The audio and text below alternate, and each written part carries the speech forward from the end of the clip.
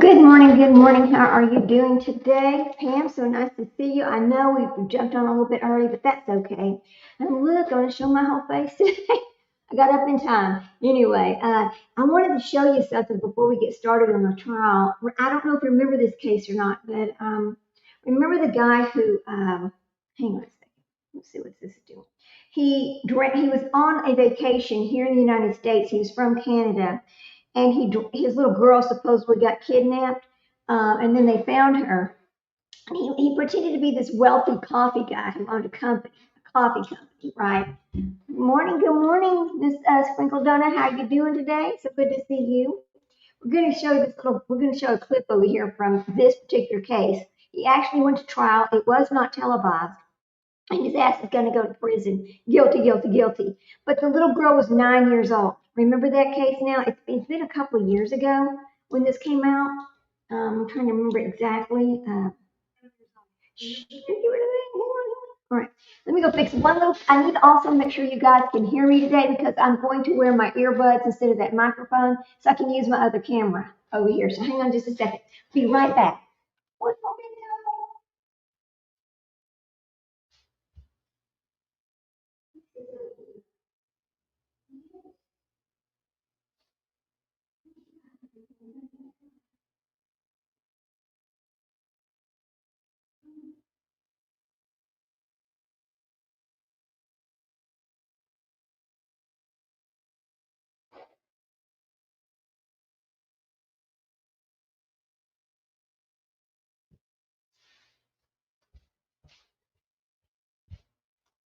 Okay, all things are fixed. We're ready to go.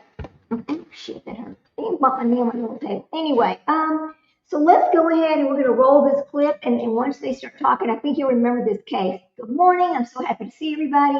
Today should be a really good day in trial. In fact, where's my notebook? Whoa, I better get my notebooks and keep up with these witnesses, etc. So here we go, guys. Let's keep up with this. Under fair use from Law and Crime on the case. Really like this guy, and I watch him a lot. Flaunted a luxurious lifestyle. He may have acted like he was a proud girl dad, but make no mistake, you are looking at a cold-blooded monster. This is a case that has left many of us who followed it from the very beginning with chills and so many questions. How could a father take the life of his young child after what seemed to be a wonderful dad and daughter vacation? The trial of Luciano Fertolin just came to a stunning conclusion, and I will show you the disturbing notes that he left behind that gives us insight into the why a man with such a dark and twisted mind would take the life of his 9-year-old girl. We're on the case presented by Law and Crime. I'm Chris Stewart.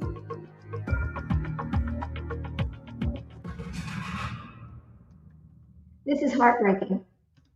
I remember when this story first broke. I was looking at my phone. I was in my kitchen. It was a Saturday. And the story was that an Amber Alert had gone out in upstate New York for a 9-year-old girl who was kidnapped. Or at least that was the story, that she was kidnapped from her car. That's how all of this started, really as a parent's worst nightmare. A father who called 911 claiming that his daughter was yanked from their vehicle when they were pulled over on the side of the road as they were making their way back home after an East Coast vacation. But then we learned, and honestly pretty quickly, that the nightmare in this story was actually that parent who called for help. Here's a picture of Luciano Fertolin and his 9-year-old daughter, Melina. They lived in Montreal, and in July of last year, the two of them were on a dad and daughter adventure across the border into New York. They went through Connecticut. They spent 10 days seeing the sights on the East Coast and going to places like New York City. Fertolin was a small business owner in Canada. He tried to run a coffee company, and when you look online, he's a guy who loved luxury. He drove Ferrari. Let me stop for a minute. Yes, good morning to Kale. She is from Guilty of Crime. She is in mod over there. And I'm so happy to see her this morning and some other new faces. Thank you for coming in. We appreciate you. I hope you can spend the day with us as we enjoy the trial today. There should be some bombshell testimony today in this trial. So here we go, guys. Let's finish watching this. Let me go turn something down over there, and we are ready to go. He traveled the world, but he also, at least publicly, made it seem like he loved his daughter. His biography online for his company said that Melina, his daughter, was the light of his life. He said she was the inspiration for everything. Now, I'll be honest, I don't want to show you too many nice pictures of Luciano, too many nice pictures of he and his daughter together, because the real image of who this man is and what you should think of when you see him and hear him is this: handcuffed, being taken into court where he was accused of killing his daughter at the end of that trip. Now, Luciano Fertolin's trial just wrapped up in Essex County, New York, and I'm going to play for you the moment that the jury delivered the verdict. But I also want to lay out all the layers It's just terrible. to how this twisted story began. So we need to go back to July 2025, specifically Saturday the 19th. It was around 10 o'clock at night when Luciano calls 911 from the side of a highway near Lake George in New York. Warren County 911 received a call from a man reporting his 9-year-old daughter missing with a possible abduction in the area of exit 22 of I-87 Northway in Lake George. That's New York State Police holding a news conference. They sprinted to the area where Fertolin was claiming that his daughter was yanked from their car on the side of the road. A vehicle pulls up, pulls her out, and then speeds off into the darkness. He claimed that he had pulled over to the side of the road because he needed to get out to go to the bathroom. The two of them were on their way back to the Canadian border, and Luciano was going to drop Melina off at her mom's house in Montreal. Police, they put out an Amber Alert in hopes they would find the girl and this mysterious vehicle that Luciano said took her. The next day, this search came to a terrible end. A search detail comprised of officers from multiple agencies conducted an organized search in the town of Ticonderoga, New York. In an area Mr. Fertolin was suspected of having visited. During that search detail, at approximately 10:50, members of the New York State Police Forest Rangers located Melina deceased in the shallow portion of a pond. The story that Luciano told was a bold-faced lie. Police say they investigated it. They looked for this mysterious vehicle that he talked about, but they determined that his entire story about what happened was made up, and worse, he was the one who killed his daughter. At about 5:30 p.m. on July 20th, Melina is observed with her father on video surveillance in Saratoga Springs, New York. At about 6:30 p.m., she spoke to her mother on the phone and told her she and her father were en route back to Canada. The child appeared to be in good health and did not indicate she was under any duress. The investigation has determined sometime after Melina's phone call with her mother and before Mr. Fertolin's 911 call, he allegedly murdered Melina and left her body in a remote area where she was later discovered by law enforcement. I want you to think about that for a I moment. mean, that's what I was going to say. Think about that for a moment. You know, we have to stop under fair use sometimes and all that. But why is it they always leave these children like they're trash somewhere? What the hell is wrong with these people? I cannot think, I can't understand any of it, especially Lindsay Clancy over here. But for fair use, let's go ahead and read our fair use disclaimer and get that out of the way. And then we're going to finish watching this, and then we're ready to switch over to the trial. We know this trial starts about 15 minutes late every single day. And the first thing that happens is they have a sidebar while they discuss what their schedule is going to be for the day. So anyway, let's go ahead and get this going. So this video may contain copyrighted material, including audio, video clips, photographs, documents, and other media used for purposes such as commentary, criticism, news reporting, education, research, and analysis. The use is intended to qualify as fair use under Section 107 of the U.S. Copyright Act. No copyright infringement is intended. All rights to copyrighted material remain with their respective owners, and this content is transformative and is not intended to replace or serve as substitutes for the original works. That is the end of our copyright disclaimer, and let's go back to law and crime. Here we go. These final moments of this little girl who had just spent 10 days with her dad in New York. And on the way home, and it seems right before he took her life, he let her call her mom. The two of them speaking, neither of them knowing it was the last time they would speak. And he allowed her to tell his mom that he was on her way home. But then he killed her. An autopsy determined that Melina died of suffocation, drowning. Her body was found pinned beneath a fallen tree and a rock. Now, we spoke to a woman back when all of this was first breaking. And it was a woman who said that night she was on her way around 7 o'clock at night to a restaurant with her husband. And she saw that vehicle that Fertolin was driving parked on the side of the road. And she said she made eye contact with Luciano. This is what she told me. And when we locked eyes, I'm never going to forget his face. Never. When I saw him walk out of that courthouse, someone sent me a video and I said, oh my God, that is freaking him. Like, that is him. I will never forget his face. It was like a fear, but like a cold, angry look is all I can describe it as. Now, Fertolin was arrested in July of 2025. This was not a whodunit for that long, and he's been in custody ever since. But he stuck to his story through the 12 months that this case went on. He pleaded not guilty, and he had the chance to fight for his innocence in court. Now, look, in a case like this, it can feel like it's not really much of a mystery. Seems like from the very beginning, police were incredibly confident. They knew exactly what happened. And we'll talk a little bit more about Luciano's personal life here in a moment and some of the red flags that didn't show up when you look at him on social media, but certainly beneath the surface were going on. But the real mystery, and even to an extent a mystery that still remains to this day, is why he would do something like this. Why would this dad, who actually had just celebrated his daughter's 9th birthday, posted tons of pictures about it just a couple months prior to this trip, why would he kill her in such a brutal way after 10 days of them being together and seeing the sights? Now, for this trial, it lasted roughly 3 weeks. Cameras were not allowed in the courtroom, but cameras were allowed when the verdict was read. The defense at trial, they maintained that the story of Melina being kidnapped, it was true. According to WCAX TV in New York, Luciano says that he was never in Ticonderoga the night that Melina was killed. That's where her body was found. The defense also reportedly argued, where's the DNA? They say there was no physical evidence that actually tied their client to the scene and to the murder of Melina Fertolin. The prosecution, though, they said they have the receipts. And the receipts, cell phone data and car data, they say laid out where Fertolin was minute by minute the night that his daughter died. And on top of that, and this was new information that we did not know as we covered this investigation for the last year, there are some incredibly disturbing, cryptic, and suspicious notes that were apparently found during the investigation that painted a dark picture of who Luciano Fertolin was. And these are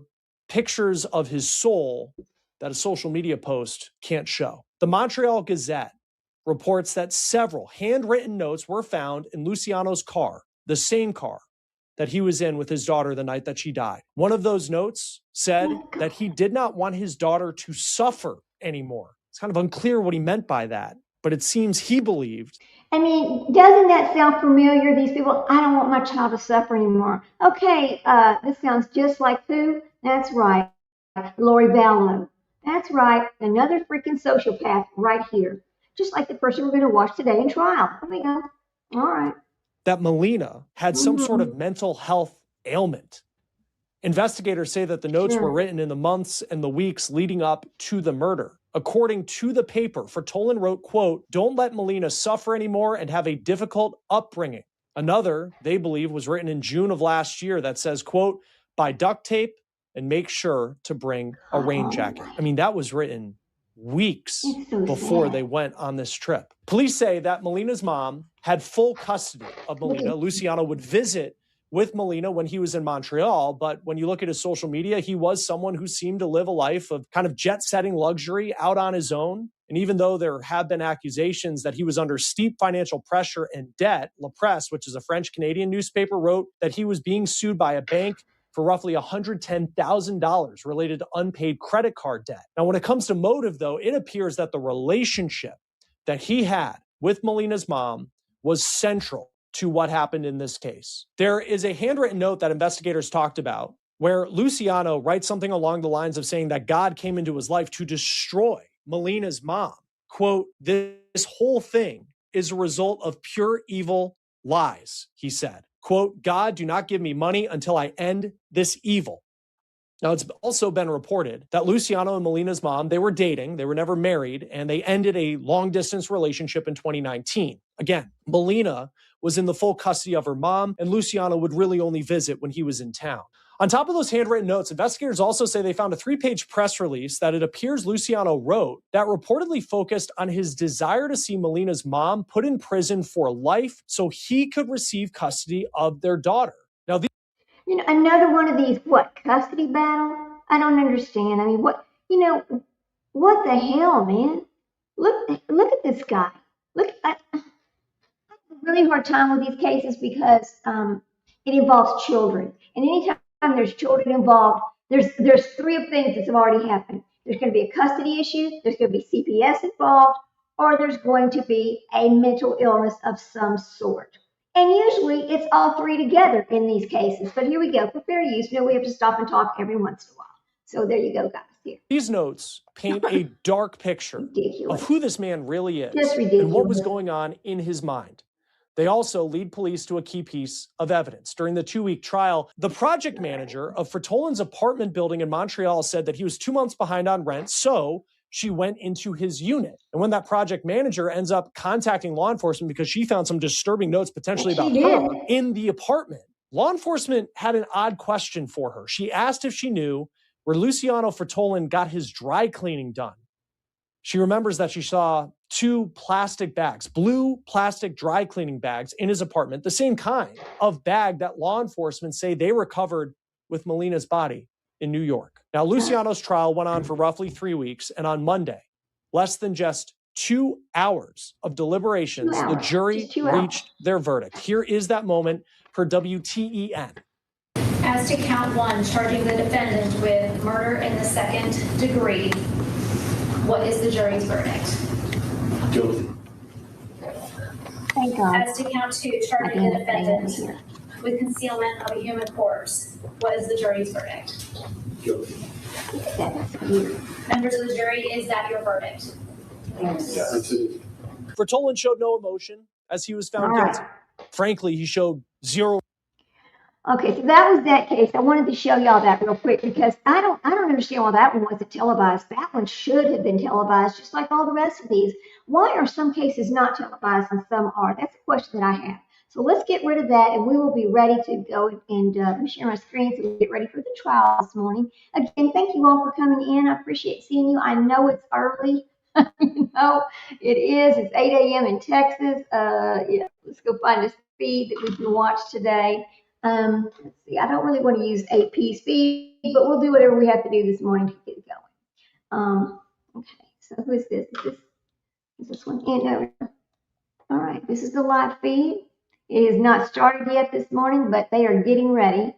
Here we go. And this is going to be credit to WJAR, Channel 10, out of Massachusetts. So we are ready when they are ready. Now, I was reading some stuff on Reddit, so let's talk about why do I look so weird over here this morning? Here, let's fix it. Oh, I guess that'll do. Until the trial starts, and then we'll change it. Let me read you something I found on Reddit. I was like, oh my God, these people are sick to death at this story. Okay. Lindsay Clancy's is talking about the Clancy divorce.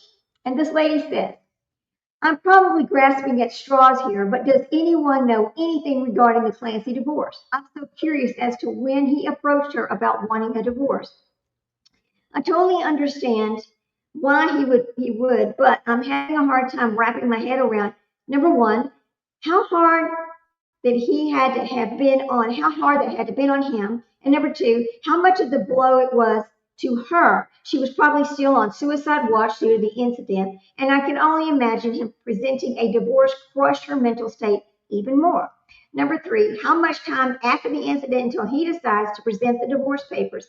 And number four, given her mental state, would he have spoke with her doctors and nurses prior to set up a plan to present the divorce at the most optimal time? I am not sure if any of these details have been discussed publicly, just thoughts that I have that are in my head and in my heart. And I'm curious to see what anyone else thinks. Well, number one, let me just tell y'all this. I went out to find the divorce and I can't find it. I think that divorce has been sealed because of the trial. That's what I think has happened here. So we're not able to pull the divorce records because as soon as I read this, I was like, oh, wait a minute. Let me go find that divorce because I went out to Pacer, which, I have access. I can go pull any kind of document that I want as long as it's not sealed. Okay. So then the next thing was, this lady says, yes, I truly don't know how she's still going. Has anyone mentioned her still being on suicide watch? Also, it is wild to me how quickly he up and remarried and had another kid. In my head, I'm like, no way would I be able to move on that quickly. I'd be needing years of therapy before being ready to commit to another relationship. But here's the thing. We talked about this yesterday. We've talked about this many times. I kind of think that there was problems in that marriage already, and that taking the lives of the kids, just that was it. He was done. I think he was already sick to death of hearing about the problems because every single day he had to hear, I can't sleep. I'm this, I'm that, me. In my opinion, and I know people are going to disagree with me, and that's okay. I'm fine with that. She's a freaking sociopath. She had mental illness before, and this time it just reared its ugly head to the point that she went too far. That's what I think happened here. Because as you remember, back in 2012, they discussed that she was on Prozac for a year and had no side effects. So why does she have side effects to the point that she's in a psychosis now? I don't want to hear about all this medication. When you go to your doctor, it is your responsibility to be honest with your doctor about what all the doctors you've seen, all of your history, all the medications that you've been prescribed, what you're actually taking and what you're not taking, and your reactions to whatever medications that you've taken prior. That's your responsibility. You cannot expect a doctor to go out to CVS or every pharmacy in the world and say, okay, give me Lindsay Clancy's records. I need to make sure she's not lying to me about anything. Does that make any sense? No, it doesn't. So anyway, I wanted to bring that up this morning and talk a little bit about Reddit. Look, it's like my chair is, oh, there we go. Now we're in the right place. All right. And talk about that for just a minute before the trial gets started, because you got to remember, she took the life of 3 beautiful children. Okay? She had time to go upstairs, crush a bunch of pills, because we read that in her lawsuit, in her wrongful death lawsuit, crush a bunch of pills and take those before she supposedly dove out the window like she was Superman, which she did not dive out that window like she was Superman. There is no reason for blood from her body to be on the shingles below the window unless she's hanging on like this. Can you imagine? That's what happened there. That's the whole thing. That's it. She did not dive out the window. She dropped out the window. Had she dove out the window and hit her head, that would be different than falling down the window and landing on your feet and then breaking your back and, that kind of thing. That's what I think happened here. Now, who am I? I'm nobody. I'm just a mom with a YouTube channel who's retired and trying to find peace in her life and do things with other people that we all enjoy doing, which is true crime. So anyway, let's get ready for the trial, guys. That just wanted to bring that to your attention this morning. And I know that we all have different opinions, and that's okay. We're allowed to have different opinions. It's okay. Over here on this channel, and I always say this every day, this is a safe space. You are allowed to speak freely. Your opinion is your opinion, and you're allowed to have it here. We do not allow derogatory statements toward any other members of chat, any other creators on YouTube, etc. You are free to be you here. We appreciate you coming here, and like always say, please like, subscribe, and share. Can't talk this morning. We are working diligently to get this channel monetized so that we can do things to support other people, other things. Like I want to do some charity. I want to do some charity. I want to collect money for charity. I can't do any of that until this channel is monetized. So if you would please do me a favor, if you are new to the channel, please go back to our other old lives and please watch them in their entirety to get our watch hours up so we can actually get to that point. I did not make this channel to make money. That's not what this is about for me. For me, it's about paying it forward. And I know you're going, what do you mean paying it forward? Because I have been fortunate. I want to help others be fortunate. So I want to pay things forward. That is my goal with this channel and to enjoy my friends on a daily basis. So with that, we are ready for the Lindsay Clancy trial, and I'm looking forward to it getting started. And I don't know why this looks like this. Why am I so big? I'm trying to make myself smaller. I hope everybody had a wonderful evening. And my husband is now completely invested in this trial. So he was asking me last night, oh my gosh, he was like, what happened? What happened? And so I'm telling him what happened. He goes, he went out and he looked on YouTube himself and goes, oh my God, he's like, why do they cut the feed like that? And I'm like, well, I don't know, honey. That's the question we all have is why they cut the feed. It was like all of a sudden it was just gone, but the trial was not over. So I don't know if it was because she got upset and her attorney started freaking out, and so therefore they cut the feed. I don't know. But anyway, I also need to give full credit to WJAR this morning because we're going to be sniping their feed. So anyway, credit. Let me get this done. WJAR. And that is News 10. All right. Okay. There we go. Let me make sure I got this right. And y'all get your coffee, your breakfast, your whatever it is you're going to need this morning because it's going to be a long morning. And you do know that they're going to do several sidebars just over and over because Mr. Reddington, which is the attorney for the defense, is just we call him Mr. Stompy over here because he stomps around and he acts an ass while he's in trial. But I will tell you this about Mr. Stompy. He has a long history. Let me share something with you that I received from Sprinkle Donut, our co-host, who is sometimes with us. You know, when we can go live, she's here. There she is. There's Sprinkle Donut right there. Good morning, friend. Good morning. How are you? But she had sent me some information on Mr. Stompy, and I'm going to go back up here and pull this up. And Kevin, we're going to read his profile. All right. So yes, he has a long history of trying murder cases, and he's not a lawyer who normally avoids cases simply because the evidence is horrific or emotionally difficult. Anyway, so let's talk about this up here. I dug into Kevin J. Reddington's actual courtroom history, and he has a substantial record, but there does not appear to be any publicly available comprehensive win-loss percentages for all of his trials. Kevin Reddington's trial records. Reddington has been practicing criminal law since 1975. He's an old guy, right? And has handled more than 100 murder cases. He is a member of the American College of Trial Lawyers. Let's see. Some of his better-known cases include Catherine Gregg. He represented the longtime girlfriend of Boston mobster Whitley Bulger. Gregg ultimately pled guilty to harboring Bulger rather than going to trial on the original charges. And Leslie Jersick. Reddington represented Jersick in a Massachusetts murder case. The court record shows a guilty verdict on a lesser included offense rather than the original murder charge. Jennifer McCabe. Y'all remember Jennifer McCabe? That sounds so familiar, doesn't it? Reddington represented McCabe in connection with the Karen Reed. Here we go. In connection with the Karen Reed matter, although this was not a murder trial against McCabe. And then, of course, Lindsay Clancy, his current extremely high-profile case. His defense essentially is lack of criminal responsibility and insanity based on postpartum psychosis and the effects of psychiatric medications.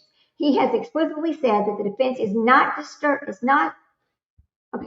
disputing that Clancy killed the children. The issue is her mental state and whether she should be legally responsible.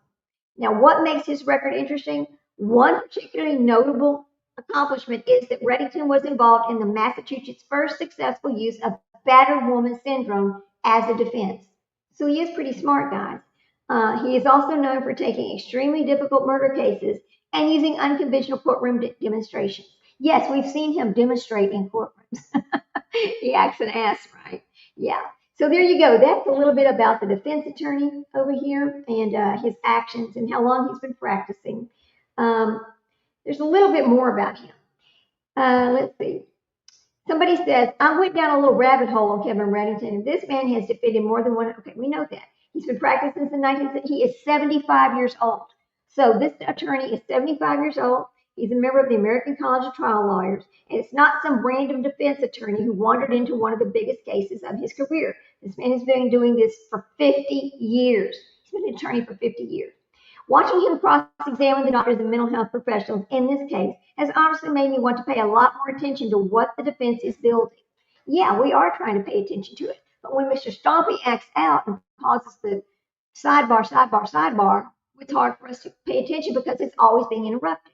Now, he's picking apart the timeline, the medications, the diagnosis, and the treatment she received, what providers knew and when they knew it. I'm sorry, but I cannot stop thinking about this case. I'm reading somebody's post from Reddit. And I'm sorry, but I cannot stop thinking about this case.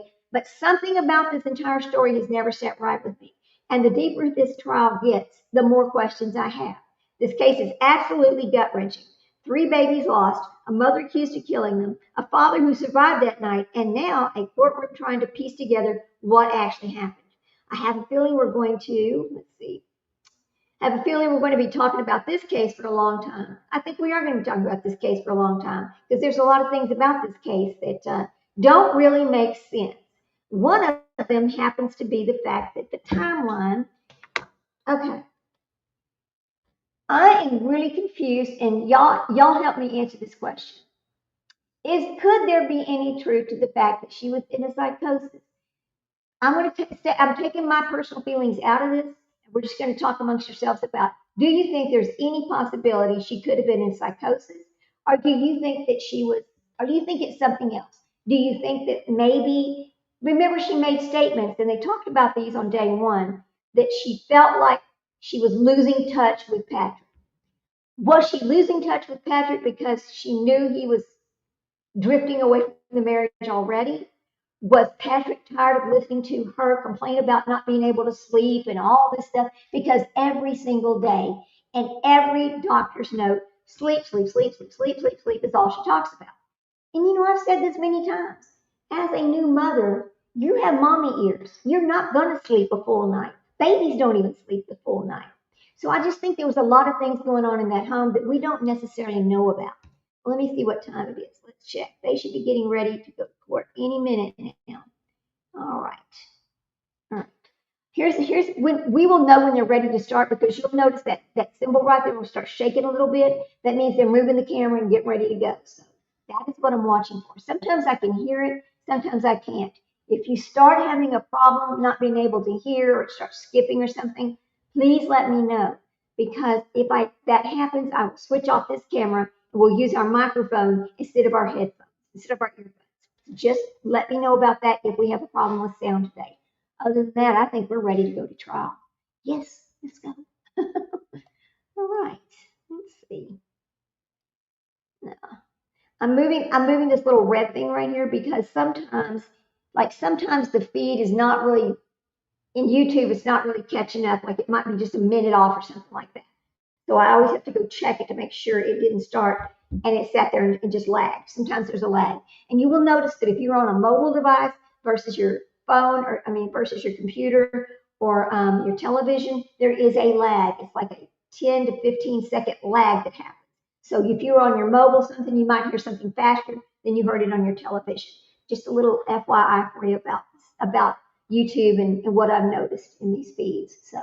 And good morning, welcome everybody. Come on in. If you're in the bushes, come on in. We don't bite.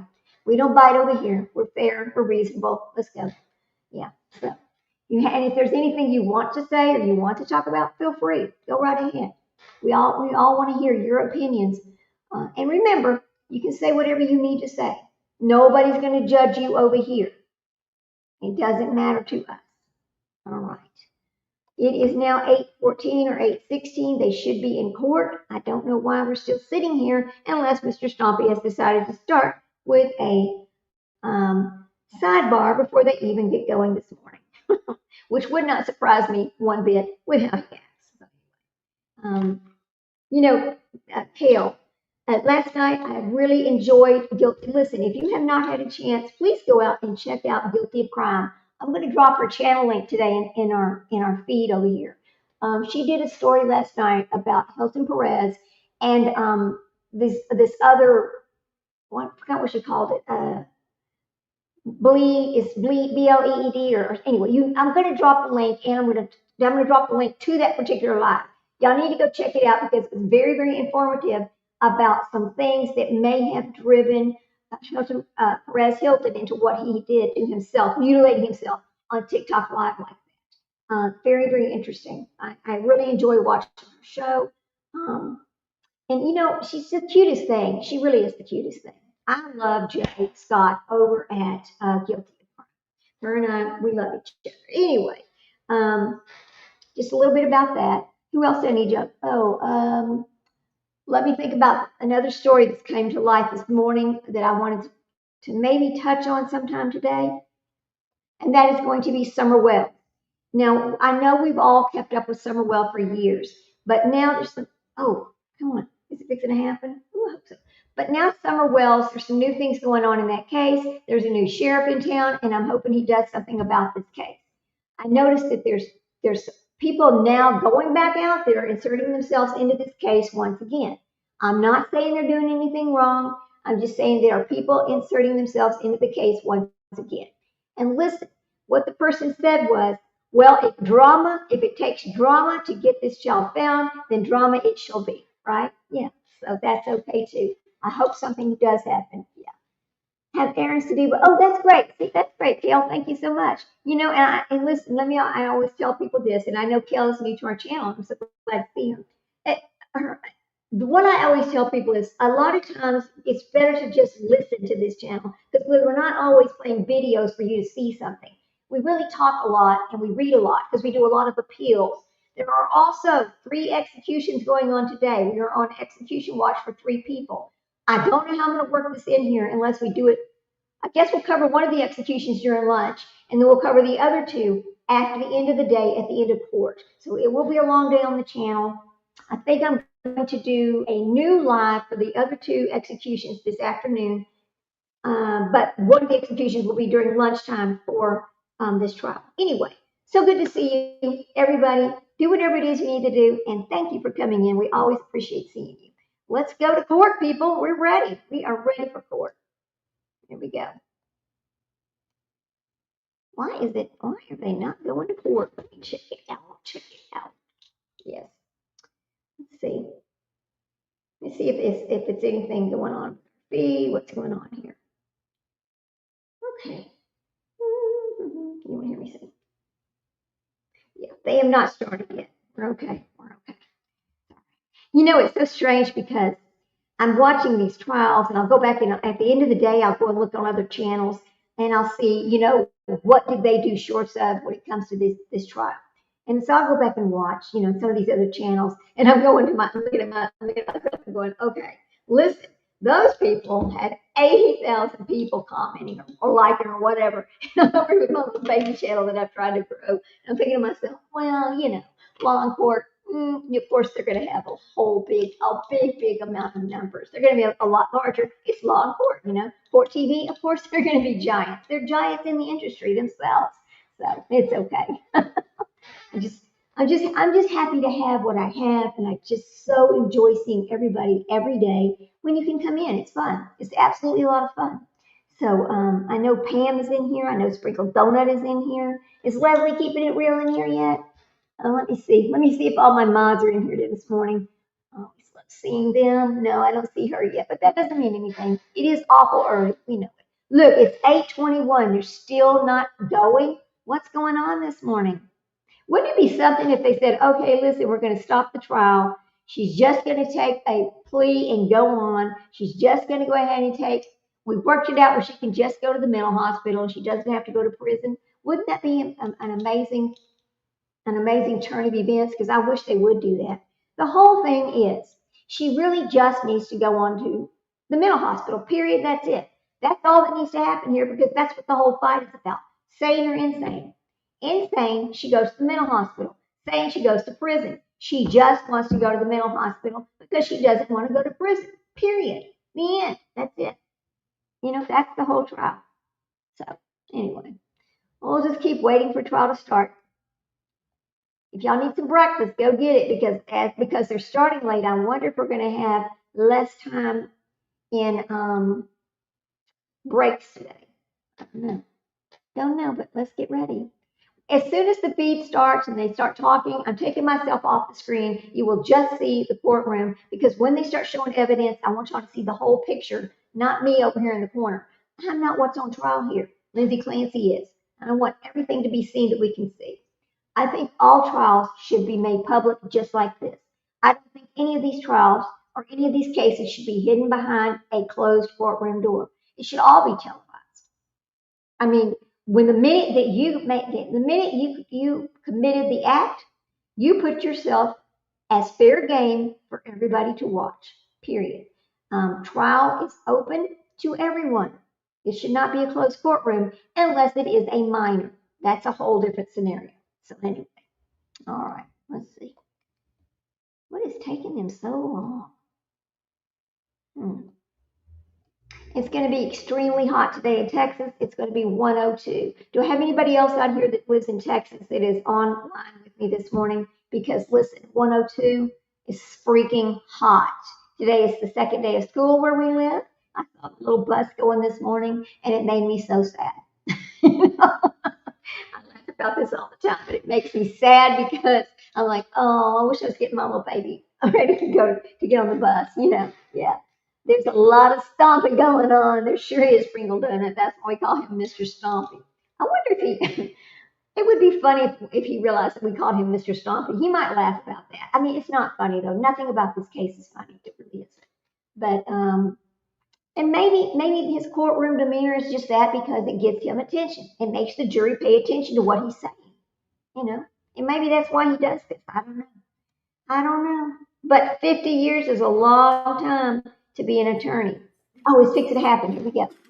Y'all ready? I'm going to cut myself off. Good morning, everybody. Look up. Good morning, Your Honor. May I proceed? Yes, Turn it please. up. Your Honor, before the court today, we have the matter of call for us is Lindsay Clancy. Ms. Clancy is present. She is represented by Attorney Kevin Reddington. The Commonwealth is represented by Assistant District Attorney Jennifer Sprague and Assistant District Attorney Shannon Buckingham. All right, well, good morning, everyone. Good morning, counsel. Good morning, Ms. Clancy. All right, before we bring the jury in, could I talk to counsel over here just for a few minutes? The sidebar, of course. Oh, how sweet, Kel. Your first day of school. Oh, I miss that so much. I like his cry. I miss it so much. Yeah, so Kel lives in Louisiana. It will be hot there today. Yeah, in the Gulf, in this area, it's super hot. And, then when you got the heat, and then you got the heat index on top of it. Now, thank goodness, I talk about this sometimes, but anyway, well, thank goodness because I'm on a hill. The wind's blowing a little bit this morning, so it feels a little bit cooler. It's not as hot as it could be. But as the day goes on, that little bit of wind turns to be hot wind. And so it seems like it's even hotter. And in fact, today, because I know it's going to be so hot, I'm not even letting my little baby dogs go out there. No, they can't go out until the sun, until much later, about 6 or 7 o'clock. They need to stay in because they can't do the heat. The Frenchies cannot do the heat like that. So if anybody else out there has French bulldogs, let me remind you, they cannot regulate their temperature normally like another type of dog does. And if it's really, really hot outside, they can have a heat stroke extremely fast. Do not let your Frenchies out in the heat of the day. Don't do it, okay? It's dangerous. So anyway, that's that. Well, I wonder how long the sidebar is going to be this morning, guys. I wonder how long. Let's see.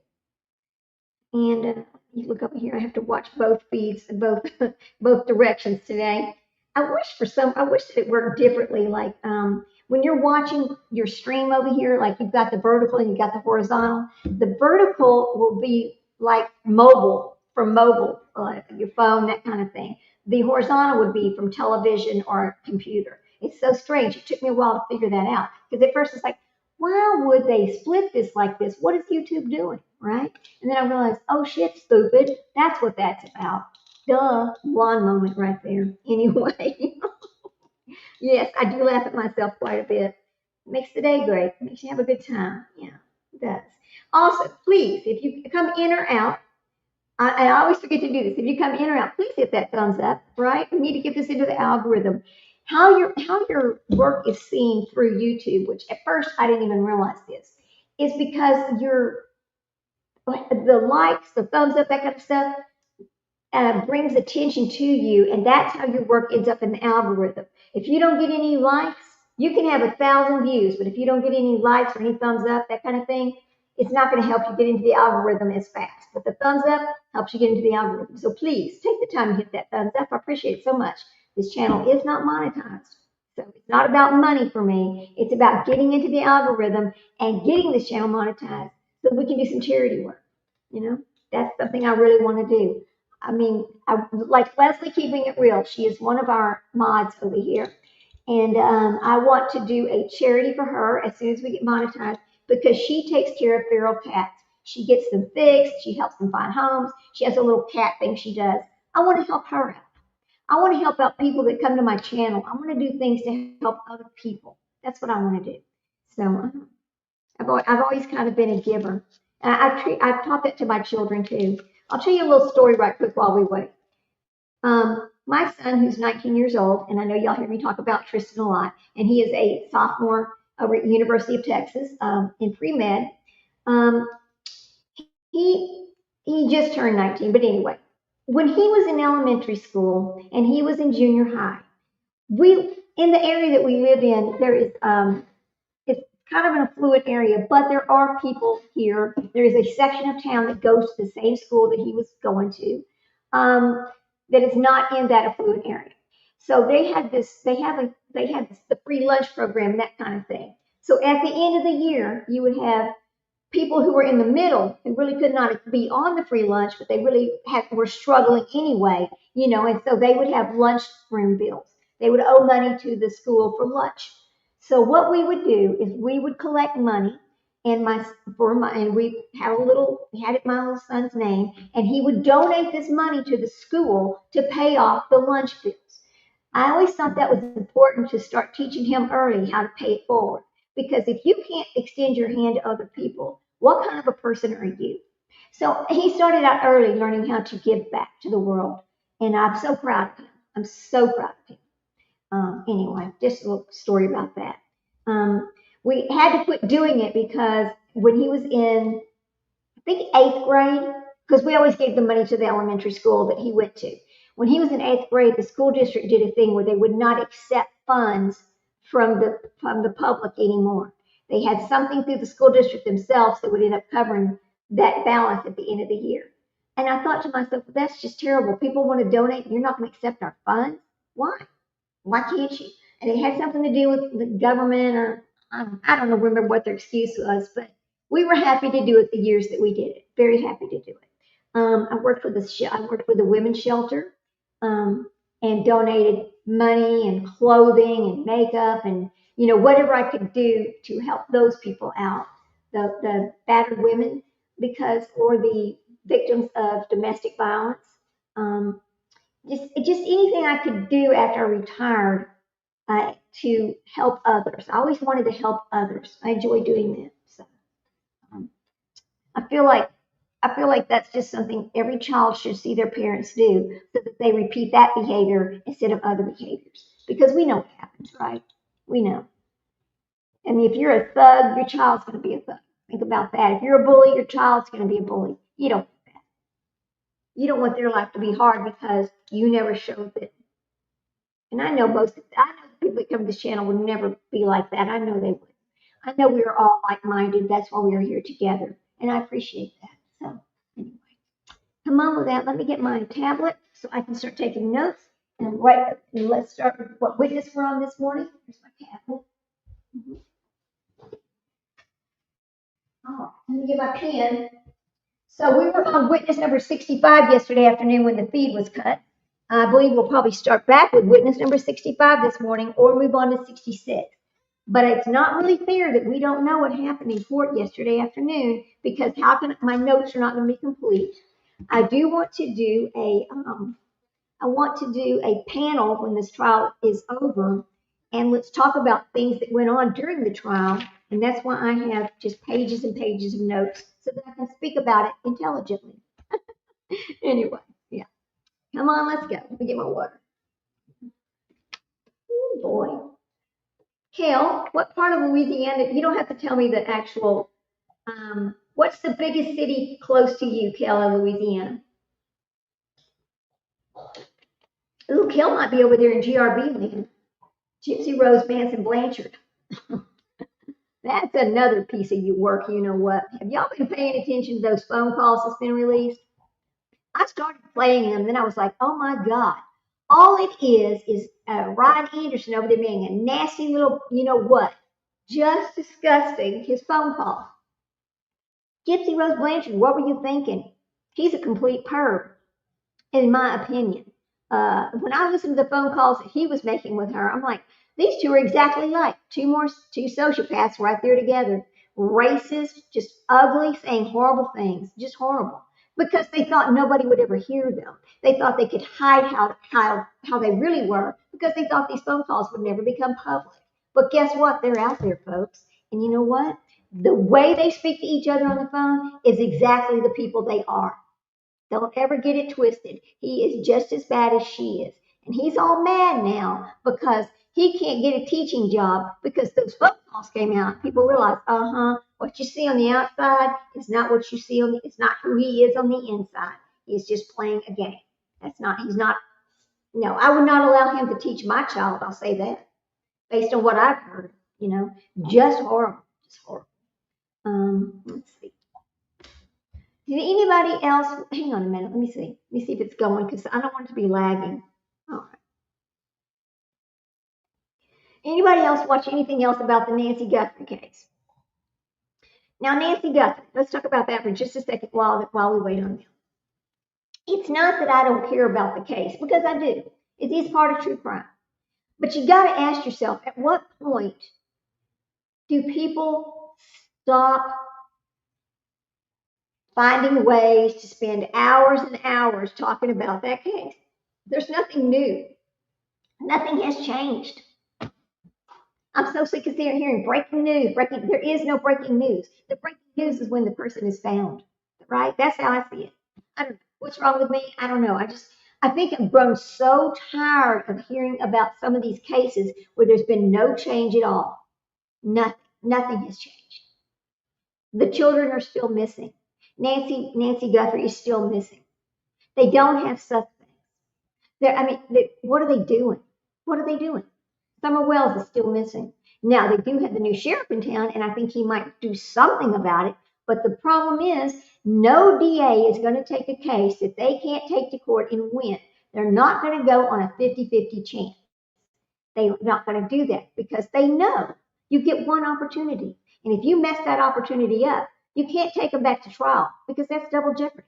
We have a law against that. So that's another problem with these cases, and they don't move. And people thinking, well, they're never going to get solved. They may get solved, but it may take years. Look how many cold cases are out there. Yeah. There's a lot of them. Let's see. All right. Oh my God, I'm tired of the sidebar already. Let's go. Oh, Lord. Let me look at something over here too. Let me pull up my 3 executions today. Okay. Oh, they're ready. Okay, here we go. I can hear it. Let's go to trial, baby. Let's go to trial. We're going to be on witness number 65 or 66. Okay. Hope you can hold it together today.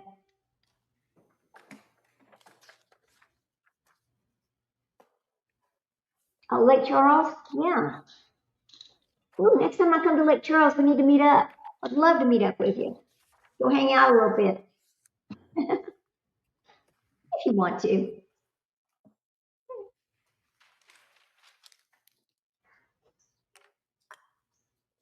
Okay.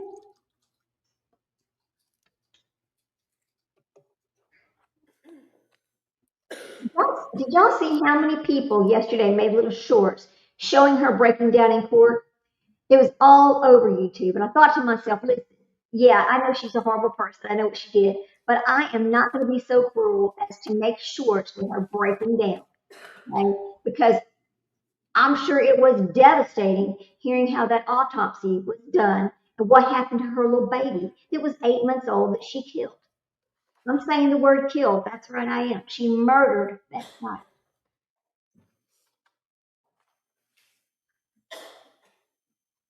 Okay, let's go.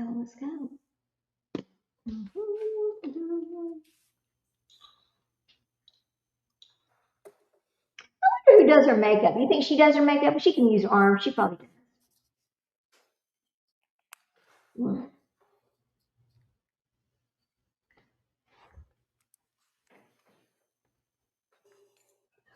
Okay.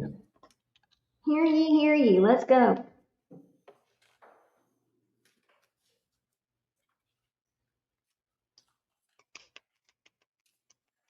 I noticed they got her a fresh box of Kleenex today because she's probably going to need it. I know they're going to discuss those autopsies again today because they really did not get through all the children. And her attorney's upset because he's like, you're just driving it too hard. You don't need to keep talking about that. Whoop, here we go. Bet the jury's fixing to go. Oh, there's her parents behind. Wait a minute, where's her parents? Let's see. Oh, there they are. There her parents are. I know it's hard on her parents. You know it is. They're sitting there watching this and going, my God, I have to hear all of this. Well, there's Mr. Stompy. Good morning, Mr. Stompy. So good to see you.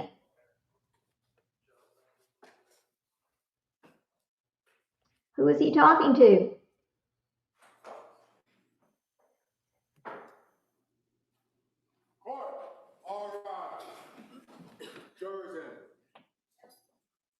Okay. Okay, again, witness number. Let's get it on there. It's either gonna be 65 or 66.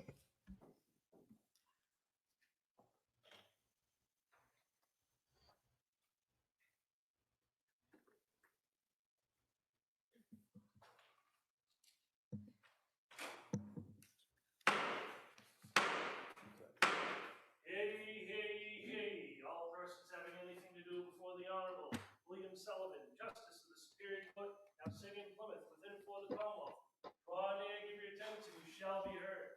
God save the Commonwealth of Massachusetts. The court is now in session. Please be seated. Good morning, Your Honor. May I proceed? Yes, please. Your Honor, before the court today, we have the continuation of the jury trial in the matter of Commonwealth versus Lindsay Clancy. Ms. Clancy is present. She is represented by Attorney Kevin Ruddington.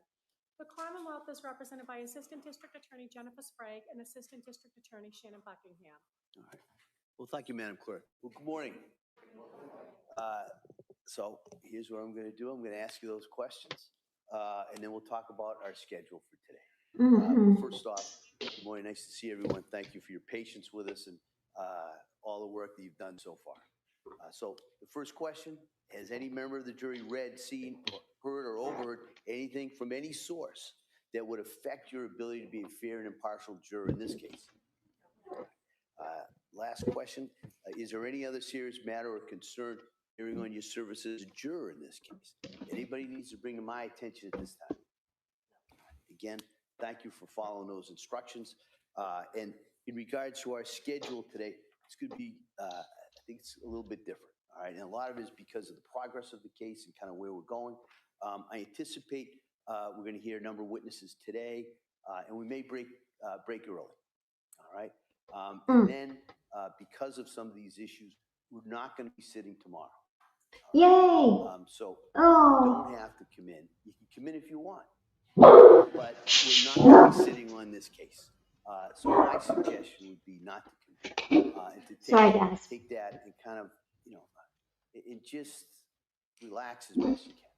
And then we'll come in on Monday at 9 o'clock. It's good for me because I'm traveling tomorrow. Most of those days then go forward. Be mostly kind of the schedule we had the last maybe 3 or 4 days. All right. So I just kind of wanted to give you that as information as early as I can so that we confirm that today. So probably an earlier date today, and we're not sitting tomorrow. Okay. And so with that, we're going to return to the Commonwealth's presentation of evidence. And Commonwealth, will you call your next witness, please? Thank you. Commonwealth calls Kyle Laveo. Oh, we don't get to hear the rest of it. That's not fair. Okay. Witness number 66.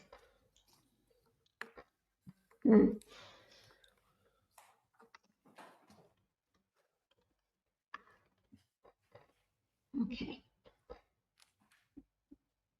I think it starts with a P, but I'm not sure. While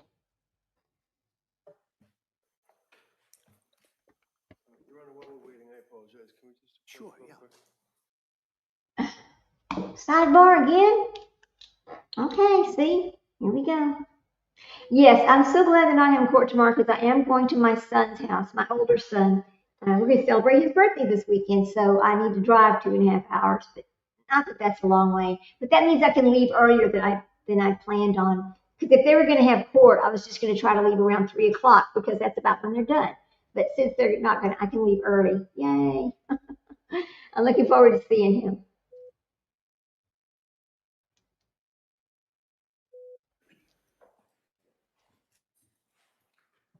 And I'm sure Mr. Stompy is going to object to every type of question when it's concerned to making her look bad. I wonder if this is a police officer. Wait a minute. Okay, who's this guy over here? What's going on? See this guy? This other guy?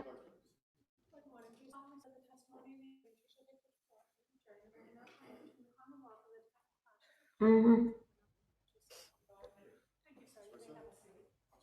Okay. Good morning, sir. Good morning, Your Honor. Right, please. Thank you.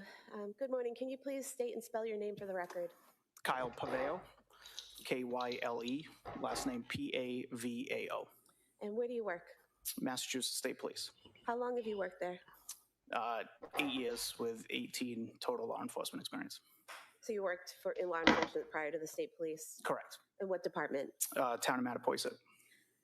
And are you in a specific role or unit at this time? I was. What do you do now? Now I'm a sergeant in field, assigned to the Bourne Barracks. And previously, where were you assigned? I was a trooper in the cybercrime unit. How long were you in the cybercrime unit? Roughly 3.5 years or so. And what is the cybercrime unit? It's the state's primary child exploitation unit. Assigned to that, or included in that, is also a forensic branch, which deals with multiple other crimes other than child exploitation. Would it be accurate to state that you are able to examine digital forensics like computers and phones that are related to other cases? Yes, correct. Do you have to have specialized training to be in that unit? Yes. What type of specialized training did you have? So I am a certified forensic computer examiner. I'm a certified forensic Mac examiner. I'm a Celebrate certified mobile examiner, and I'm a Magnet certified video examiner. What is Celebrate? Celebrate is it's a company that has proprietary software that parses through data. Most people know it for cell phones. There is a branch that does computers, but it's mostly known for cell phones, extracting data and also parsing that data out. What about Magnet? Magnet's the same thing. So Magnet is also another proprietary company. They have software, imaging software. They mainly focus on computers. They can do some cell phone stuff, but they primarily focus on computers. To be certified in Celebrate and Magnet, did you have to take classes and pass exams? Yeah, so my forensic computer classes certification is probably like a 6-month-long process. It's 2 weeks of schooling down in Florida. Is then a one peer review for 4 months of practicals of different file systems and computers. Once you get through that, it then is a practical exam. And then once you pass the practical, it turns into a written exam. Did you have an opportunity to examine the extraction of a Surface Pro that was seized from 47 Summer Street in Duxbury on or about September 16th, 2025? I did. And to be clear, the Surface Pro was seized from 47 Duxbury Street in 2023. It was in 2025 that you examined the extraction, correct? That is correct. I was provided those files. And what is an extraction?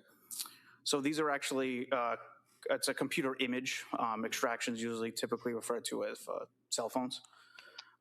So this is a computer image. So this was an actual EO1 file, which is an in-case forensic file. So what it does is it copies out the bit-for-bit data on the particular drive that you targeted at. And then the in-case file sort of compresses the forensic image. It also adds some metadata to it. You can type in like case files. It keeps some integrity to it. So is it basically you take a computer or a cell phone and you make an exact copy of the data that's on that cell phone or computer?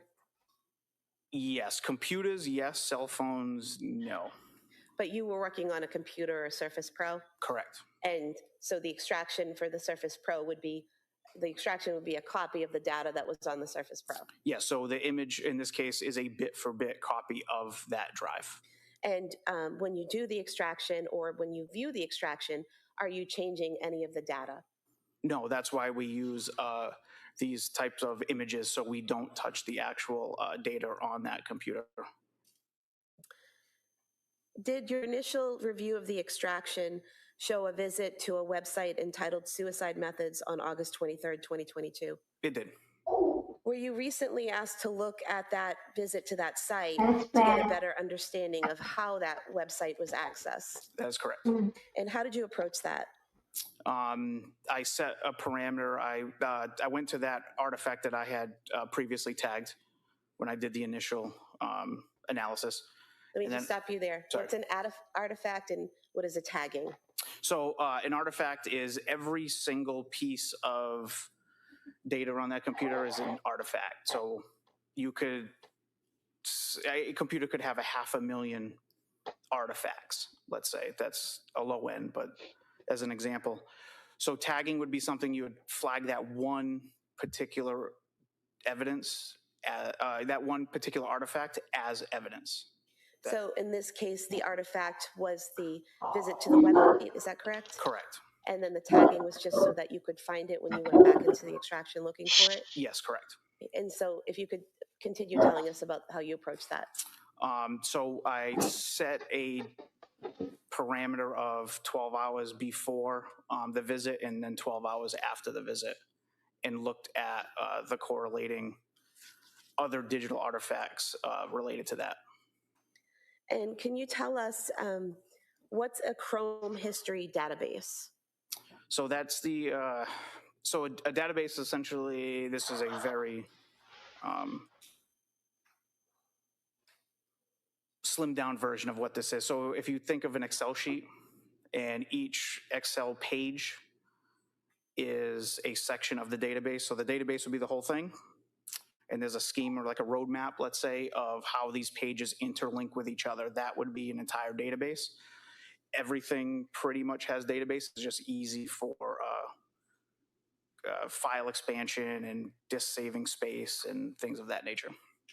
And what about Chrome Web History Table? So a table would essentially be the Excel sheet that I explained before. It's a portion of the entire database. That particular one captures, without being a database engineer for Google, who created it, but that table tracks URLs, web page titles, dates and times. So is it basically a table that you get from the extraction that shows which websites that computer has visited? Correct. Each table has its own functions on different data it tracks, and then eventually it puts it all together. And what about a Chrome Web Visits table? So the visits table tracks things of where the web pages synced to the device, were they local to the device, are they typed, was it generated, was it gone there through a hyperlink? So basically, is it a table telling how each website was accessed, whether someone typed in a search for it or clicked a link? Correct. And you mentioned a couple different ways: typed, linked, generated. So typed would just be someone typing in the search bar something to search? Yeah, so typed could be a few different things. So typed would be somebody typed in an exact phrase or word. It also could flag the typed version, a typed flag if you copied and pasted something into the URL address bar.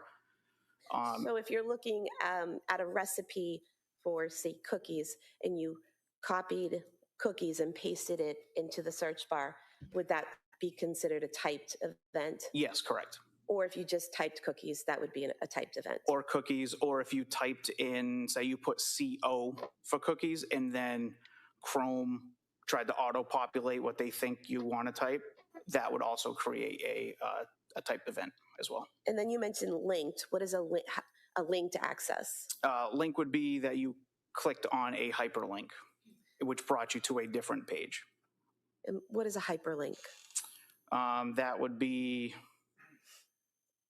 it's a word phrasing, and then behind the word phrasing, there is a website coded behind that. Is that like when you go on a website and there are certain words that are underlined that you can click on and it will take you to another page? Yes, correct. Okay. What about generated? Generated is something that Google would suggest, Chrome would suggest. Now, what is the Wayback Machine? Oh. The Wayback Machine is a website that is it's I don't say monitored. It's created and maintained by the Internet Archive as a company. It's a 501(c) nonprofit. And what that does is it goes out on the internet. It takes snapshots of the internet web pages all over the entire internet and archives that. So you can go back in later. It started like in the mid 90s or so, but you can go back to pick a date, pick a year, and you can see what that website looked like at that time, or approximate. It doesn't copy minute for minute, day for day, but you'll get something around the time that you were looking for of what a particular page looked like at that day and time you want to see. That's awesome. So with regard to this case and looking into how that site, Suicide Methods, was accessed, what did you learn? Or what did you see? When I went back?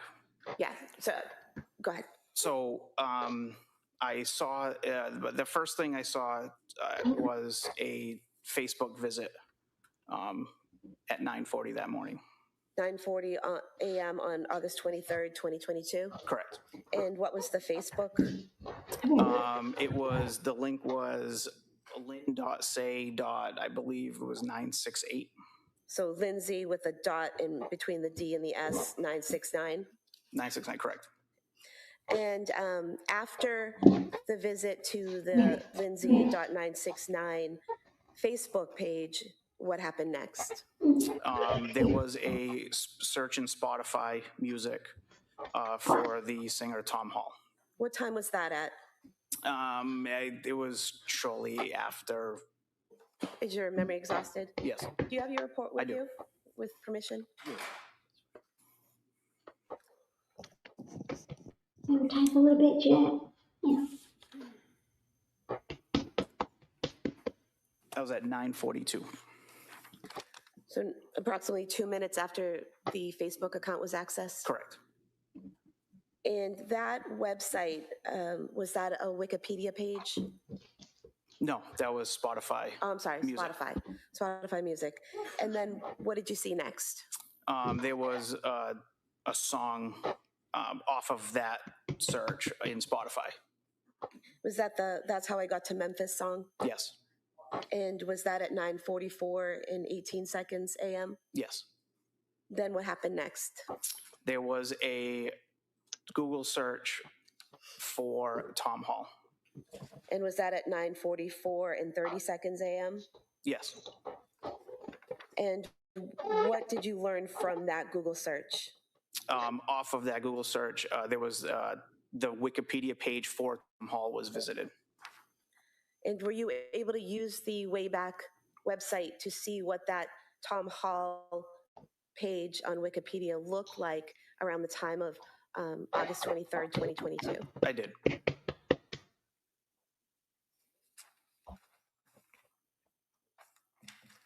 Is this a copy of that Wikipedia page from the Wayback Machine? Yes.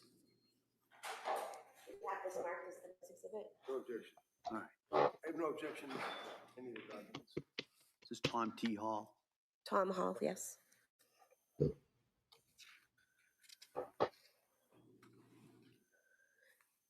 right, that may be. Thank you.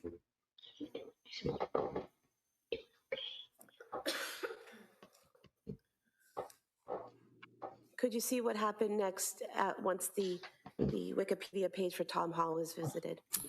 So I saw there was an anchor on the URL to the death section.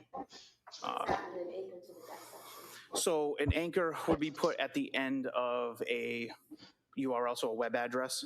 So what an anchor does, it's a $ followed by a section of that page. So if you think of it as, say you go on your banking website and it lists like a table of contents and it has login, mortgages, rates. If you click on, let's say, rates, it's going to jump all the way down to that page, just to that section. So it's a table of contents that's going to direct you directly to a certain section of the web page. And so on the Wikipedia, someone clicked on death and it brought them down that portion? Correct. And in the death section, could you tell what happened once the person was in that area of the webpage? Yes. What happened there? So in the description that described, the Wikipedia page described of Tom's death, there was some wording regarding a shooting related to his ultimate suicide. Go ahead. What's the mark now? 2:30. All right, here we go. This portion here under death where it's self-inflicted gunshot wound to the head is underlined. Is that the portion you're referring to? Yes, correct. And that portion there with the underlining, is that what you were describing earlier as a hyperlink? That you click and it takes you somewhere else? Yeah, so inside that phrasing, there's actually a URL behind that with an anchor as well. Now, something like that type of hyperlink, can you hover over that with the arrow that the mouse directs, hover over that and automatically be taken to that site? But you actually have to click on that link.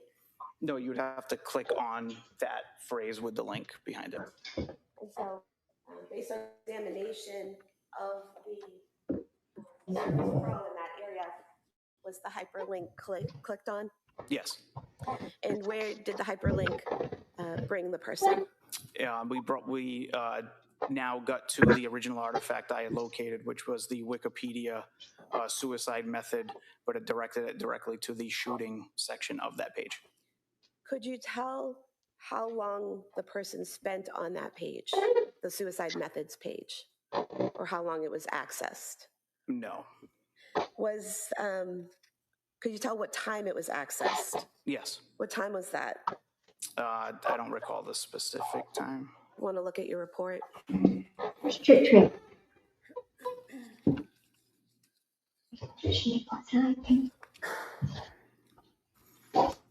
At 9:45 a.m. So 9:45 a.m. The suicide method page was accessed. Is Correct. That correct? And did you use the Wayback Machine to see what it would look like on August 23rd, 2023? I did. Is this a copy of what you produced? Yes. We can have this marked as the next exhibit. There may be a minute. Thank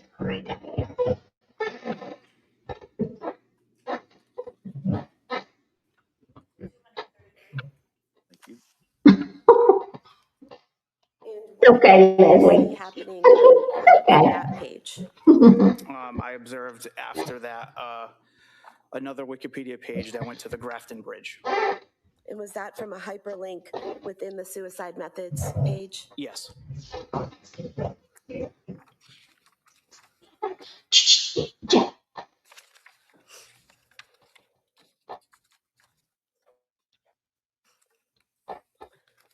Showing you page 8 of exhibit 233.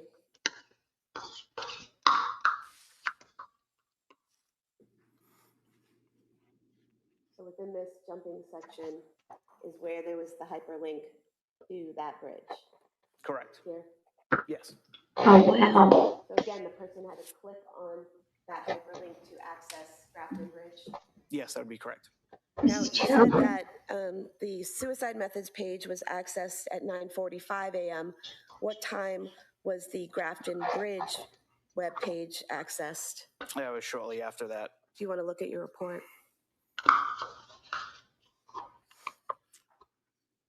At 9:48.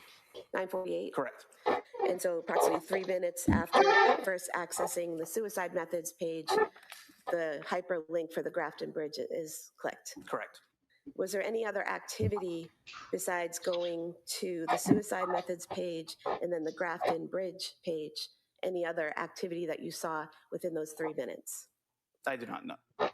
And so did you do the Wayback Machine again for the Grafton Bridge? I did. This is the narrative copy of that.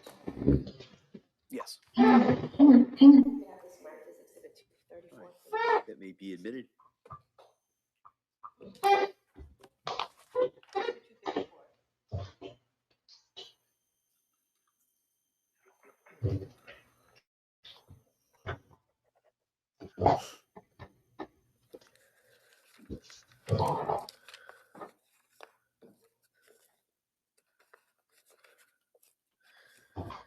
not able to tell who's actually at the computer doing all of this, correct? No, You can only see what data there is and what's been accessed, correct? correct. Thank you. All right, Mr. Bennington. That's it? That's your testimony? That's why you're here today, to talk about a search Oh my God. that was involving Tom Hall, or Tim Hall? Sustained, if you could, So I apologize. Your testimony today is based on that search on August 23rd, right? Correct. Of 22, right?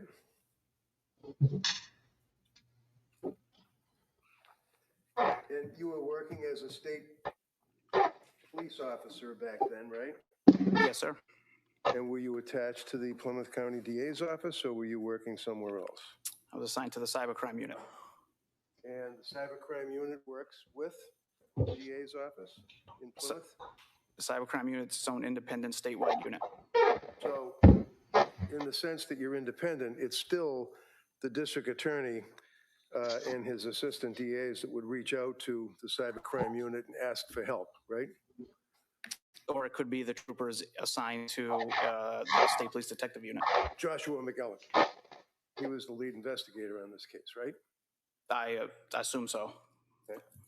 So you were tasked to analyze the computer, the Surface Pro computer, right? Yes, correct. And by all accounts, that was owned by Pat Clancy. Is that correct? That is correct. And it was located in his office, right? I don't know where it was located. Okay.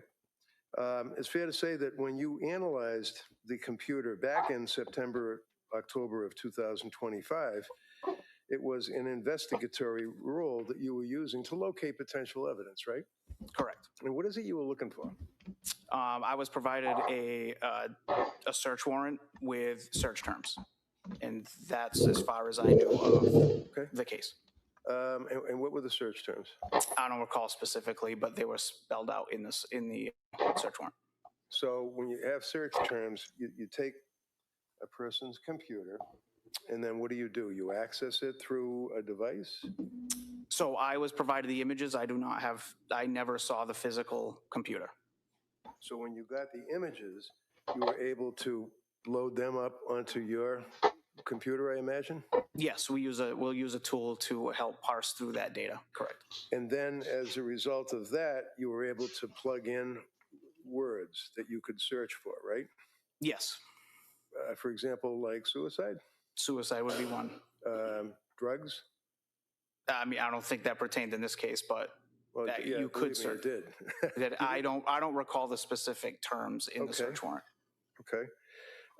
So after you did your search for whatever it is that you were looking for, suicide and other, you're unable to tell us what else you look for, but in any event, you came across this entry on August 23rd, and you indicated that the time frame that you're dealing with on that computer, the Surface Pro computer, was 9:40 in the morning. Is that right? Can you rephrase that? Yeah. You can look at your report too. I mean, if you have documents in front of you, do you have? I do. All right, so you can take a look at it. You have a document that's captioned matching results. Is that right? I do not have that in front of me, but yes. And would that be the search that you conducted? Is that the magnet tool report? I don't know what it is, and I get cataract surgery and I can hardly see. So it's just, what is that? This is the main page of the forensic tool. And looking at the main page of the forensic tool, does it indicate the date is August 23rd? That's in the inbox. This also doesn't. Are you talking about this highlight here? Yeah, but what does that indicate? That's an inbox. That's not that. All right, so what time? Cooper, could you keep your voice up or make sure you speak to that microphone? So that highlight is a mail inbox. Okay. And that would be the HTTPS. And then underneath that, it makes reference to a template that you were able Lynn's Facebook account was accessed. And it wasn't even the account, it was actually the homepage. Correct. It navigated to the Facebook person's account. Okay. So that would tell us that that particular Facebook account was accessed, and then that conducted the search you just testified to at the next thing.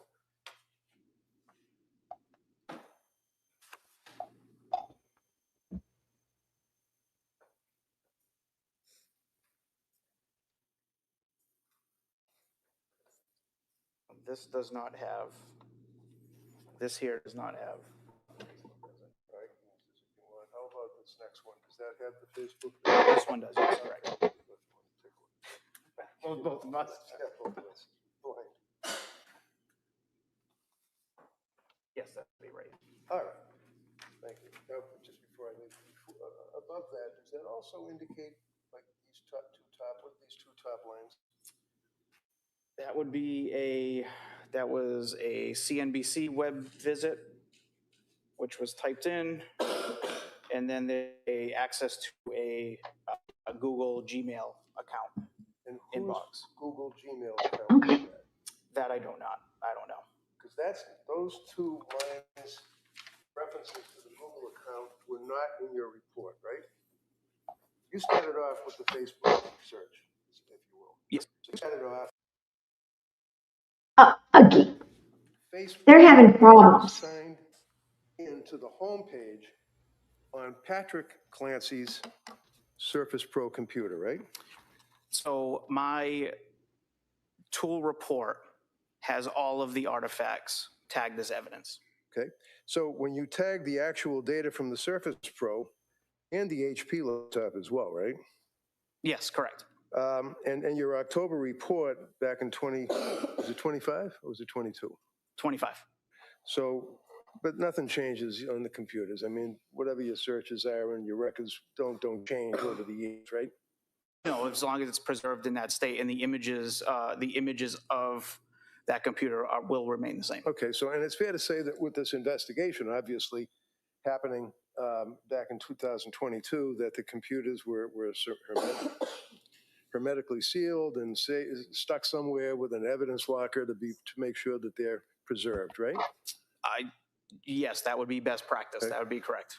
So then in October of 25, the district attorney's office asked you to conduct a search of the computer, apparently. Is that right? The trooper in the Plymouth State Police Detective Unit reached out. And that would be McElligan, right? No, it was not. Okay, do you know who it was?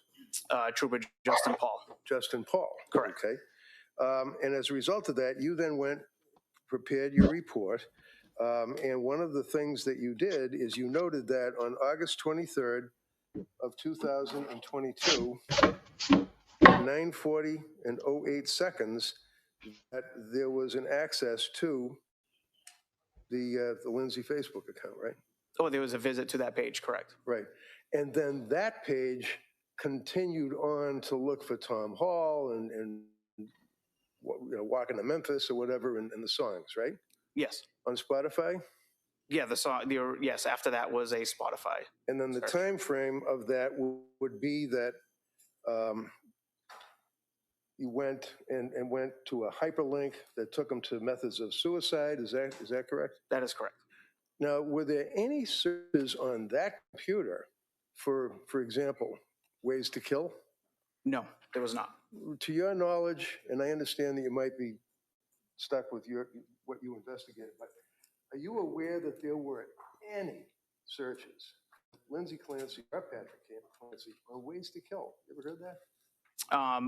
In my initial report back in October, it contains all the evidence artifacts I had tagged as evidence and provided. I did not come across that, no. Right.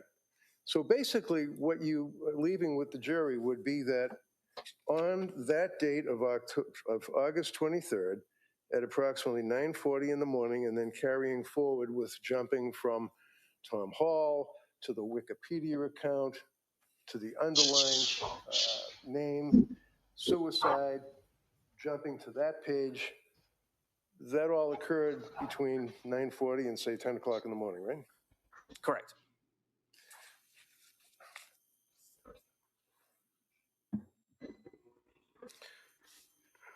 Did you know, sir, that on August 23rd, prior to your report indicating the Facebook account, that Mr. Clancy signed in, and it was Mr. Clancy's email that accessed the Facebook account for Lindsay Clancy? I did not. And that was not included in your report, was it? No, it was not. And you know that the Clancys had 3 children, right? I do not. Well, you know that you were working on a case where Lindsay Clancy was the mother, and she was married to Patrick Clancy, right? Correct. And did you know, sir, that on August 23rd of 2022, that 2-year-old child was brought by Lindsay to South Shore Health for Dawson's ear recheck, that he had problems with congestion, but no complaints of ear pain, no fever? And that was on August 23rd, 2022, that he was examined at 10:15 in the morning. I'm not privy to those facts. So you don't know that Patrick Clancy's email signed into Lindsay Clancy's Facebook account. You're not aware of that, right? It's whatever the default profile was signed into the Chrome browser. And that accessed the Facebook account, which looked up Tom Hall, the singer, right? Yes, correct. That then led to the Wikipedia talking about suicide. That right? is correct. Led to the Spotify talking about somewhere in Memphis, whatever the song was, right? Yes. And this was all occurring from 9:40 in the morning till, like I said, 10 o'clock thereabouts, right? Correct.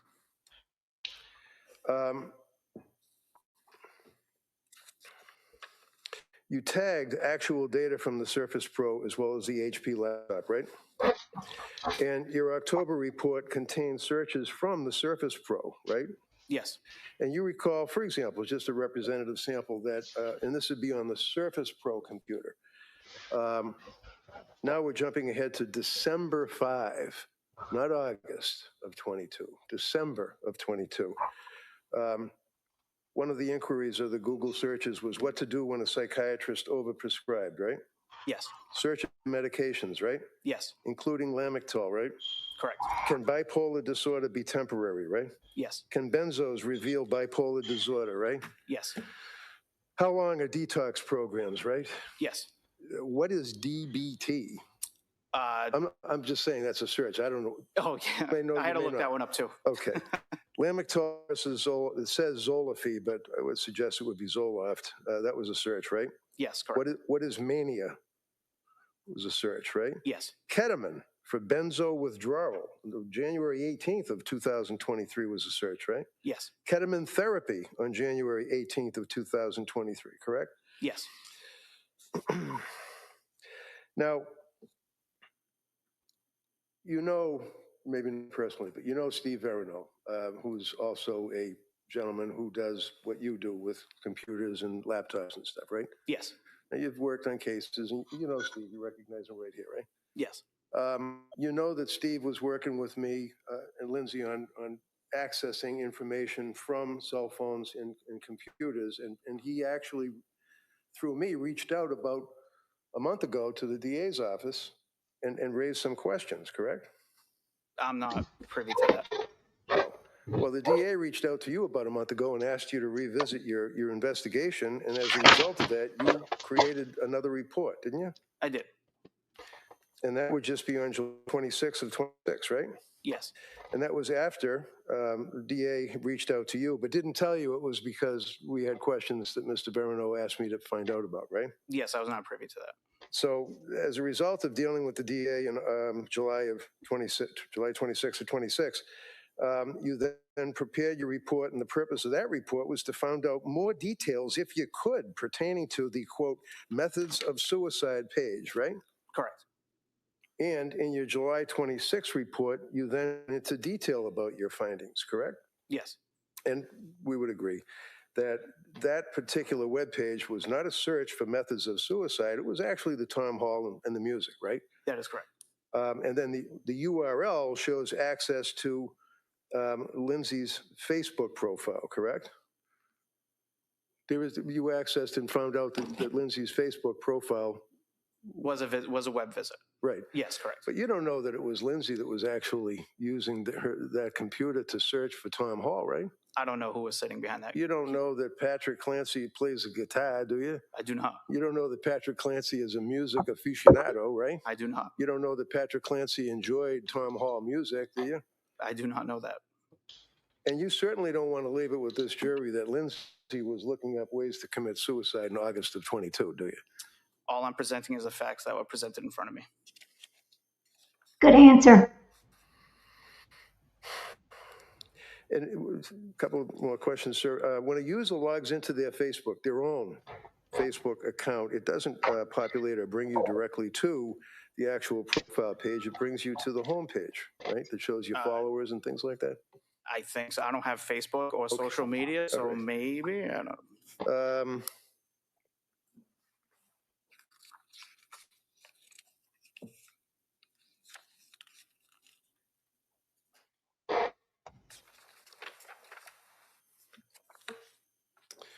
That's all I have for this gentleman, Your Honor.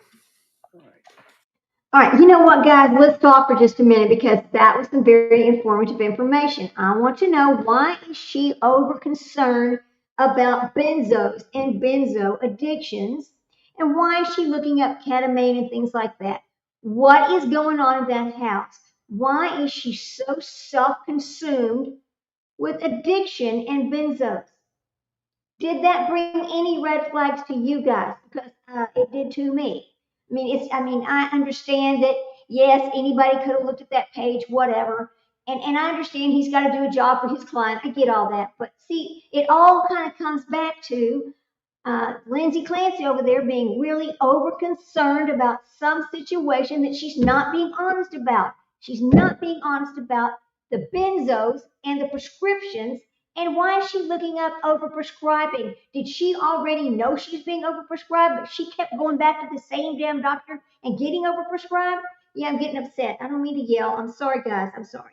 I keep forgetting I had to turn it up all the way to 95 in order for you to hear the courtroom. But damn, something is so wrong here. Let's go. Sorry. Thank you. I would ask if I could, Judge, the two documents that I was questioning him from, could I introduce those into evidence? I think he agreed that was part of this.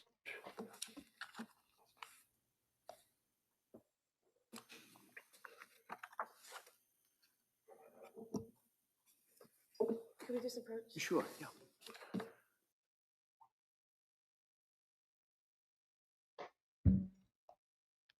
That other guy was sitting in the courtroom. I certainly hope he's not called as a witness now because he sat there and listened to the testimony.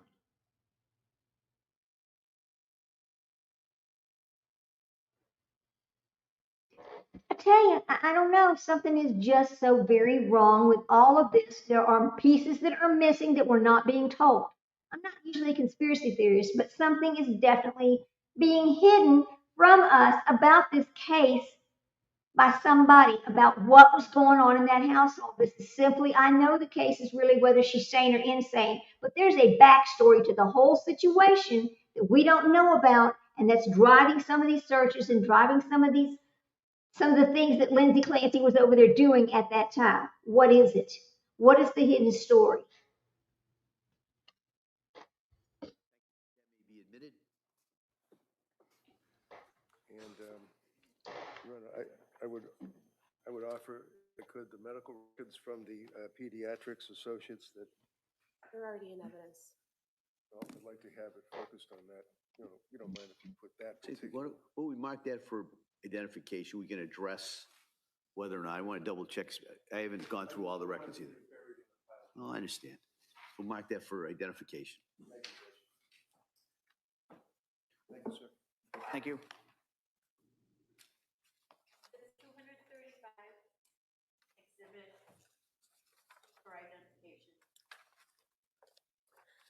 Sir, just for clarification, before when I was doing direct, if at any point I said August 23rd, 2023, what you did when you did the Wayback Machine was searches for the time period of August 22nd, 2022, correct? Correct.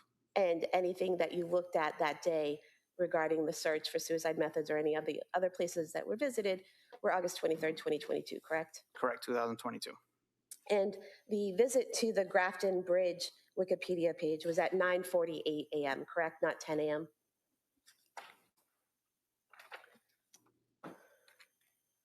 That visit was at 9:48, correct. Okay. And defense counsel asked you about the defendant being at the doctor's at 10:15 a.m. Are you aware that it only takes 4 minutes to drive from her home at 47 Summer Street in Duxbury to the Kingston location of the pediatrics? I was not, and I also wasn't aware that they went to the doctor's. And you can't tell us who was behind the computer at different times, correct? No. You can't tell us whether people used the computer, then got up and let someone else use it, and then went back using it, correct? No, you cannot. You can only show us the data that you observed that day, correct? That is it. Yes. Okay, thank you. Okay. We're going to move on to witness 67 now. So, what has been marked for P for Oh, identification, which would constitute the health information records from the South Shore Health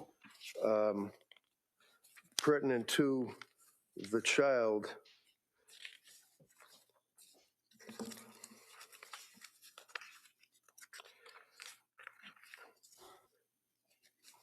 You're aware, sir, that the records, or you're aware, sir, you're not aware that the child was brought to the doctors not at 10:15, but was brought to the doctors around 10 o'clock in the morning. You aware of that? I'm not aware of any of that. And did you know how old the child was? Sir, my testimony is related to the. So you don't? computer. The answer is no? I do not. Okay.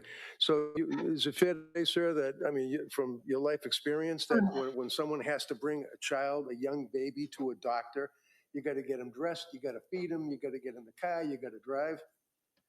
And that's the 4-minute ride as well, right? I'm not privy to any of that information. Thank you. All right. Anything further? No. All right, thank you, sir. You may sit down. Thank you.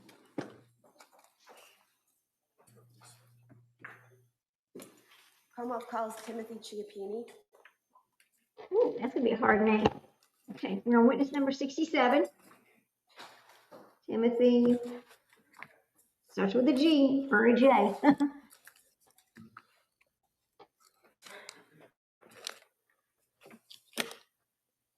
know why she's leaving.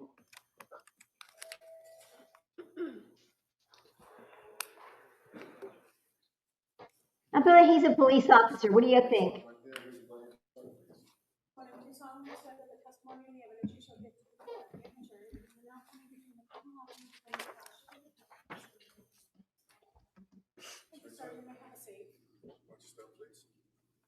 All right, good morning, sir. Attorney Sprague, please. Thank you. Good morning. Can you please state and spell your name for the record? My name is Timothy Chiappini. Last name is spelled C-H-I-A, P as in Peter, P as in Peter, I-N-I. Where do you work? I work for the Commonwealth of Massachusetts for the Department of State Police. How long have you worked for the state police? I graduated the academy in March of 2012. What is your current assignment? I am currently the unit commander for the Critical Incident Technical Investigations team. How long have you been doing that? Since approximately April of this year. What was your assignment in January of 2023? I was assigned to the State Police Detective Unit for the Plymouth County District Attorney's Office. Do you have specialized training in cell phone forensics? I do. And could you describe that, please?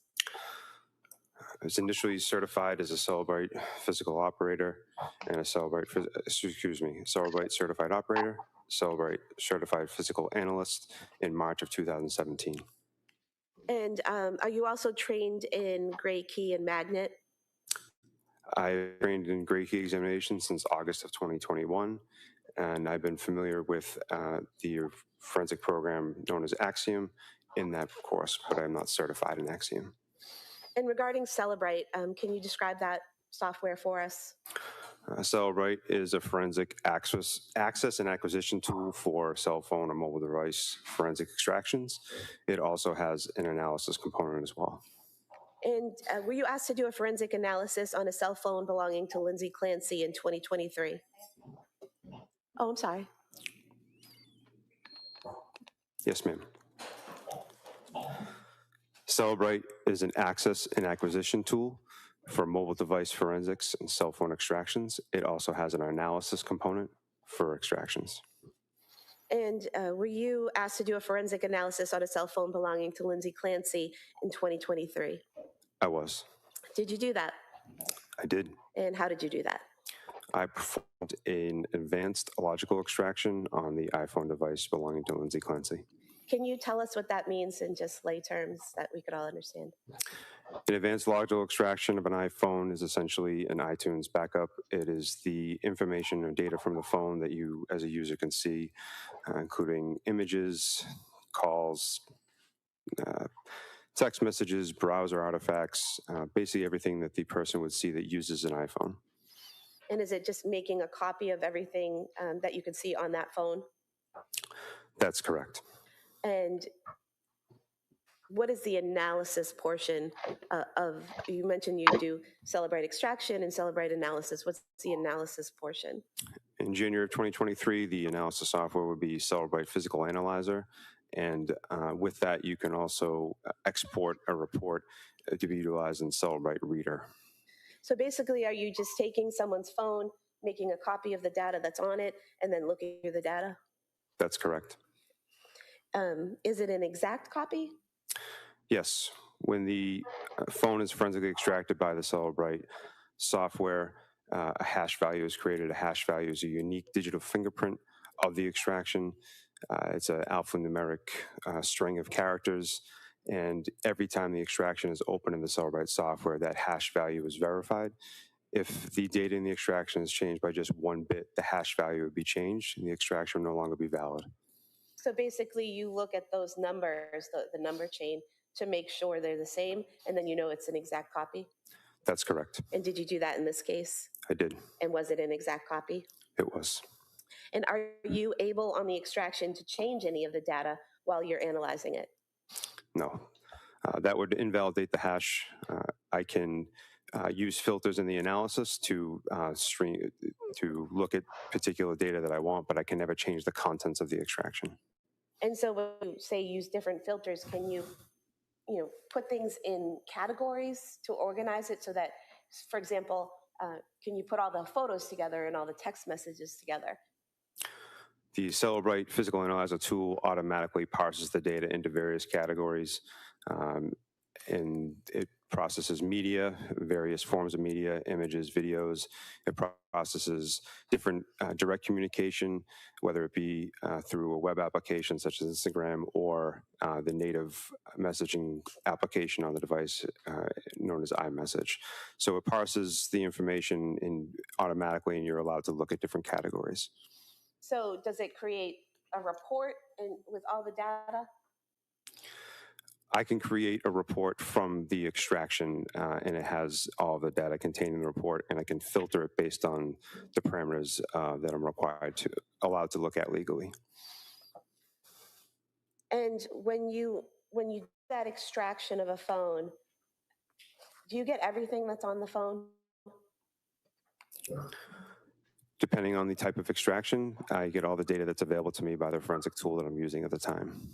So do forensic tools improve over time to allow examiners to get more and more data from phones? Yes. So basically, what you were able to get from Ms. Clancy's phone was what the tool you were using at the time was capable of getting at that time. I performed the most comprehensive extraction type that I was able to do at the time of the examination. And then there were improvements to that system following what you did that may have allowed other examiners to get more information. That's correct. Were you asked to generate some reports about certain sections of the defendant's phone? I was. We could pull up the...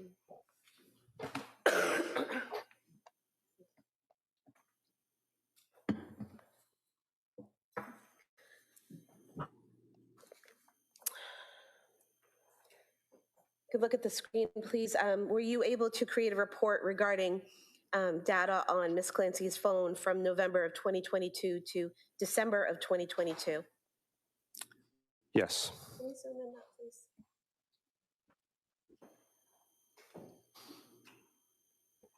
And could you just explain for us the different columns we're seeing here? The columns are automatically generated by the software when you create a supplemental report. This is a supplemental report created through the Celebrate Physical Analyzer software analysis tool. When you create the supplemental report, you can stipulate to certain parameters, certain content, certain timeframes based on your investigation. In this case, there are multiple columns at the top reflecting the different types of data, the timestamp for that data, a description and the source file for the data. This is a timeline report, and therefore it reflects those exact columns, and that is predetermined by the software. So for example, where it says type, what is that telling us? That's where Celebrate has parsed the data and categorized it based on the forensic extraction. So there, number one, where it says activity census data, what is that? That would be the data from the health database within the phone. If there was something in the direction box, what is direction?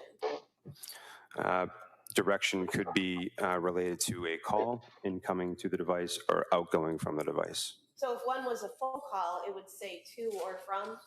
I believe the exact categorization would be incoming or outgoing. Incoming or outgoing. And then the attachment box? Attachment box would be associated with a message, typically a MMS, multimedia message, a text message that contains a photo would be listed as an attachment. It could also be associated with an email that has an attachment or some type of transaction on the phone that resulted in something being attributed as an attachment. And then what about the location box? If the data source has location information associated with it, then that box would have data filled out. This report is 768 pages, so there's a variety of sources of data within this report. And what about timestamp? Where it says timestamp, the date and time, is that Eastern Standard Time? It is. It's UTC -5 as the time of this search warrant, excuse me, the time frame of this incident occurred in January of 2023. Therefore, the extraction reflects the exact time frame of the time zone of the device at the time of the extraction. And where it says party, what would be in that column? This is a timeline report. Therefore, there's a variety of data sources contained within it. There is chats or messages that occur from the user of the device to other people, and those parties would be listed within the chat, otherwise known as a group message. So if it was a text message, the direction would say incoming or outgoing, and the party would say who the text was to or from? It would say who the participants are in the conversation. So if it's one person you're texting, it would have that person's name, but if you're in a group text, it would have all of the names? Correct. And then what about the description box? Description box is based on the database information. It has some information associated with the actual data that was parsed by Celebrate. It also provides the source file. The source file is the database that Celebrate parsed the data from. Everything you see as far as activity sensor data or any other categorizations, that's done by the software. The software parses that data to make it more readable for the examiner, but everything is associated with an actual database within the device. And so, for example, where it says source health, that's coming from the health section of the phone? Specifically the health database, HealthDB. And where it says source file, Lindsay's, how does that name populate there for source file? Indicating that it comes from Lindsay's iPhone. That is the name that the software detects from the name of the device when it conducts the extraction. Where the box for party, if it's a phone call or a text message and it has a person's name in there, say I text you and your name is there, how does that populate? How does your name get into that box? Is it something that the phone gets from incoming information, or is it something that's in the phone? The tool is only able to take the information that is present on the device at the time. In order for contact to be in a phone, it would have to be entered by the user. So would it be whatever I name your phone number is what will show up in the party? Correct. So if I have, say, my mother's phone number in there and I say mom for her contact information, it will show up as mom? The software will show up will display the phone number and the contact name that was detected by the tool from the extraction. So if I've put a contact in mom and the phone number will show up in mom? Correct. Can you search within this PDF? Yes. And do you do that by clicking on the search bar there at the top? Yes, this is Microsoft Edge, and that is the proper method within this application. And so if we were to search, for example, McLean, I'm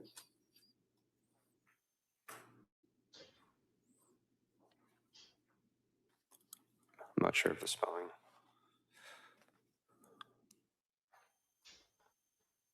there we go. Sometimes it takes a second to populate.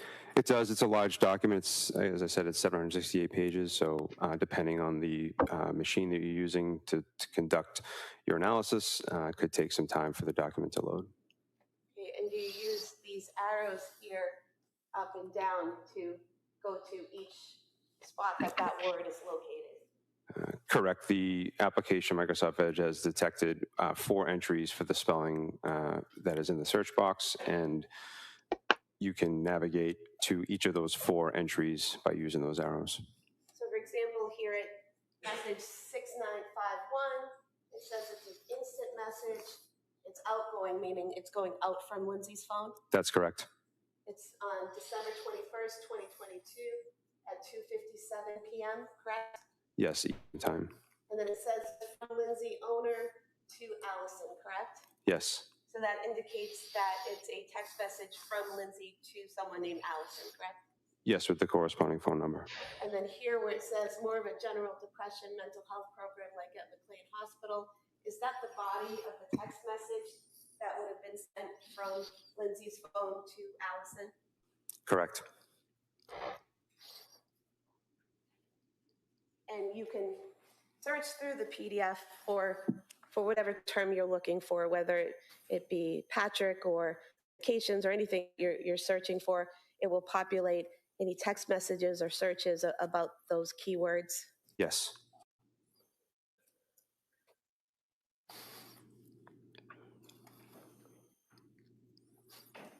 If we could have the next one, please. Did you also do a report regarding things that were downloaded onto Ms. Clancy's phone? Yes. You can look here. Is this that report? Yes, again, this supplemental report created within the physical analyzer analysis tool from Celebrate. And what is this report showing us? A singular item from the documents section of the project tree, or otherwise known as the analysis component of Celebrate Physical Analyzer, and one single document.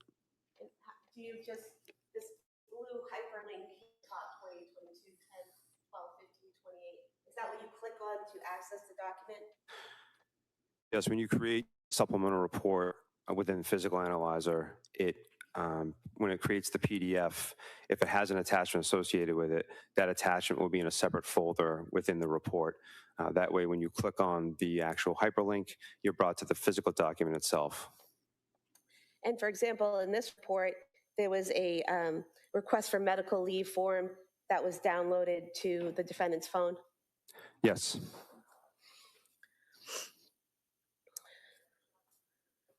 If we could go to the next one, please.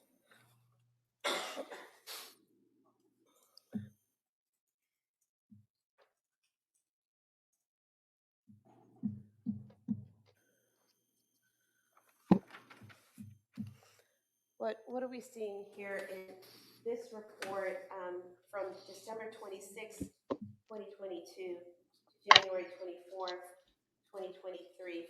Is this the same type of search for any information and data on the phone during that time period?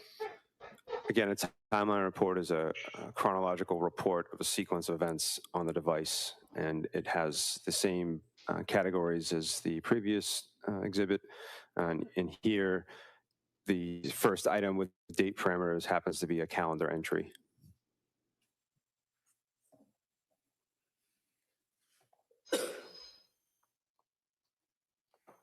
And so if we go here to page 846 of the document, can you explain for us here, this is web history, website visits that are documented on the phone?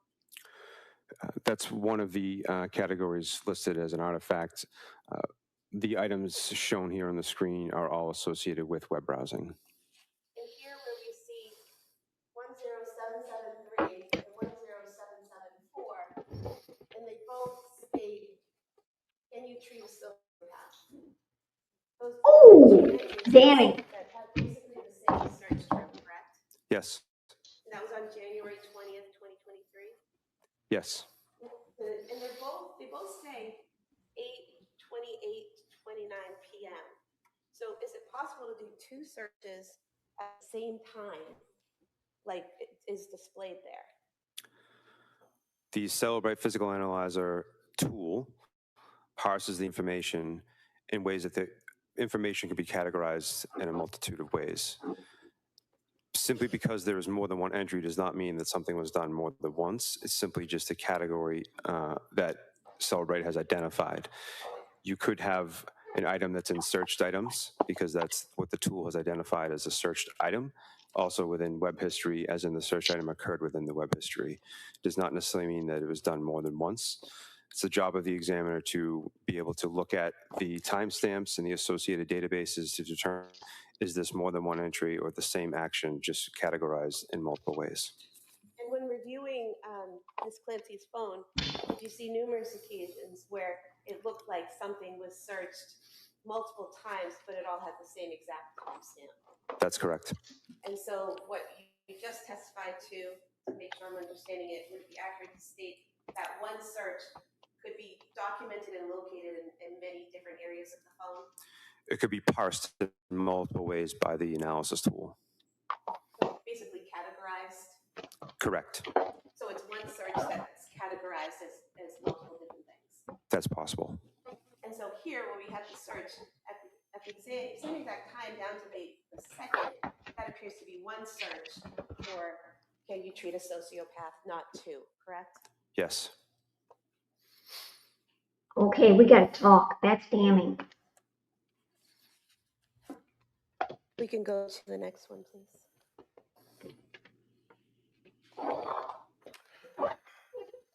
Now, this area here, the separate report, is this the notes that were found on Ms. Clancy's phone? That's correct. And if we could zoom in on that, please. And it's basically detailed in journal form, correct? Yes. Starting October 24th, 2022, and moving down, correct? The summary portion that you just pointed to is automatically generated by the application when it reads the first few lines of text. The more relevant date is in the column to the left. So over here, where it says created, October 25th, 2022, that's when the note is first created? That is the date that's detected by the analysis tool from the operating system of the device. What does modified mean?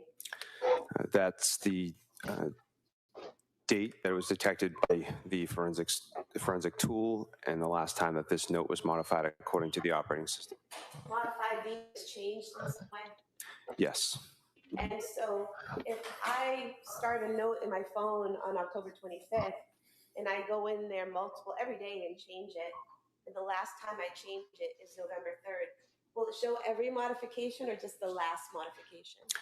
The only date timestamp that will show is the last modification, unless the forensic tool is able to categorize each time the note was changed. I'm only able to detect the modified timestamp or last modified timestamp and just the entirety of the note. And excuse me, you don't know how many times this note was modified, correct? Based on this forensic tool and this artifact, no, Can you tell what within the note was changed? I cannot. So everything could have been the same and maybe a date changed, or there could have just been a date and everything was changed on November 3rd. You just don't know. There could just been a one character change on the last modified date, but with this forensic tool and this artifact. What's the date? November 3rd. Thank you. And if we could just scroll down to the October 25th entry. And I would just like you to read this portion of the note. I read it, I'm sorry, but I'm having some difficulty.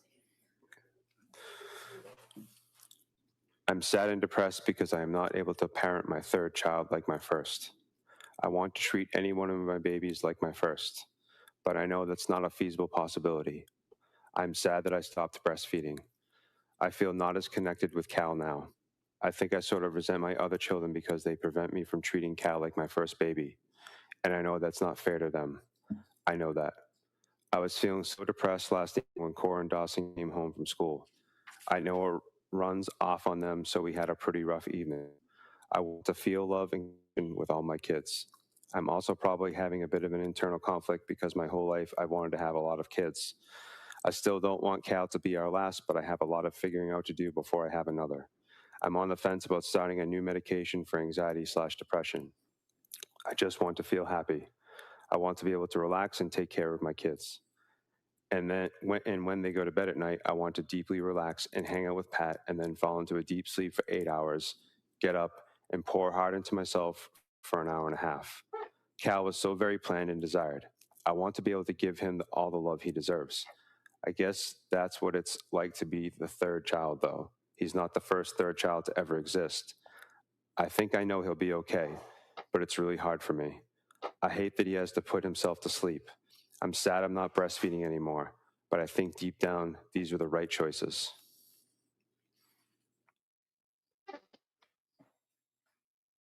If you could continue.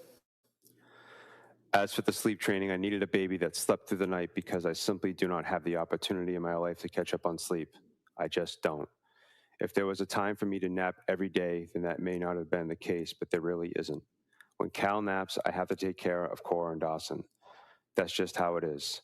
It feels cruel to me that we did not do that to Cal, but the reality is we did what we had to do. I guess I also feel slightly traumatized by the sleep training, but that feeling was only really present when I was severely sleep deprived and paranoid. I know what we was the right thing and okay. As for the breastfeeding, it kind of goes hand in hand with the sleep training. Once he started sleeping most of the night, it was then a daily struggle to keep up my milk supply. I was having to take a ton of supplements and constantly think about eating and drinking enough to keep the supply up. And then I was having to think about pumping extra to keep it up, and that was really hard to do with Cora and Dawson around. When I tried to leave Cal to go out with Cora and Dawson, I was stressed about the pumping, and not to mention the fact that Cal was at home and taking a bottle, so it was a battle of if I should pump or not. I know I did the right thing because I need to be able to leave Cal with someone and get fed. As much as I don't want to leave him, I need to be able to. I need to be able to be present with my other kids. I still really, really want a fourth child, but I need a really good therapist before then. I'm on the fence about starting a new med or not. I want to feel happy, but it would be nice to feel authentically happy and not fake.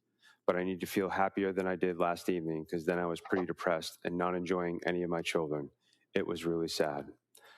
I needed the breastfeeding off of my plate. I'm struggling so hard because I wanted to parent each of my kids like my first, and since I can't, that's depressing to me.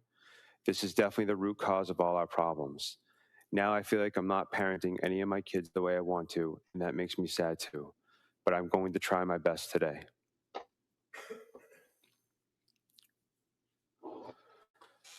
Things I love doing that help me love and appreciate and enjoy my kids are activities with them.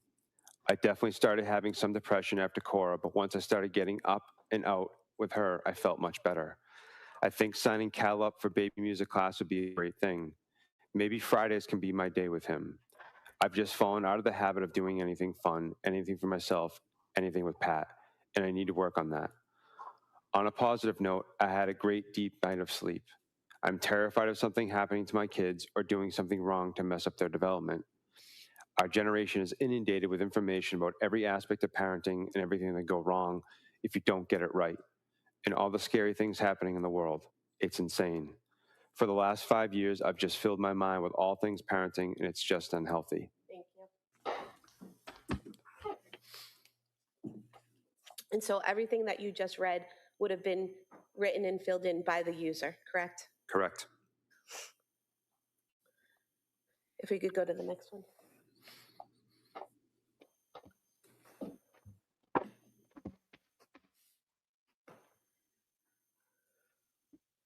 This is another note, is that correct?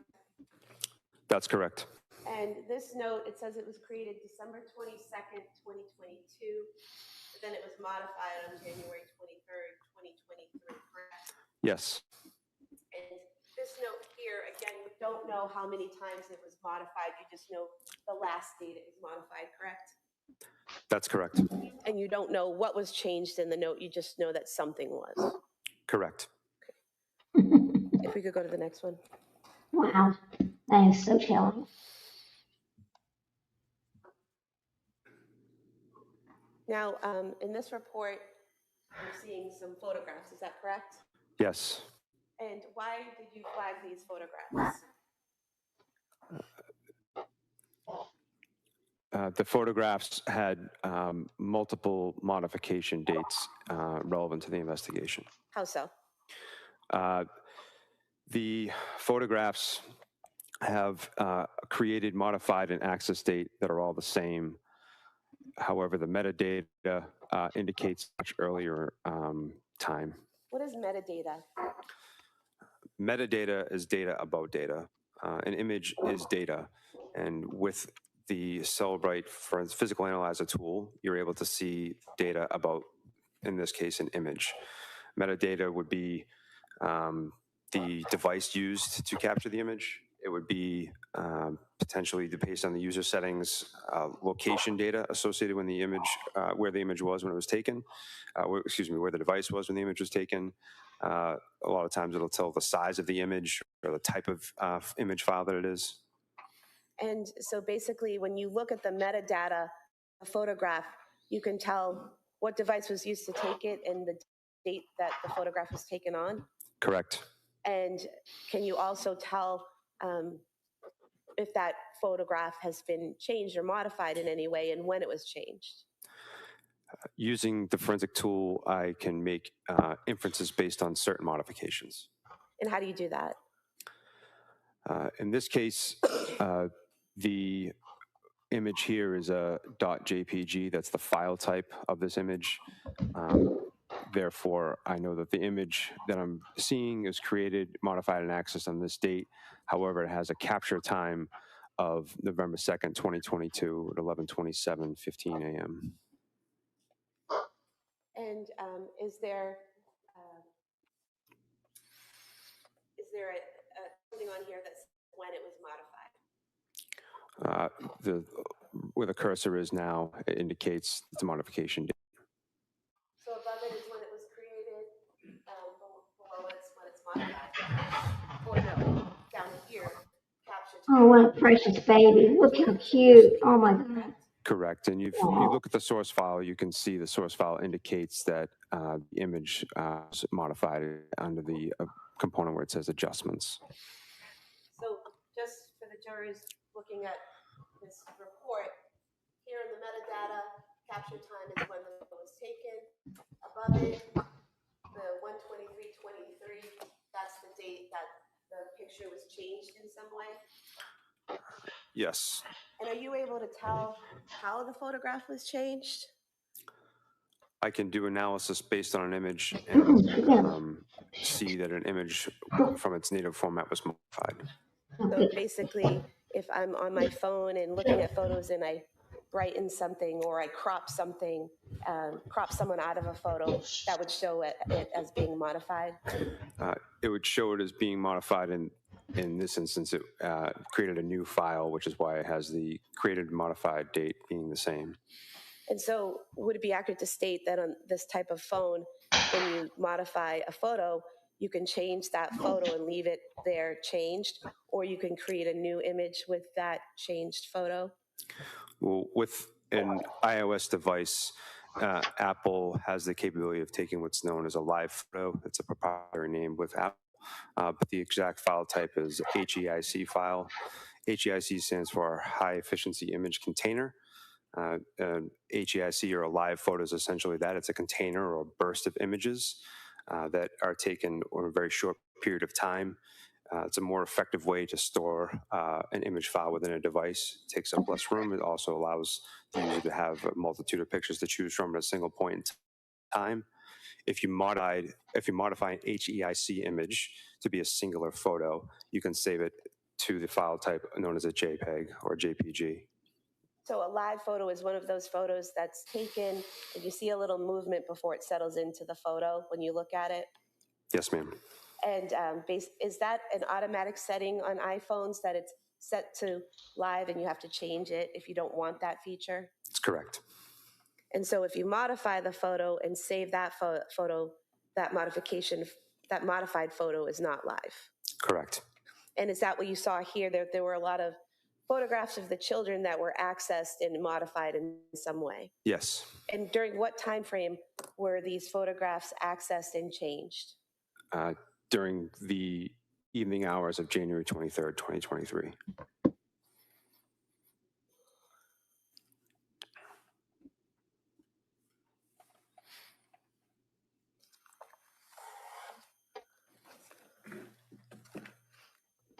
Hey guys, stop for just a second.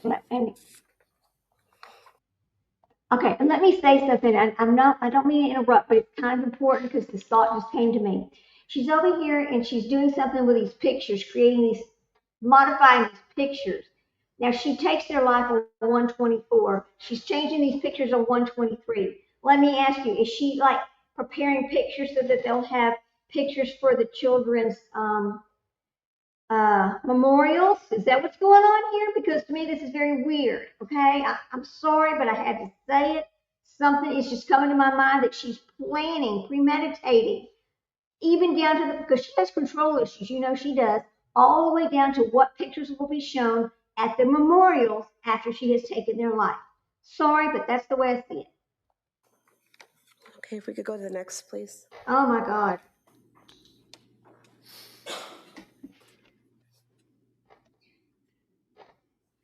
And what is this report displaying? This is another timeline report with the first event starting January 24th, 2023 at 4 o'clock p.m. And does it go on January 24th, 2023 from 4 p.m. to 8 p.m.?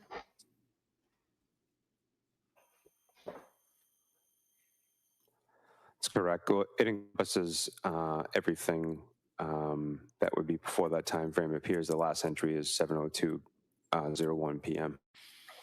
And this would contain all of the things that were done with the phone between 4 and 8 p.m.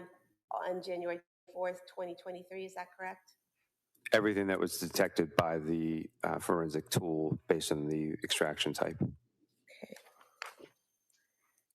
And if we could go to the time frame 4:30 to 4:35.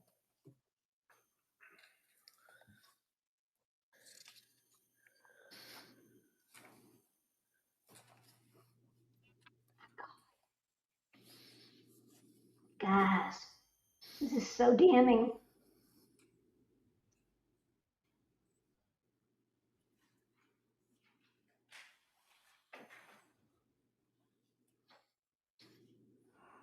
I'm going to capture the full page so we can talk about this later.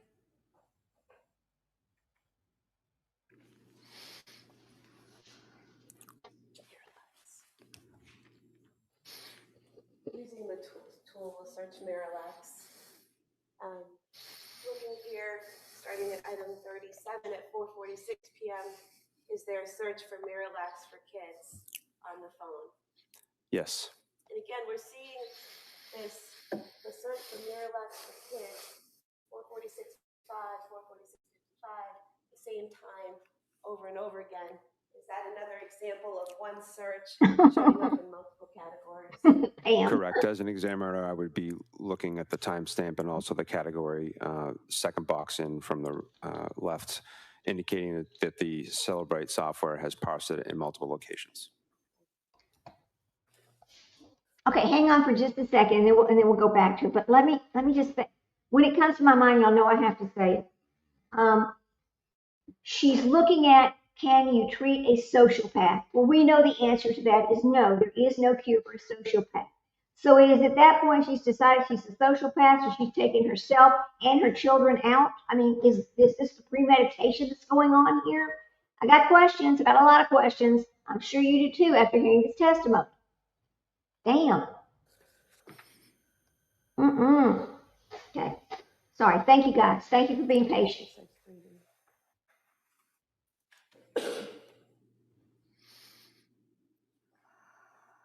In searching 3B in the document, we see here multiple sources. You could do a search with the number 3.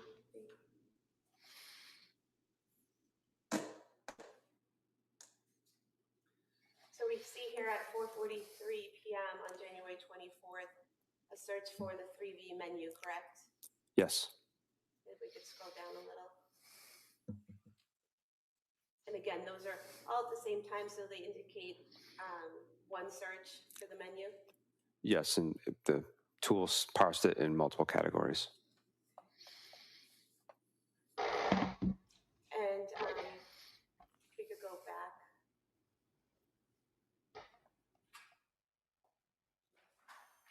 Was there also a search for Apple Maps 3V? Damn typo. Yes. And what time was that? I'm sorry, there's a glare.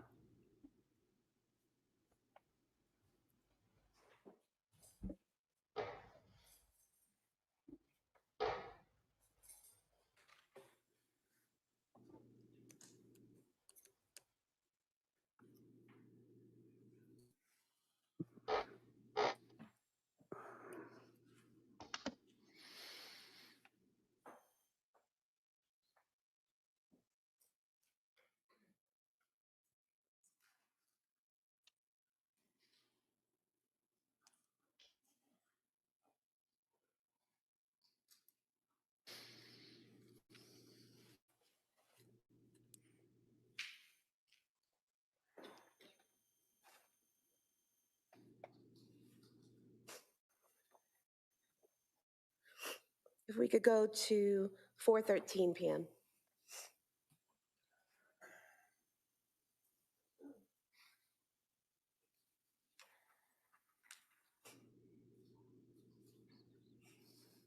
And here in Apple Maps, do we see 3V restaurant at 4:13 p.m.? Yes.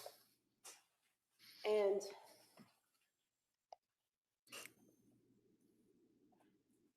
when you're using a map feature to look up a location, such as Apple Maps, what type of information do you learn when you plug in a location or an address into Apple Maps? A route preview. And does that route preview give you a length of time it would take to travel to that location? Depending on what you indicate as your originating location, yes. And so if you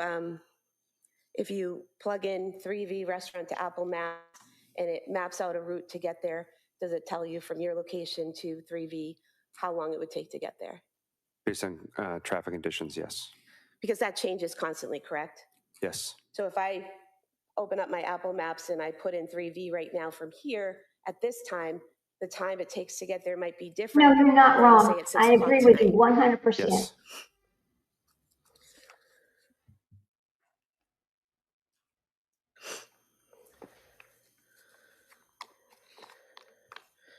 And so if we can go to 4:47 p.m. I mean, this shows premeditation here, right here. My God. And here at 4:47 p.m., again, we're seeing the search for kids Miralax, correct? Yes. Is there also a visit to a CVS website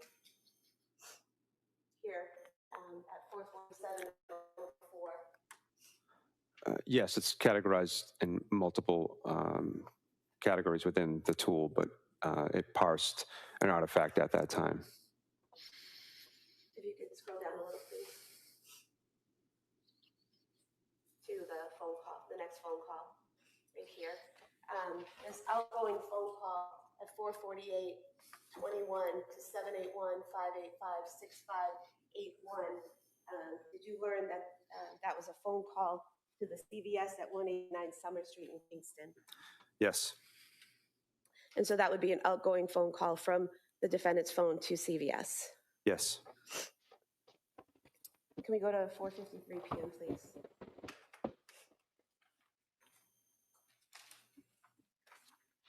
And then there's a message. It says message 80, outgoing from the defendant's phone at 4:53:09 from Lindsay Patrick Clancy, correct? Yes. And it says, any chance you want to do takeout from 3B? I didn't cook anything. It's been a long day, correct? That's the content of the message.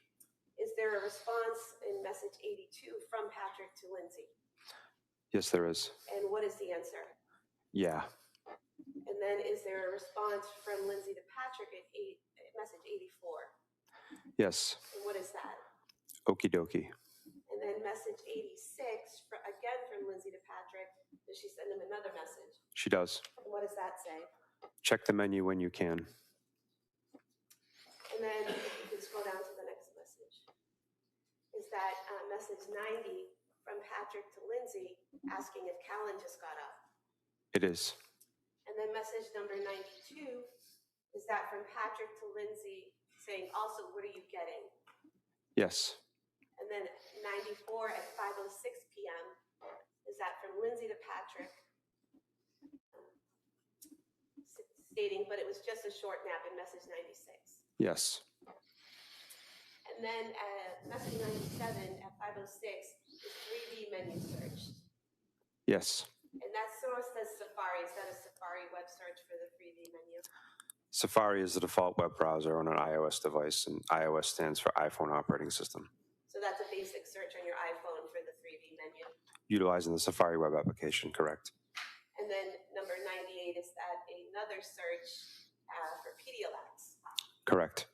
Excuse me. Now, both the search for 3D menu and the search for Pedialyte are at 5:06:45. How does that happen, that there are two searches for two different things at the same time? Can you repeat the question? So you have in message 97, you have on January 24th, 2023, at 06:45, a search for 3D menu. Then the same date at the same time, a search for Pedialyte. And what's the question? How does it happen that you have two searches at the same time? I would only be able to make an inference from here, having the forensic tool available to me. And what would the inference be? That there was more than one tab open. Okay, so on your phone or a computer, when you're doing web searches, you can have multiple pages open, correct? Yes.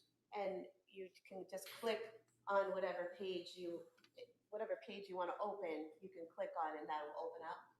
Correct. You can select which tab you want in the Safari application. So tabs, right? Okay. So how many tabs can you have open at any one time? I'm not sure the number, but I've seen iOS devices capable of having more than 30 or 40 tabs open at a time. So it wouldn't be uncommon or unusual to have at least two open to two different web searches. No. Okay. If we could scroll down a little, please. And then we have in 106 and 105, both messages. First 105, we have a web history at 5:06:47, the menu at 3B restaurant, again, the source Safari. And then we have cookies at 5:06:48.3brestaurant.com. Can you tell us what the difference between those two are? They're both from different databases. They're both associated with web browsing. Web history is from the history component of the Safari application. Cookies are installed through web browsing. Through legislation, when you visit a website for the first time, you'll typically be prompted, do you want to allow the website to download cookies onto your device? Cookies downloaded to your device serve a multitude of reasons. One might be that it allows the website or the company to be able to track your activity while on their website, which helps them for marketing and business purposes. Another component of cookies would be to enhance the web browsing experience for a website you go to on a regular basis. It would increase the load time. So it is an artifact that is indicative of web browsing. And so message 108, again, we have at 5:06:49, we have a message from Patrick to Lindsay saying, oh, okay, is that correct? Yes. And then message 112, we have a message from Lindsay to Patrick where she says Mediterranean Power Bowl, correct? Yes. And that was at 5:07 p.m.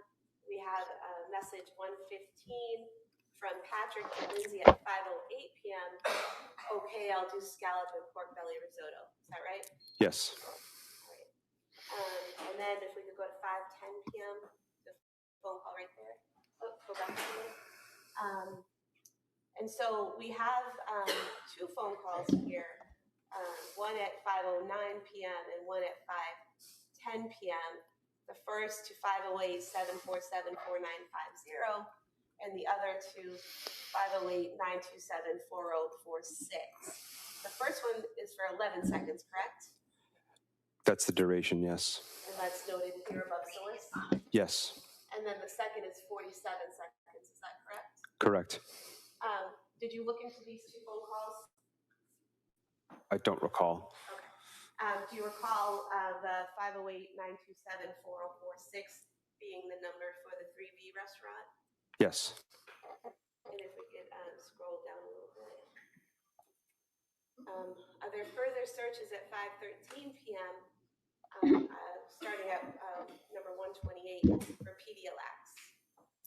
That's correct. And again, we're seeing that same thing with the same time, but multiple different categories that one search is located in, correct? Correct. Single artifact, multiple categories that the tool parsed it as. Can we go to 5:33 p.m., please? Oh, I'm sorry. Stop there. Thank you. 146, message 146, a message from Lindsay to Patrick at 5:15 p.m., which states Pedialex liquid stool softener, correct? Yes. And then at 147, we have 5:33:51 p.m. Is that a phone call from Patrick's phone to Lindsay's phone? Yes. And that has zeros in it for duration.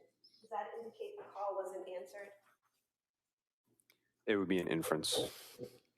And then going down to 150, we have an outgoing call from the defendant's phone to Patrick Clancy for 14 seconds at 5:34 p.m., correct?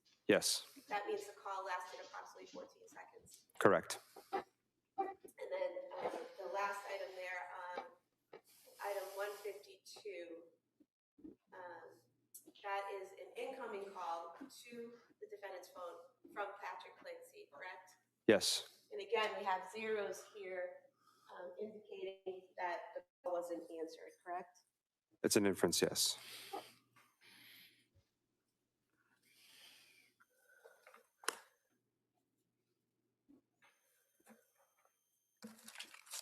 If I could have these reports that I just went over submitted on this disc as the next exhibit. That may be admitted. 236.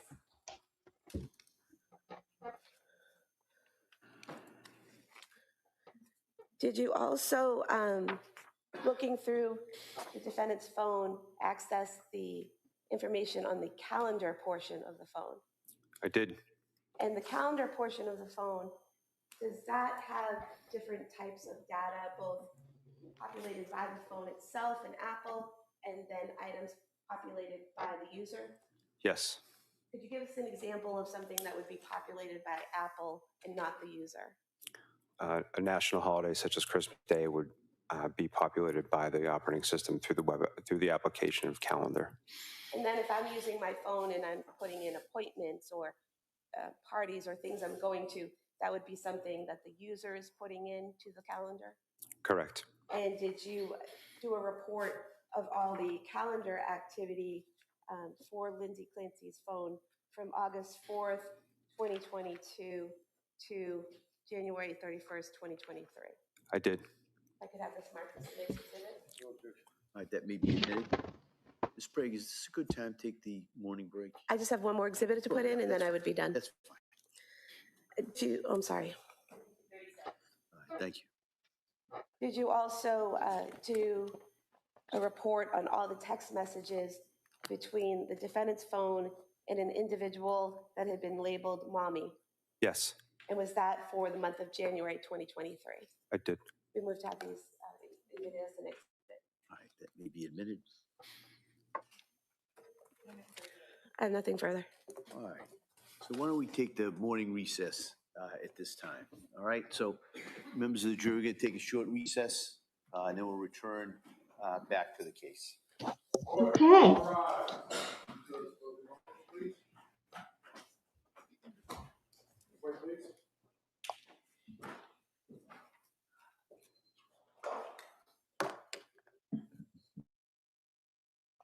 I'm gonna let it sit right there while we discuss this, while they take their morning break. What do y'all think so far? Some damning testimony coming out there, some things being brought to an attention that we did not know that could paint the picture a little bit different? I think so.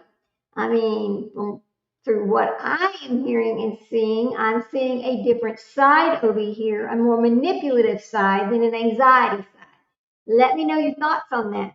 If you're out in the bushes, come on in and talk to us. We don't bite over here. Your opinions are valued and they are yours. You are able to speak freely in this safe space that we've created here on YouTube called the Little Red Zero Channel. Anyway, I just think that something's coming to light here, and I want you to know about these messages to mommy. Okay? I'm so glad that they read those tests. They read these things out loud, the messages or the writings to herself, because that just painted a little picture there. Looking up, can you treat a sociopath? Yes, very, very interesting. Very interesting. Do you think that and Leslie made a point, I think Pam was agreeing with it, that you're making a point that she is trying to find a diagnosis that will excuse her behavior. That's what it seems like to me. And I'm not being ugly. It's just that when you put all these pieces together, you're making a painting of somebody who is premeditating something that they need to find a way to make it okay, right? In my mind, that is how I see it, right? So yeah, very manipulative, Leslie, very manipulative. But see, right there, she told us, if you go back and it says, she had depression after the birth of each child. She had problems when she was in nursing school and needed Prozac back then. She's always had an underlying mental health problem. And I think that Patrick ignored it the entire time. When the doctor tried to say bipolar, he's like, no, it's not bipolar. He wanted it to be postpartum. Why did they want it to be postpartum? Was it embarrassing for them to realize that she could have had bipolar this entire time? Or was it that she wanted to be labeled as postpartum because that's curable, where bipolar is basically not curable? It's just a mental illness. A lot of people live with mental illness every single day. It's okay. A lot of people take medication for it every single day. It's okay. There's no reason to feel ashamed that you have a mental illness. No, that's just the way you were born. You can't change the way you are. That's it. There's no reason to feel shame about any illness that you may have or any condition that you may have. You know, it just isn't. I'm really just shocked, really. I guess that's where I'm shocked at the extent of the manipulation. And I gotta say it. Patrick tended to ignore so many things that happened here. Did Patrick ignore it, or did he no longer care? Which one was it? That's the question, right? I've got a lot of questions. I'm going to go back over here to Reddit, and we're going to read some more of some of the things that's been brought out on Reddit. Who's been emailing me? Okay, that's right. Let's look on Reddit real quick and look at a few things about this particular situation. All right. Okay. Let's go to Duxbury. Okay. There's a whole big. Ooh, I got to spell it right. There's a whole section on Reddit about her and this crime. Okay. Does the Duxbury community support Lindsay, or are they divided? That's a good question, isn't it? I think it's a very good question. I think bipolar scared them, and I understand bipolar could scare them. I understand that, but it's treatable. The only thing that's not treatable is being a damn sociopath. That is not treatable. We know that for a fact. But anyway, I'm curious because Duxbury is a small community. I'm wondering if her friends or fellow moms have spoken up for her, or if they're conflicting stories about her mental health or behavior in that months before. After reading how she was acting completely fine at the pediatrician's office, I cannot wrap my head around how she had a psychosis break just hours later, right? Now, this person says, I live about 10 minutes from her home. Honestly, no one brings it up. Whoa, okay. Sprinkle says, let me see what Sprinkle says. She was planning on doing this for attention, and she figured that if she cannot be held liable for it, she would get so much attention, in my opinion. Okay, that's a fair assumption, Sprinkle. Okay. Now, this lady is saying that she lived about 10 minutes from her house, and honestly, no one brings it up. Talking a little more now that the trial is here. People are nervous to talk about it. It's an unspeakable crime that makes people uncomfortable. There's also a lot of false info out, and the general response is that she wasn't handled right by doctors. But I disagree with that. I think they did what they could do with the information they were given. That is exactly how I feel. Oh, I'm sorry, guys. I don't mean to yell at y'all. If it's too loud, let me know. Remember, I had to turn it up because of the courtroom not having microphones, and I don't want to be yelling at my chat. People would be upset with me and think, what's wrong with her? Is she hard of hearing? No, I just have to make sure you all can hear during the live trial. So if it's okay, I'll just keep reading. Yes, people are quick to blame doctors, but it really seems like she was hopping around between doctors to collect all the prescriptions she wanted or thought she needed. They can't really control that. You're right. You can't control a person shopping for doctors. This is interesting to know because her defense attorney asked the trial to be moved to SOFA over to Boston due to pretrial publicity down there. Oh, really? I guess it was not moved. Okay. I feel like the case would have started a media frenzy here, so maybe that's actually what he wanted. Like he wanted to avoid a pretrial publicity in Boston is the opposite of where he wanted to go. Somebody else says, he's the one trying to make it a circus as he accuses D.A. Sprague of that. He wanted Lindsay Clancy to arrive daily in an ambulance. Oh, I can see that right now. The next person says, holy shit, that's out of control. It actually made me laugh. Of course, none of this is funny. I'm just reading the comments on Reddit from the Duxbury community. Okay, absolutely true. I heard him argue for it. Also, a reporter said he got two nurses sitting behind her in the courtroom to attend to her, playing up the poor broken woman angle.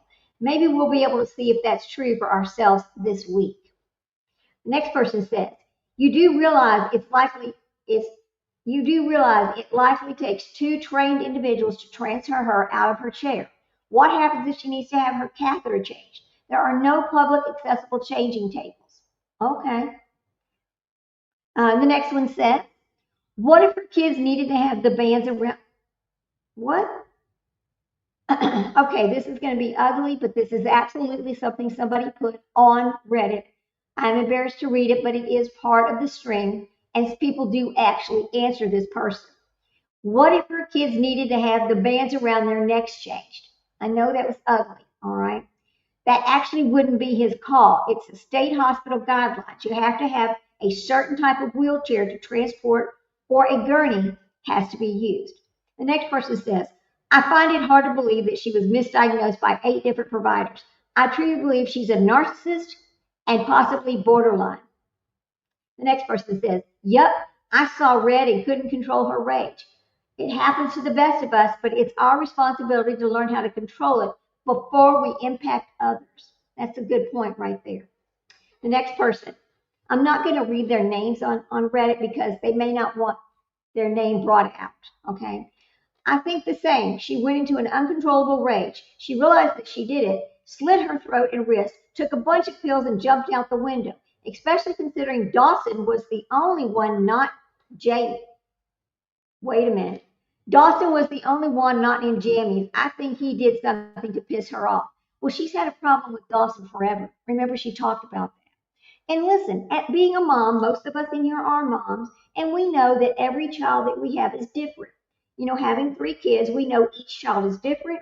We know each child wants different things. We know we treat each child a little different. It's not that we are partial to any one child. It's just that each child has a different personality. They're not all the same, right? So the next one says, it does seem that way. I don't disagree with the uncontrollable rage, but to me it sounds more like she scratched her throat and wrist and tried to escape a confrontation with Patrick by lowering herself out the bedroom window. Okay, yes. Remember we talked about the blood on the shingles outside the window? If you dove out the window, you would not have blood dragging down those shingles. The only way that blood got there was from her wrist touching the shingles. The only way that could happen was her coming out the window and holding on and then dropping down. That's what I think happened, in my opinion. All right, we'll keep reading over here. The next one says, I don't disagree with this, but didn't she buy that? Wait a minute. I don't disagree with this, but didn't she buy the murder weapon about a week out? I could be wrong, but if that's the case, how does it fit in? The next person says, I think it's very possible for 8 providers to miss a diagnosis when their patient is not telling them the truth and or hopping around between providers. How can you accurately diagnose someone you've only met 1 to 2 times and they are withholding information? True, so true. That's absolutely true. Here we go. Let's see. Rocco Love, she didn't want to die. She did it to look remorseful and never thought she would be seriously injured. You know what? I agree with that, Rocco Love. And thank you for coming in. So nice to see you today. We appreciate it. I agree with you 100%, Rocco. See, I mean, if she wanted to die, she would slit her wrist the other way. She is a nurse. She knows. She absolutely knows. So thank you. We agree. If you agree with Rocco, please put a yes into the chat because I agree with Rocco 100%. Yes, I do. In fact, I'll be the first one to say yes. Yes, I agree. All right. Next, the next person says, but I thought she wanted the PPP diagnosis so she didn't have to return to work. Now, that's a good question as well. Guys, that's a good question. And Leslie says the same thing. She agrees with me as well. And she agrees with Rocco Love. See, I think she didn't want to return to work either, and I think that PPP diagnosis would have stopped her from having to go back to work, whereas we know that if it's bipolar, you can be treated and go back to work, right? The next person says, 100% same opinion on the diagnosis. Malignant narcissist turned addict. Yes. See, and I want to know where she, okay, let's see. Pam Fogel says yes. I think we're all going to agree with Rocco Love. And it's not that we're biased. That's not it at all. It's just that when you look at the whole picture, everything we've been told so far, what do we know about her? Because it all goes back to what she did on that day to those babies. Okay? So we're going to keep reading this. Yes, Leslie. See, we're all agreeing with Rocco Love. Thank you so much. Thank you for bringing that up. Great point. That was a great point. The next one says, and it's noted respectful responder. Why does it need to be noted respectful responder here on Reddit? That's sort of weird. If she's a narcissist and borderline, could she have been able to mask herself and tell the doctors what they wanted to hear? Absolutely. That's what they do. They pretend. Perfect example. Yes, that's exactly what they do. The next person says, sure, but you can only mask so long, which might be why we've heard some reports coming out from nurses at, I think it's Tweaksbury, that aren't so flattering. And next it says, where's the tea, LOL? I want to know what they say. Okay. And the next one says, Interesting. What are they saying? The guy goes, oh, snap. Okay, the next person says, oh, I think that's a hallmark sign of borderline. They want to appear perfect like her. That's part of that control issue right there, because we do know, as I've stated before, she was very controlling. She wanted to control every single thing, every aspect, every moment. Some people say, oh, she was just super organized. Well, the only way you can be super organized is if you are controlled, right? It takes control to be so organized. All right, the next person says, it's possible there was something clouding the diagnosis. The medicines they gave her are known to trigger bipolar mania. She was given those meds and suddenly wasn't sleeping, mania, but was given sedatives instead of accurate diagnosis. Her care was being shared by so many people, it would be difficult to follow the whole picture. One provider did actually consider bipolar, but didn't medicate properly for it, and then she escalated. You can't medicate or treat a person who refuses to accept your diagnosis and take the medicine that you're suggesting for them to take, which is exactly what happened in this case when you talk about Dr. Tufts. I'm tired of them. I'm hearing this out on the YouTubes and the internet about, oh, this doctor was not, hadn't been on the job long enough, didn't have enough experience. She should have had a supervisory doctor over her, helping her diagnose Lindsay Clancy. This was too big of a case for her. No, she absolutely said bipolar. And what was told to her? Patrick said, no, that's not what it is. So when you have patients refusing to listen, refusing to even to attempt to take the proper medication for what you're trying to diagnose, what are you supposed to do? Number one, you can turn them away and say, well, if I can't help you, then you need to go see another doctor. But see, Dr. Tufts is in a weird position because of Lindsay Clancy's mother-in-law, who was somebody that she knew, and she was just trying to help, right? They're just trying to help here. Okay, so the next one says, let's see. The medicines they gave her are known to trigger, right? She was given those meds and suddenly wasn't sleeping. That was the mania, but was given sedatives. Okay, her care was being shared. We know that. One provider did actually consider, we know that, and then she escalated. The next person says, how do you know what I've experienced? I've had undiagnosed medical issues for years. What does that got to do with anything? There was a comment before that was deleted, so that person answered anyway. The next person says, I am not a clown. You are jumping to conclusions. The 8 different providers should have diagnosed her with PPD, PPA. They all knew she had 3 children, one being a baby. In fact, that probably was their top suspected diagnosis. We'll never know how she would portray herself. It's a horrible situation, but it fits the pattern of a woman with borderline. Okay, well, nobody says that they're a clown for saying that, but you know, it's like, let's see. Who's this? Yeah. She wanted a new life. Who dat? Oh, that's such a cute name. I think she wanted a new life. I do. I think that having 3 children was too much for her, but she didn't want to admit that.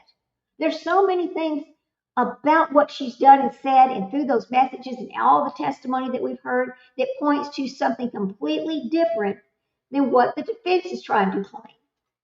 The next person says, if she was borderline, no doc would have a problem diagnosing her as such. You can't diagnose the person if they're refusing to listen to what you're trying to tell them. Then the next person says, not even a qualified physician would throw around those terms without seeing the patient, but you think you know her. Okay, well, this is people arguing on Reddit now. We don't want to talk about that. Okay, the next person says, a qualified physician and other professionals often will give their opinions on things based on publicly available information with a caveat that they are not diagnosing and haven't treated the person. Okay. Now, this is somebody who lives close by. Listen to this one. I also live close by. I find most women in my circle feel she was let down by the health system. Let's face it, so many of us have been misdiagnosed or misprescribed, accepted that there is a definite empathy. What that translates to legally, I don't know. I think there will be a hung jury for sure, not because of local chat, but just reading opinions and outright crazy, because across multiple platforms, this case is very polarizing. So many armchair psychologists and the emotional thinkers always seem to be the loudest and most profane postures. The logical thinkers are quieter and more thoughtful. Blessings to this jury. It would be so hard to be on this jury. 100%. I agree with that. 100%. The next person says, so I don't believe there will be a hung jury. I believe she will be found guilty.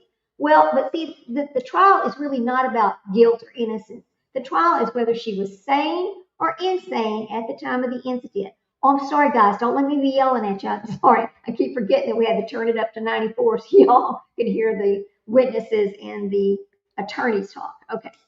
So the next person comes along and says, well, it depends on the jurors and what's presented and how it's presented to the trial.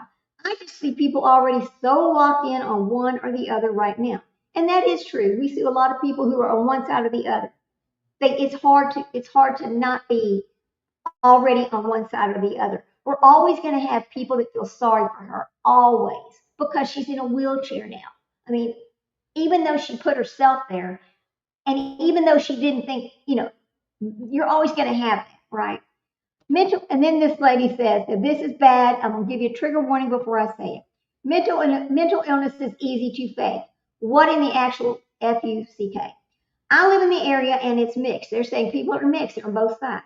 The next person says, I feel like there's a group of women who insist she had PPD, PPES, yet no one diagnosed her with it. I just can't sit with the idea of her 3 babies being murdered that way.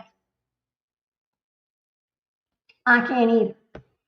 One thing, okay, listen.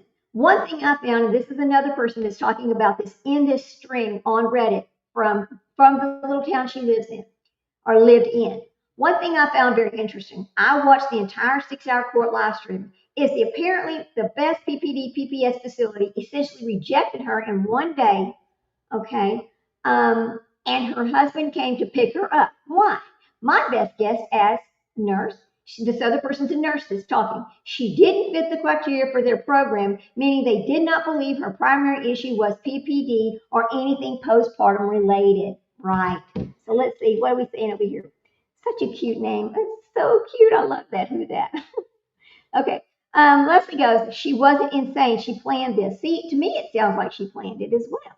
The next, okay. And then Rocco, it's hard to predict what a jury is going to do, but I think they're going to find it difficult to find her guilty of first-degree red rum, possible manslaughter, or not guilty by insanity, or not guilty by insanity. Well, I mean, it is a huge possibility that she'll be found insane. It is, because of the medications. But see, medications used properly are safe. We know that. A lot of people use medications. But when you are not using them, okay, let's go back and talk about this for just a second. Thank you, Rocco. I appreciate it. Let's go back and talk about when they talked about how many of each pill she took out of the bottles.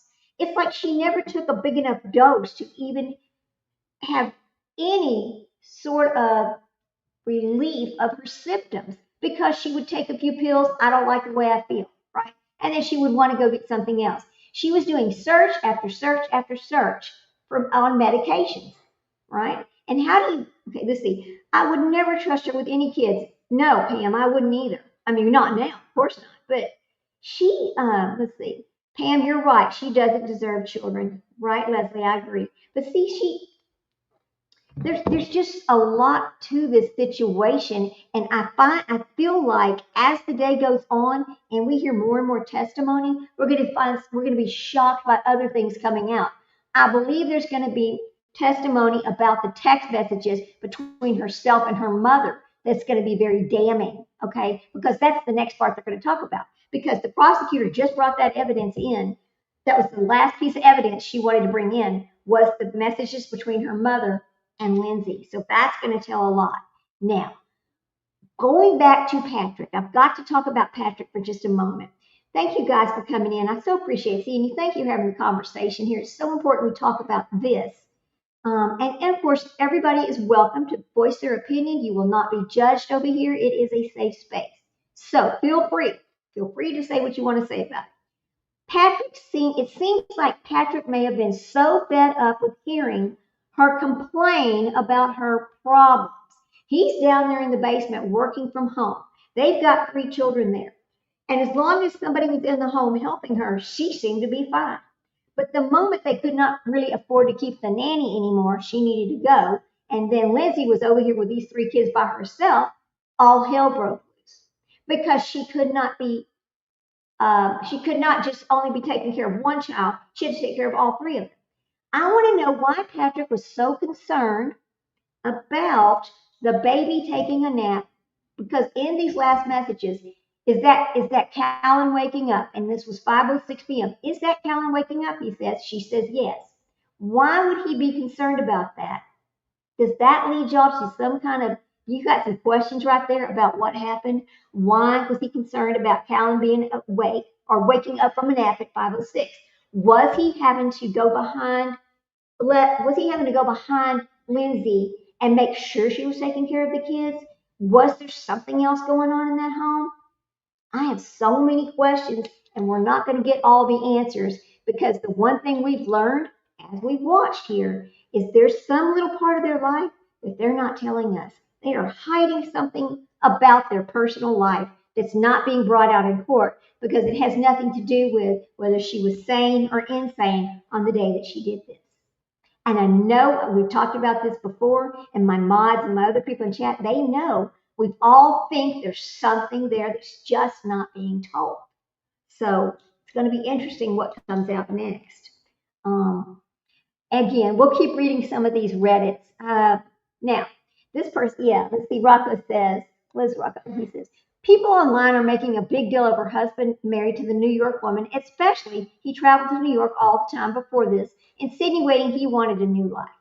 Well, he worked for Microsoft. He had a pretty big job, with Microsoft. I understand him having to travel all the time. And I'm not upset that he got remarried. My God, she's a family annihilator. She took out the whole family at once. I can see that he wanted to move on. I don't blame him for wanting to move on. Was he having an affair? That's something we don't know. Could he have been having an affair? We don't know. And I don't know that people, it doesn't matter what he did or didn't do, people are going to say that, okay, because drama sells. We know that drama sells, and people are like that. That's the whole thing about YouTube. Okay, what did she say? Let's see. But she took those benzos, right? See, she had this big concern about these benzos. My question is, how many prescriptions of benzos did she get? And did she have prescriptions for benzos prior to this? Because I kind of think there's something about these benzos that needs to be discussed. Because not one time have they told us that she had medications prescribed to her prior to going to see Dr. Tufts, or the Tufts, or Gelada, or any of these people. They start over here in, they started in October looking at this, but they did not go back before then to see if she was taking any other medications. So there's things we just don't know, right? Rocco says, exactly, I feel the same way. If he found love, who's to say it's wrong? None of us have the right to judge him for that. We just don't. Thank you, Rocco. I agree. At myself, if somebody would have taken my whole family out at once like that, I would have moved on quickly too. I would have moved on. I would have been like, you know what? I can't, even though he says he forgave her, and I understand that. I mean, I do. But you still can't remain in a life with that person, because every time you look at them, what's the first thing coming to your mind? She took my babies. She killed my babies. She took out the whole family at once.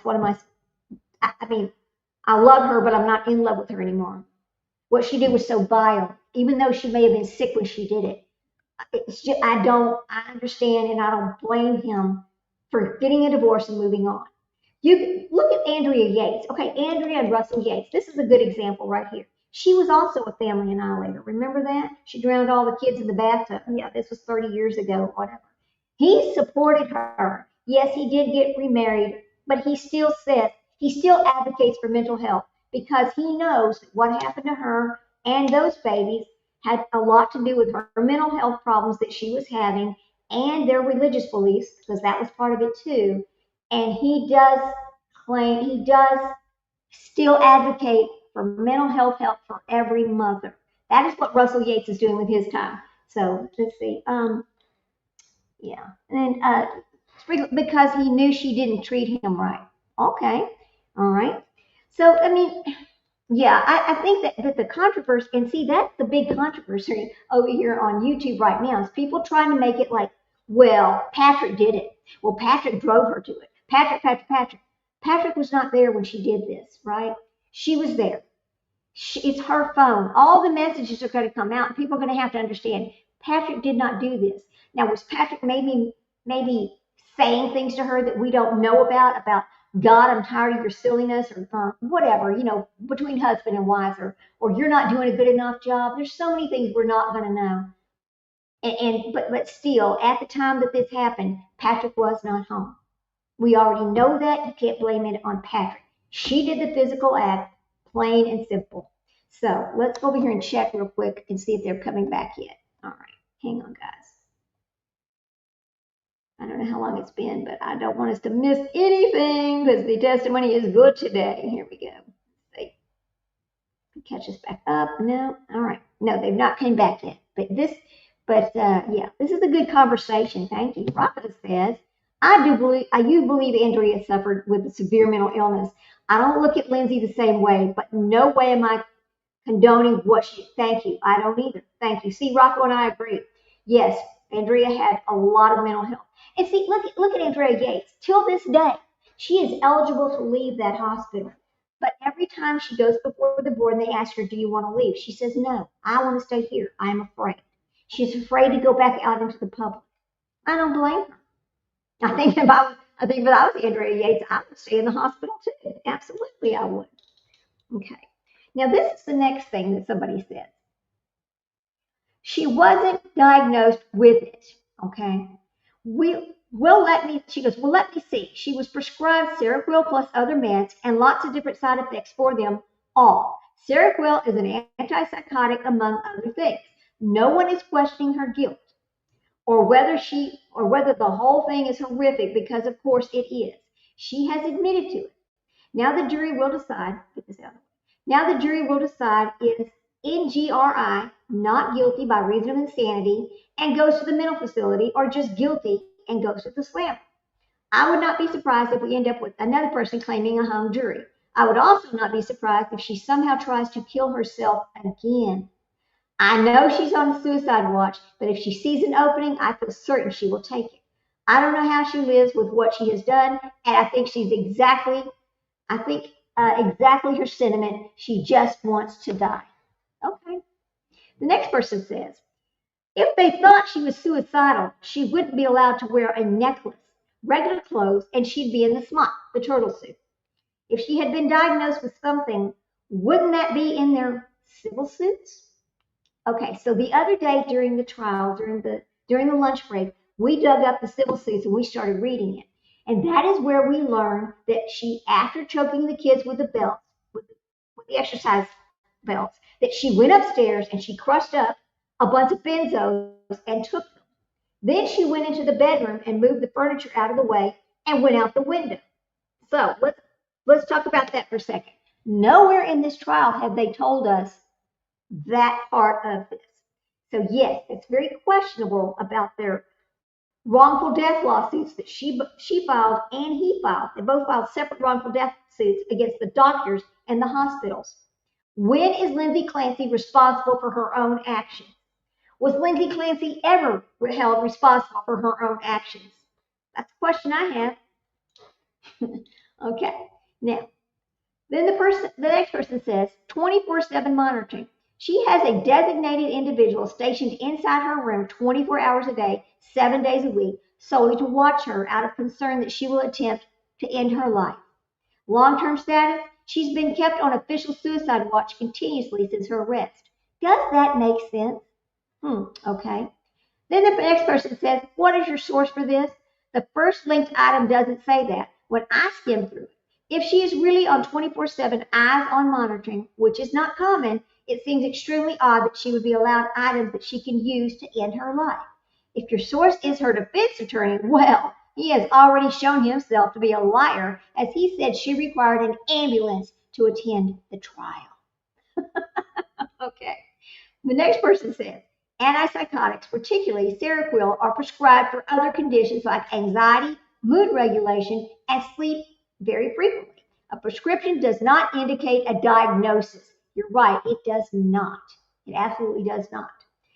The next person says, I was prescribed Seroquel for a phase where I wasn't getting more than a few hours of sleep a night.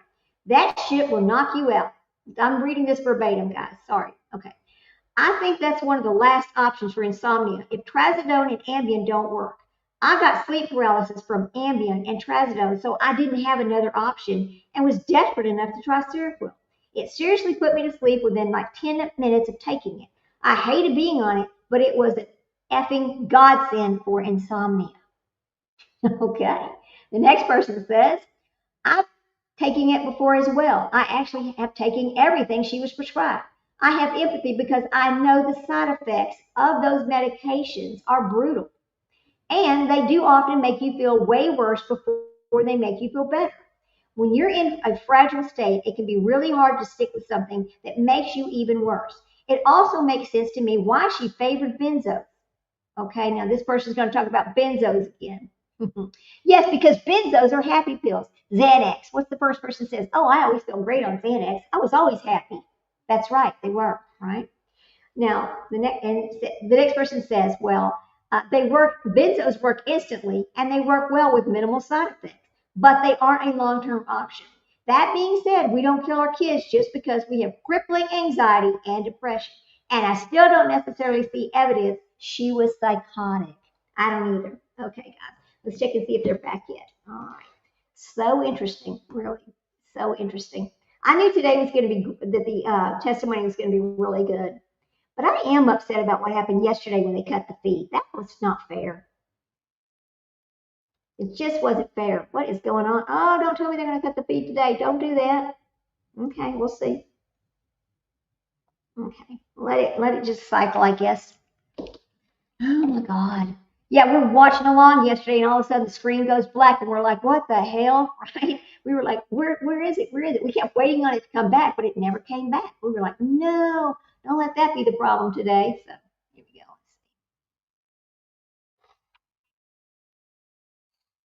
go. All right. Yeah, they're having a problem with their feed, but I'm sure we can fix it. I'm sure they will fix it. Here we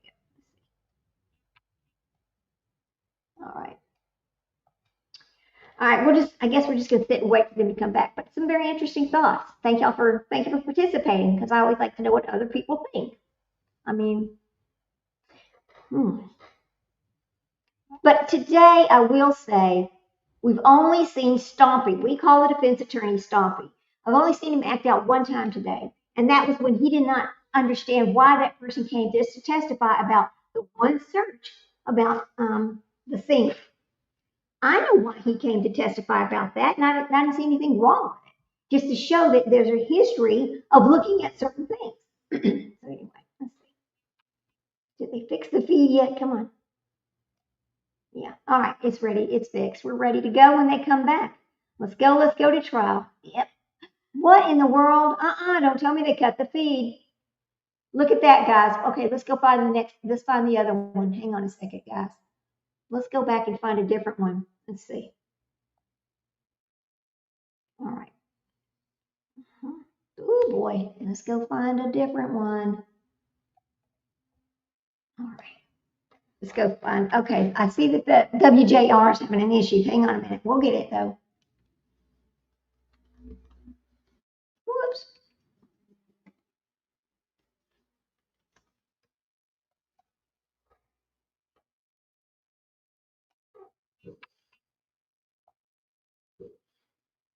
That's correct. And what is an advance?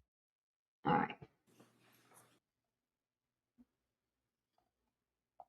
Did you do the way back? Acquires most of the user-facing content, meaning calls, texts, images. We had to switch feeds. Browser history. So you lost me on user-facing. What does that mean? What the user sees when they're using the phone. Okay, so like if you pick up a phone and you open it up, and you're interfacing with the phone, and you're looking at different things, such as photographs, emails, texts, things like that. Yes, sir. Okay. In addition to Trooper, now Sergeant Pave, and yourself, there also was another trooper that you were working with, a guy by the name of Roger Rabbit. Yes, Joseph Rabbit was assigned to the unit at the time. And he also conducted a search, but he did what's called a full file system extraction, right? I don't recall. Okay, what was a full file system extraction as opposed to advanced logical extraction? A full file system extraction would acquire the databases and information that you cannot see as a user on a device. I see. So your extraction was done on January 30th, is that correct? Yes, sir. And Rabbit's extraction was done on January 27th, right? I'm not aware of Trooper Rabbit's extraction. Did you ever collaborate with him as investigator investigating Lindsay Clancy on this case and talk about what you located, what he located? I had no discussion with him about the phone extraction.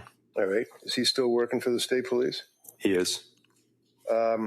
Would you agree with me that the full file extraction actually gets more information than the advanced logical? In other words, Rabbit's extraction would have got more information than you got on your advanced logical. That's correct. So one of the things the district attorney had asked you about was in reference to Exhibit 237. And that would be the Celebrate report. Is that correct?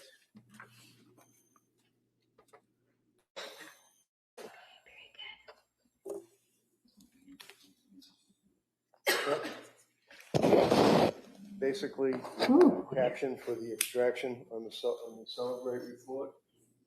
This is a supplemental report that I completed from the physical analyzer software. Okay. And would that be Celebrate? Yes. Celebrate. That's what I asked. Looking at Exhibit 237, the second page, that on the very top that I'm looking at here, can you tell me on the right, what is it depicting on the right? It's the box. Brightness instead of the Yeah, I know that. You see the little box? Well, you know what I'm going to do? I'm just going to approach you. This here is the exhibit that the district asked you to look at, 237, right? Yes, sir. Okay. And it's a Celebrate report, right? It's a supplemental report, yes. And that would be the calendar search, right? The calendar supplemental report, correct. Okay. So that means that if Lindsay had appointments anywhere, it would have been, presumably, if she put it in the phone, in her calendar, right? Yes. Okay. So when you looked at your investigation, directing your attention to the start time, what date are we talking about here? The start time is August 14th, 2022, midnight. End time would be August 14th, 2022, 11:59 p.m. Okay. So if you look down to the next one, it says, what date? August 23rd, 2022, 10 a.m. Okay. And did she make an entry on did. her computer on that date and time? She did, sir. And can you tell me what the entry was? The subject is 10 a.m., Callan, Kingston, vaccine. So Callan would be the son. She had it in her phone that he had an appointment to get a vaccine at 10 p.m.? The time is 10 a.m. 10 a.m., okay. And the next one, what is the next one? Would you like to know the subject, sir, or the date? Yeah, sure. Just what the date is and then what the subject is. The start time is August 23rd, 2022, 5 p.m. The subject of the entry is 9:45, Kingston, Dawson, ear check. And that would be indicative of an appointment that she had at the pediatrician's office for Dawson's ear check at 9:45 in the morning. Is that correct? Could be an inference, I'm not sure, but that's the entry. Okay.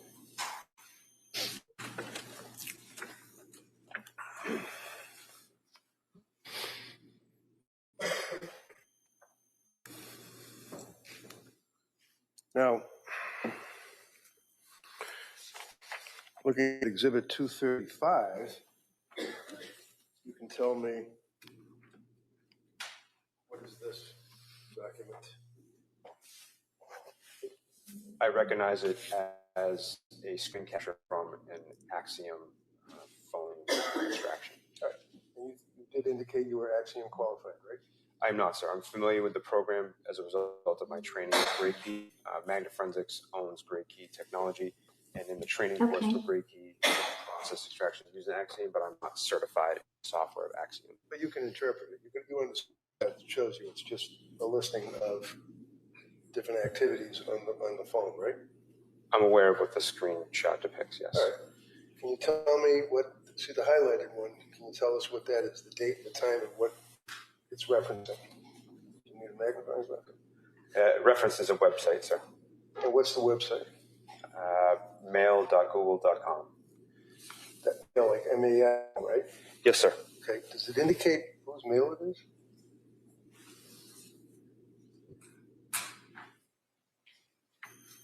Does it show it on the right-hand side of the box?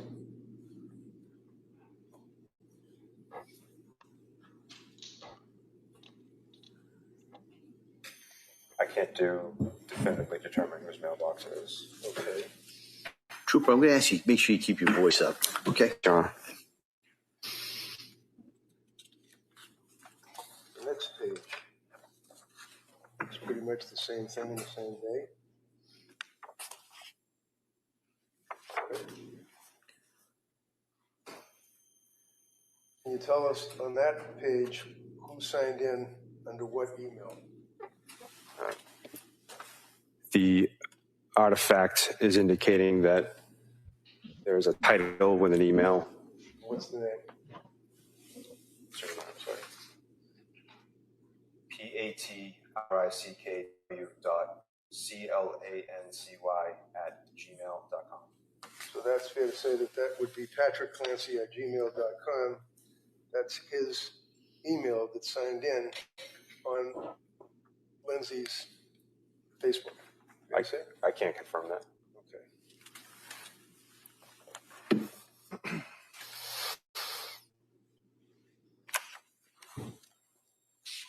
And when you were going through her phone, is it fair to say that, I mean, there wasn't much in her life that wasn't exposed to the state police and the DA's office and the investigators? I mean, your report initially was 180,000 pages of PDF, right? It was a very large download, sir.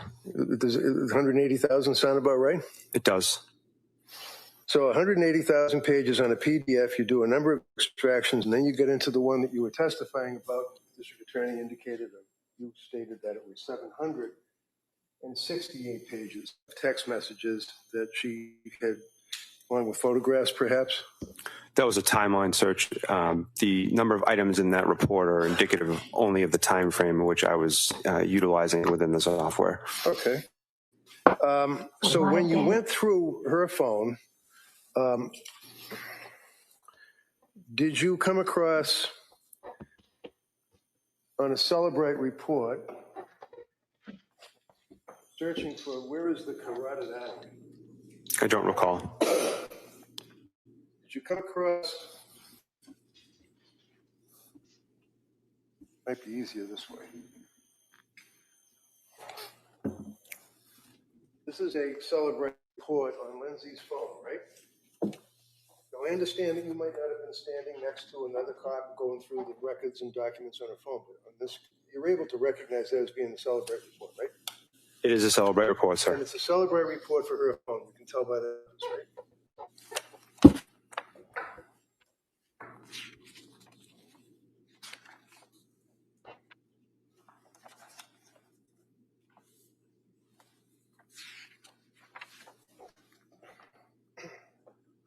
Maybe this would help a little bit. See this here, which talks about source file, and it's got a number, quadruple 08110-0009225E and all the rest of them. That would be her phone, right? I don't have that number memorized. Of course not, but it would be in your report. Yes, sir. Okay.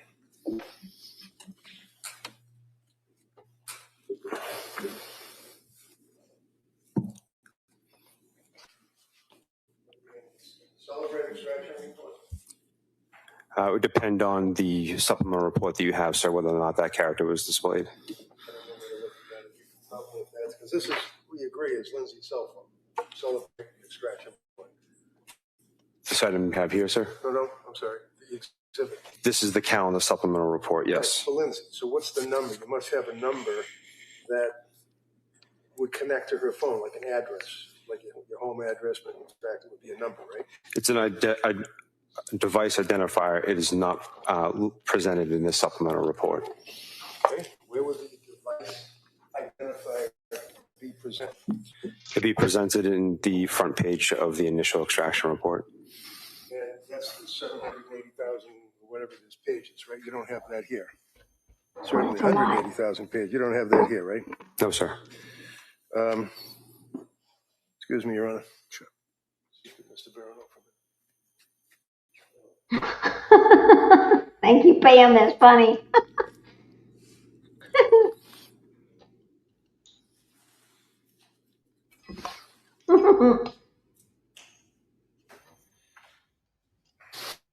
Did you bring your report today with you? Just the report, not all the exhibits? No, sir. So you would agree with me, sir, that one of the concerns as an investigator that you had is things such as looking for buzzwords like suicide, right? I'm not sure I understand the question. When you're looking on the target's phone, and out of this whole courtroom, the target would be Lindsay Clancy, right? Yes, sir. All right. And you had access to her phone, right? Yes, sir. And you all went into it with a search warrant, right? Yes, sir. And you were looking for different topics, such as suicide, drugs, killing kids, I imagine, to investigate, right? You had buzzwords. Yes, sir. And did you come across, for example, a search that indicates carotid artery? I don't recall. Did you come across a search on Safari, how to slit your throat to die? I don't recall. Did you come across a search, can you turn airbags off on Kia Sorento? I don't recall. Did you know that she had a Kia Sorento? I did not. If I approach you with this Celebrate report, sir, does that give you the numbers for what I just went through with these searches? The universal device identifier is a match. It is a match, okay. Yes, between this document in my hand and the ones that you're holding. So would you agree, what's the first search on the first box? The value associated with the source file is carotid artery. And the next box? How to slit your throat to die. And the next box? Can you turn airbags off on Kia Sorento? These all came from Lindsay's phone, right? I can't confirm that. Well, it's a pretty good inference, right? Yes, sir. Okay. Run right off of these. If we could just Sure. see them side by. Boy. He just said he couldn't confirm that. What do y'all think about those? What do you think about those searches right there? That's pretty far back. That was 8/14/2022. Is that what he's saying? Is that what I understand? You can tell me she planned that long? That would be premeditation.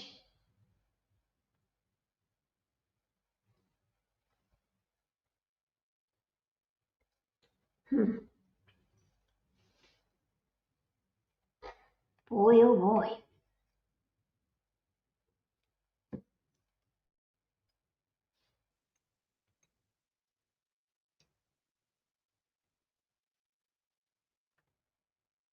Yeah, the funny thing about this is these attorneys, they're going back and forth here, right here. But they go to a bar meeting or something, one of the bar meetings in town or whatever, and they talk to each other like they're friends. They just do. They may not be battling in court, but outside of court, hey, how was your weekend? And did you go play golf? Whatever, So strange. I don't, why in the world? Here's the thing. Why in the world is he showing us things that looks like premeditation? Are you telling me that somebody can be in a psychosis and be premeditating, murdering, suicide, or killing? Is that what you're telling me? Very confusing. Okay.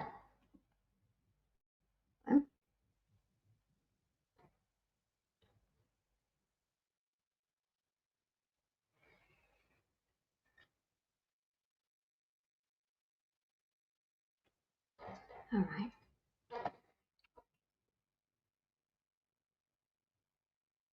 I wonder what they're sidebarring about. I think it could be because he sounds like he's attacking the witness. He's battering the witness a little bit, because it looks like that to me. I don't know. Interesting, though.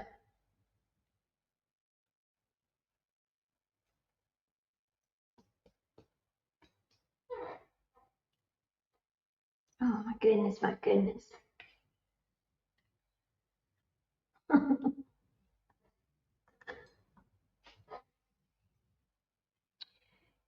180,000 pages of data.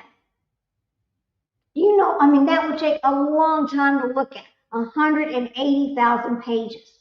And then they were able to bring it down to 768. That's still a lot of pages to go through. A lot. How many text messages was she sending a day? How many pictures did she take in a day?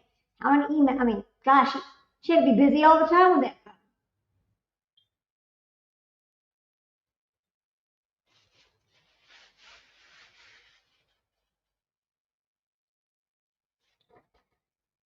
Does anybody out there think that she was preoccupied with her sleep?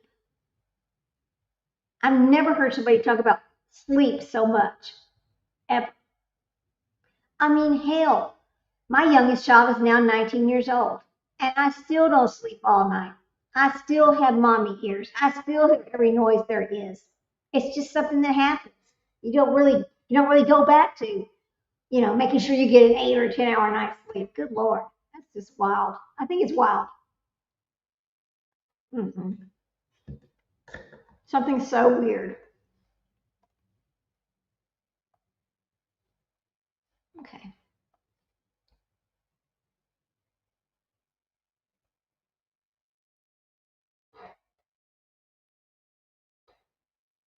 Damn.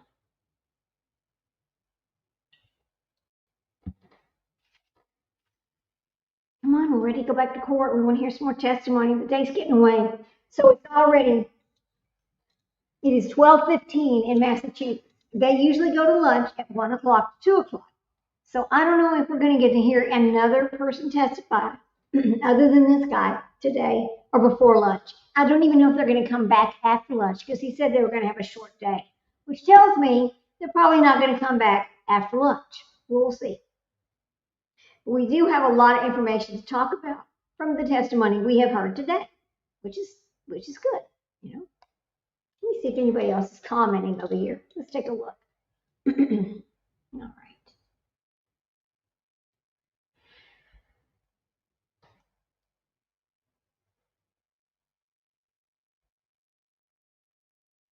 Okay, look.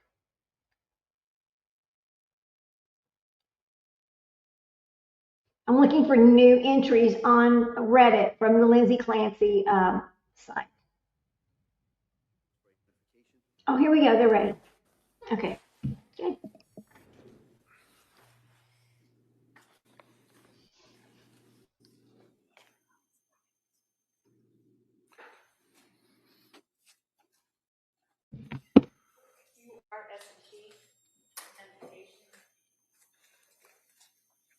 Thank you.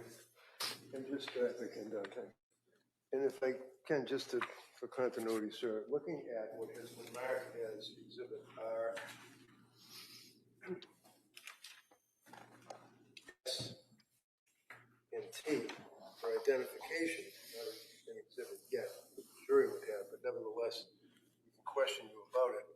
You do agree with me that the phone identifier numbers are listed here, and they're pretty much the same on these three exhibits, right? Yes, sir. And that would be Lindsay Clancy's phone, right? I can't confirm that.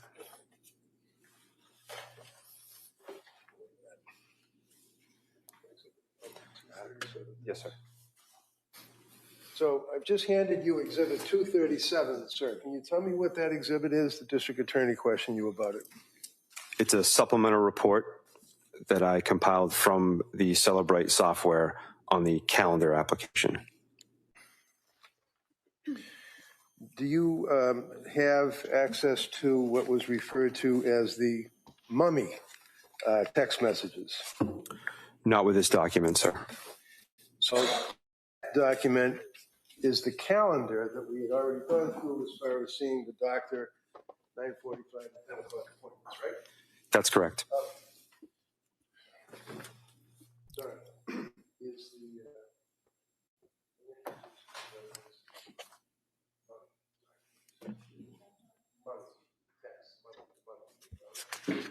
Exhibit 238. Okay.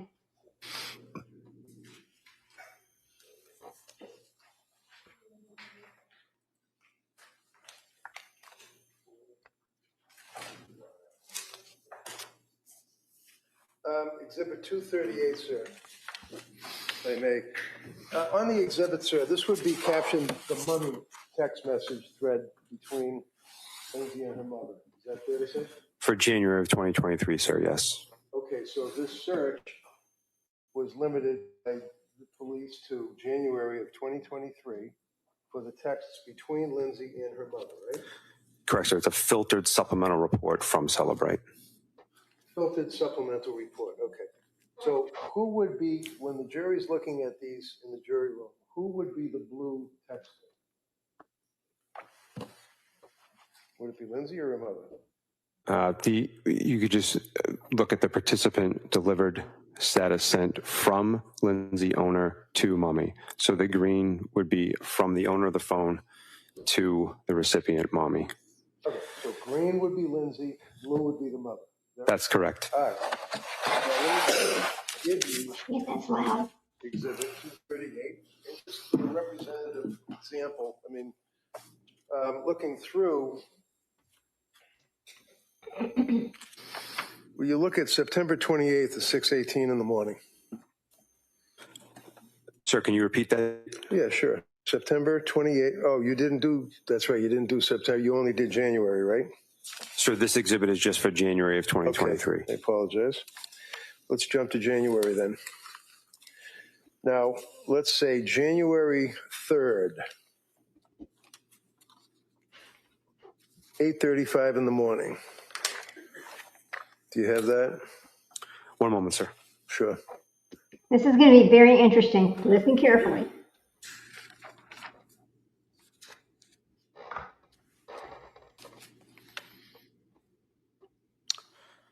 Yes, sir. And what did Lindsay say to her mother on January 3rd at 8:35 in the morning? At 59 seconds, sir? Yeah. I'm all right, period. Anxious about meeting with the whole psychiatry team.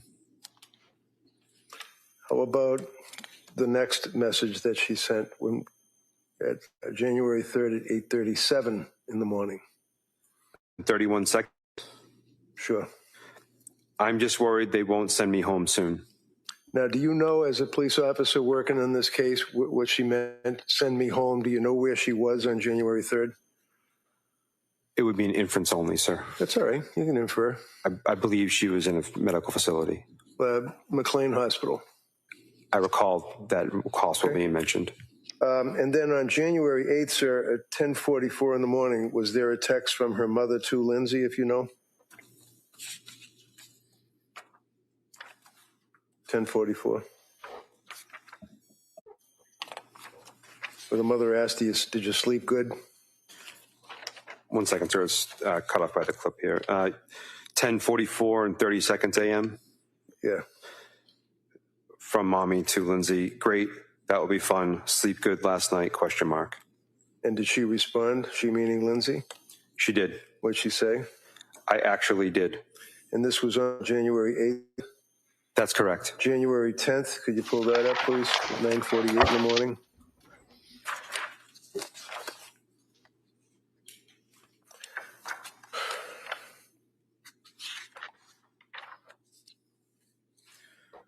I apologize, sir. Can you repeat the time on the 10th?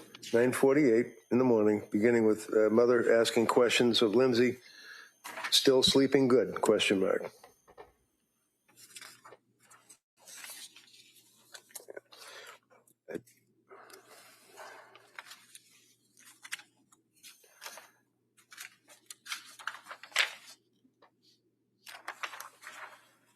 I have a message at 9:48 and 15 seconds from mommy to Lindsay. Okay, what is that?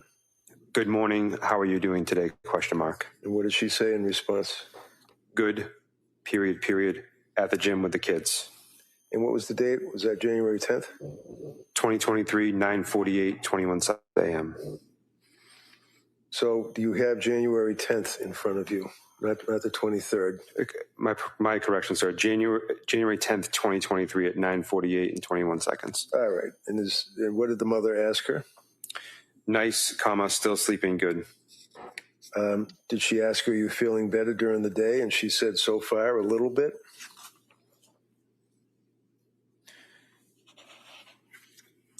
Would you like me to read that, sir? Yeah. At January 10th, 2023, 9:53:01 seconds a.m. Are you feeling any better during the day? From mommy to Lindsay. And go to January 12th, 11:09 in the morning.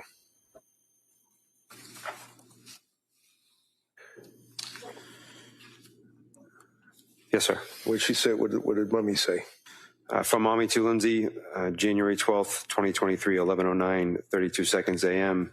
Still feeling a little better, question mark. And how did she respond? How did Lindsay respond? A little bit. And then on January 16th, well, wait a minute. January 14th at 1:05, I think, in the afternoon. Can you pull that one up? Yes, sir. One moment. Okay. You recall where it starts as, I'm waiting for the day. And that would be from Lindsay to her mother. Can you repeat the time one more time, sir? 1:05? AM or PM? PM. And this is on the 14th? Yes, sir. Yep. January 14th. I have a message from Lindsay to mommy, January 14th, 2023, 1:05, 13 seconds PM. Saying? About the same, period, hanging in there and waiting for the day I wake up and feel me. So she says, waiting for the day I wake up feeling like me, right? That's correct, sir. Okay. And then on the 16th of January, if you can pull that one.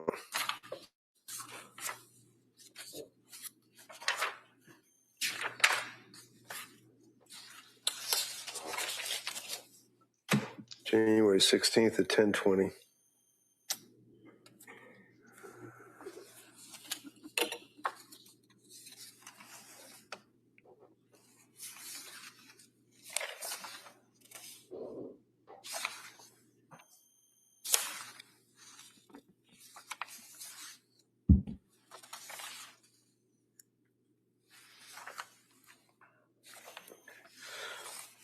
I have a message from Lindsay to mommy, January 16th, 2023, 10:20, 24 seconds AM. And what did it say?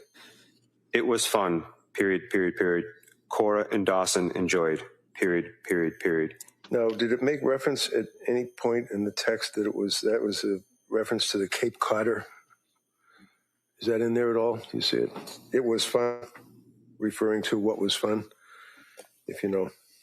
Not in this particular message, sir. Okay. And then continuing on, sir, January 18th, would you agree that she inquired of her mother, or the mother asked, are you starting a new med? She said, I did. I started it two nights ago. And that basically the mother was asking her about her medications and how she felt and how she was doing, right? One moment, sir. I just have to get to that point.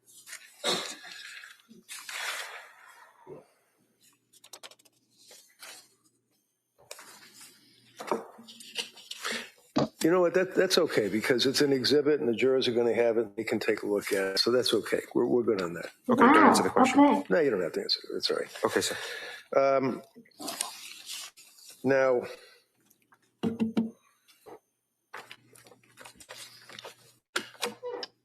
Choppy's a little impatient, I see. on January 24th, District Attorney asked you about Google searches, Googling 3V restaurant, looking at the distance from the house to 3V restaurant, looking up menus. You recall answering her questions on that? I do, sir. And you're familiar also, prior to that, on the same day, that she had taken the baby to a doctor and that Pat texted her and asked basically, how did it work out? Do you recall that? I recall the doctor's appointment. I don't recall the text.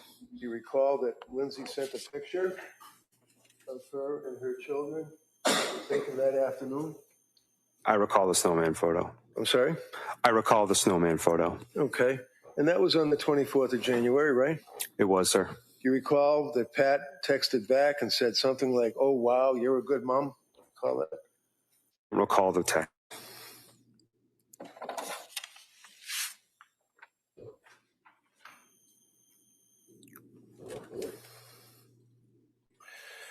One of the other searches that you did would be, are you aware that there were searches for medical, such as questions regarding bipolar symptoms, psychosis? Can you be in DKA without high blood sugar? Page after page after page. Trazodone. What is the effect of trazodone? Wellbutrin. How do you feel on trazodone? Ativan addiction. Prozac, Trazone, going on and on and on. You guys saw this on her search on her phone to celebrate, right? I recall those searches, sir. Okay.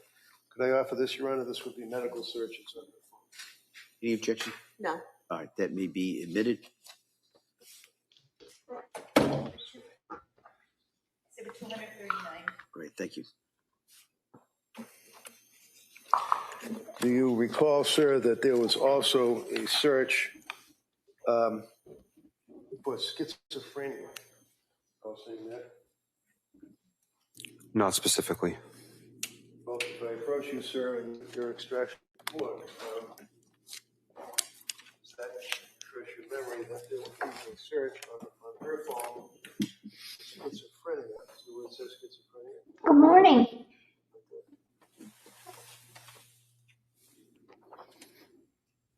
Yes, sir. Okay, what was the date of that search?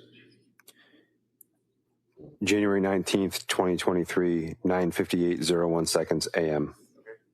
Put that right here for a minute.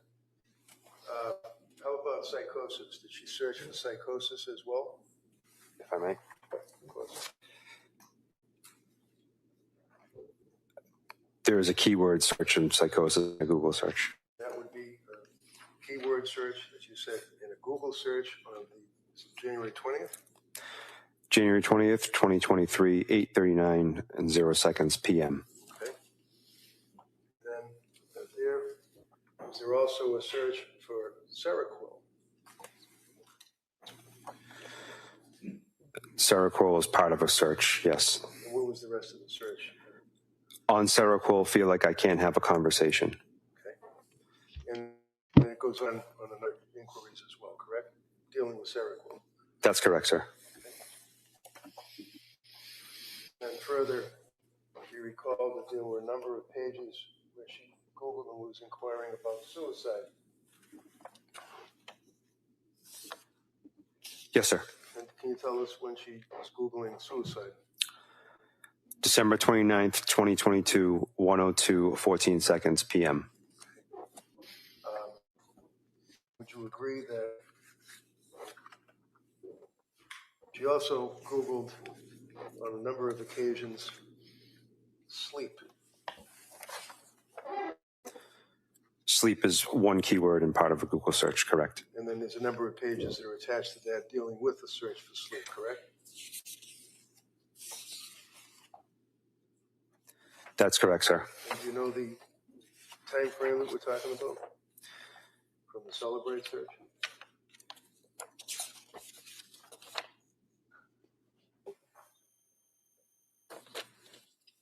Multiple entries, sir. Majority of them are in January of 2023. Okay. Also, a much larger package of searches for trazodone. Is that correct? Yes, sir. Trazodone is one keyword as part of multiple Google searches. Okay. Zoloft.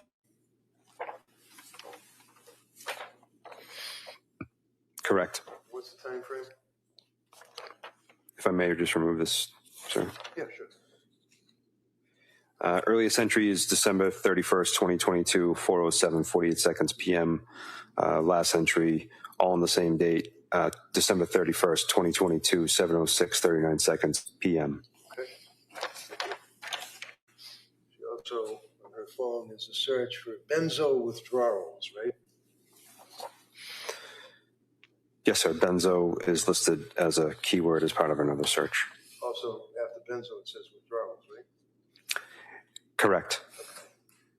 And what's the time frame for that, please? January 20th, 2023, 8:11:57 seconds p.m. Okay. And also a search for Wellbutrin. Yes, sir. Wellbutrin is a keyword as part of a Google search. Does it say what the time frame is? It does. What is it? January 16th, 2023, 9:14:47 seconds a.m. Okay. And a search for McLean. Correct, sir. McLean is part of a keyword of a Google search. What's the time frame? December 29th, 2022, 8:52:37 seconds a.m. Is there also a search for insomnia? Yes, sir. Insomnia is part of a keyword of a Google search. What's the time frame? December 31st, 2022, 7:12:58 seconds p.m. That's December 21st, did you say? 30. December 31st, 2022, sir. And is there a search for keyword ketamine? K-E-T-A-M-I-N-E. Yes, sir. Ketamine is part of a Google search. It's a keyword within the Google search. What's the time frame? For this entry, January 20th, 2023, 8:39:0 seconds p.m. There's also a search pulled up on Celebrate for Lamictal. Yes, the word Lamictal is part of a Google search. And what's the time frame? January 16th, 2023, 9:23:13 seconds a.m. Okay. Was there also a keyword search for postpartum and Google searches for postpartum depression and various aspects of postpartum?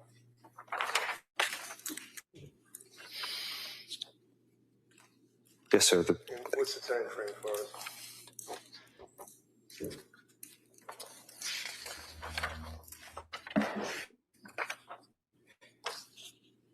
They all occur within January of 2023, with the earliest date being the 11th of January 2023 and proceeding all the way to the 19th of January 2023. And keyword benzo. Right on the Celebrate report for Lindsay's cell phone. It is, sir. Can you tell us what the time frame is? So would you like it for the first entry or all the entries? Give me the ideal, bracket, starting on when, ending on when. We don't have to go through all of them. The earliest entry appears to be December 6th, 2022, 9:17:05 seconds a.m., with the last entry being January 20th, 2023, 8:13:48 seconds p.m. And search for bipolar. That was on her phone. Keyword bipolar is part of a Google search, correct? Bracketed in, what time did it start and when did it end? The earliest entry is from this report is December 29th, 2022, 9 a.m., 37 seconds. And the last entry is January 13th, 2023, 1:38:42 seconds p.m. And clonazepam was a search as well, correct? That's correct, sir. And can you just give me an idea, what's the time frame on that? All of the searches in this report indicate January 18th, 2023, in the morning hours from 11:26 a.m. to 11:27 a.m. Okay. And the next one would be Ativan. You see where it says Ativan? What's the first? Just give me the first month. What's the stat? Search for Ativan. The earliest time frame, sir? December 31st, 2022, 7:06:30 seconds p.m. Okay. Next one would be amitriptyline, correct? I'm not sure on the pronunciation, but it appears to be that way. Okay. when was the amitriptyline search? When did it start? When did it end? January 16th, 2023, 11:01, 28 seconds a.m., with the last entry being January 23rd, 2023, 8:17, 58 seconds p.m. Then on January 20th, 2023, was she searching intrusive?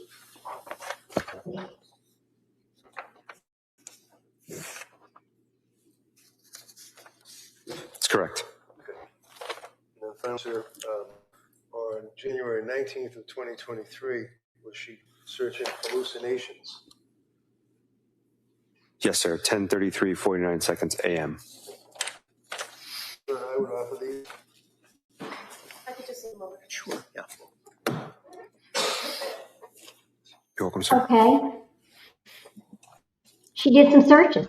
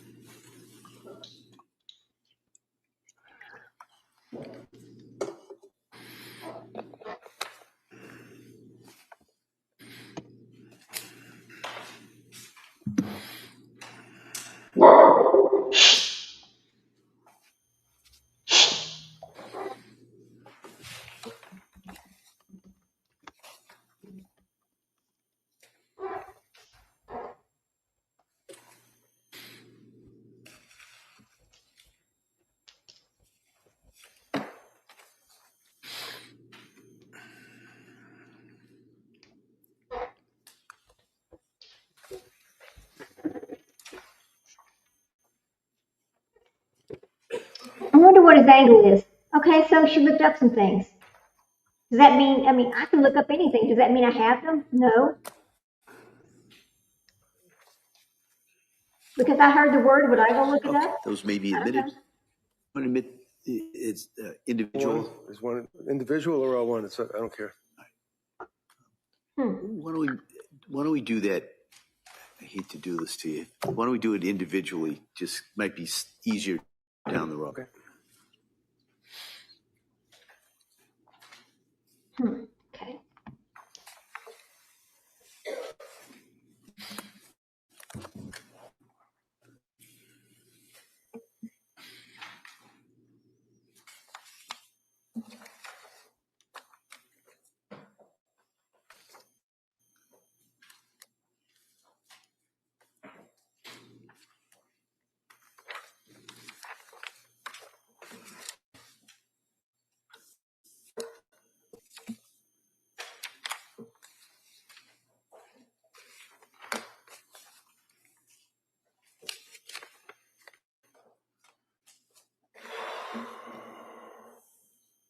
Lord, so much noise.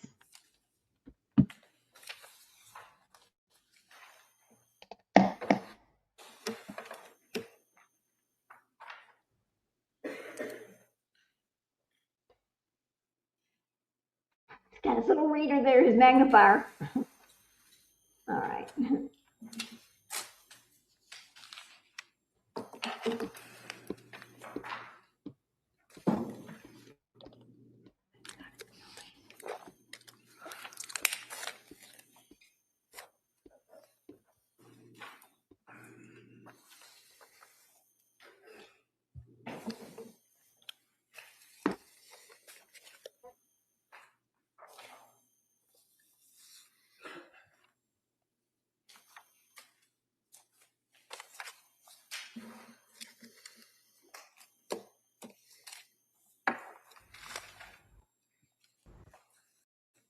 Exhibits 240 through 260 somewhere. Thank you. Thank you. I apologize. I neglected to ask about this celebrate extraction report from Lindsay's phone. This, if you agree with me, is another extraction search on her phone. Yes, sir. It's a supplemental report for searched items. Okay. And looking at that, Ted, basically there are a number of search terms in there, such as pre-made goodie bags, and that would have been on December 31st. Is that right?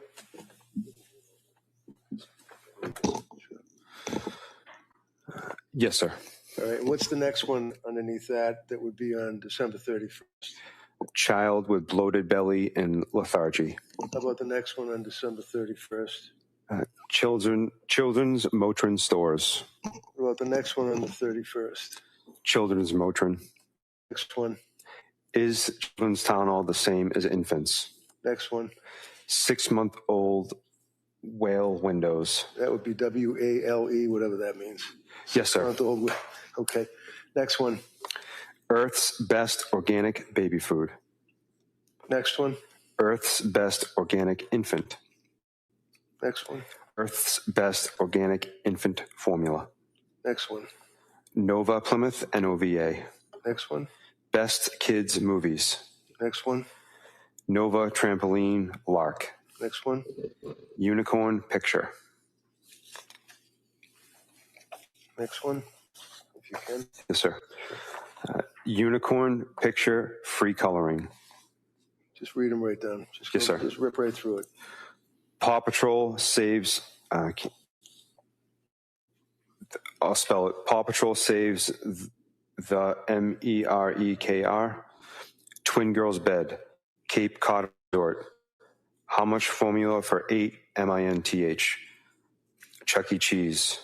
Chuck E. Cheese. Children's Motrin. Children's Motrin stores. ADC Temple Touch Thermometer. Can I just interrupt you? Yes, sir. What do we have to for date right now? The last item I read was ADC Temple Touch Thermometer, sir, and the date was January 17th, 2023, time 2:19:03 seconds p.m. Okay. I just want to get a frame on the time. Okay, Yes, sir. Go ahead. Finish that up. 8-month milestones. Fluffy slime recipe. Fluffy slime recipe. UTI symptoms, children. Kids Miralax. Miralax for kids. And what was the date on that? The last date on the page for Miralax for kids, January 24th, 2023, 4:47:31 seconds p.m. Yeah, go ahead. Finish these three more. Yes, sir. CVS Pharmacy, Pedialax, Pedialax. Thank you, sir. After this, Judge? That may be admitted.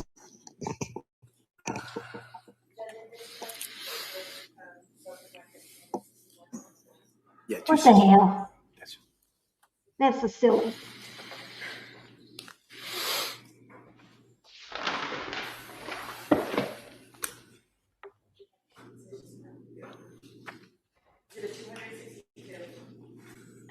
And then finally, sir, approaching you with, I think it would be a report.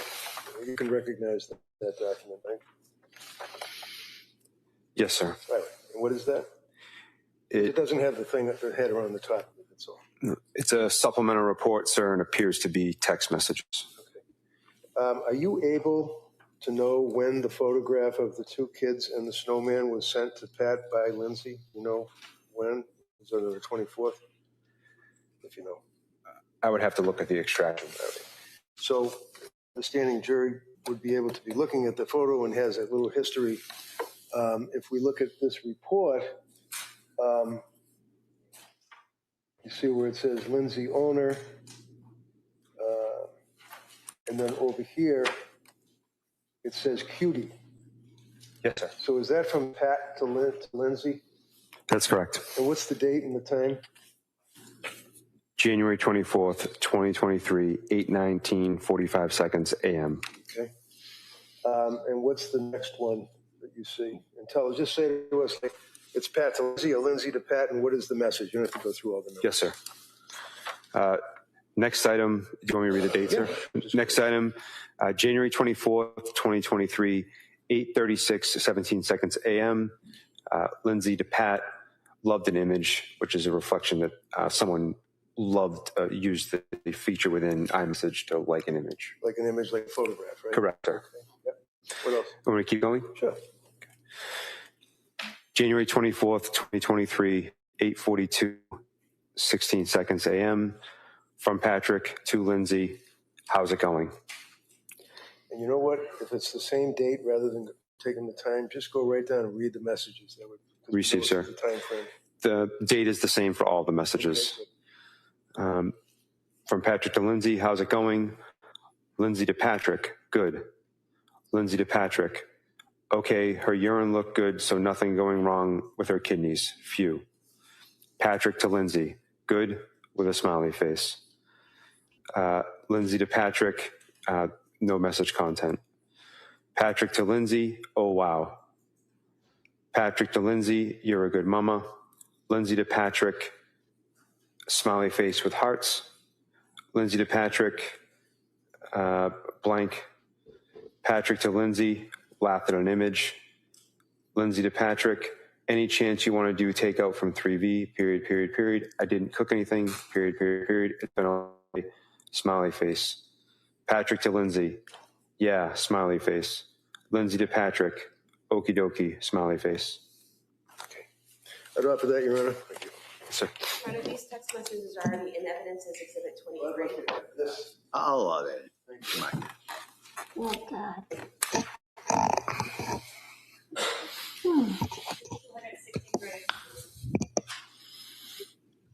Finally, District Attorney spent some time asking you about modifications to a photograph, and I think it was of the little baby. You recall that line of questioning? Yes, sir. What did that mean? Does that mean that someone, or Lindsay or someone on her phone, changed the photograph of the little baby? Is that what that means? It means that the photo was edited in some fashion. So that could be like coloring? It could be a variety of things. Like what?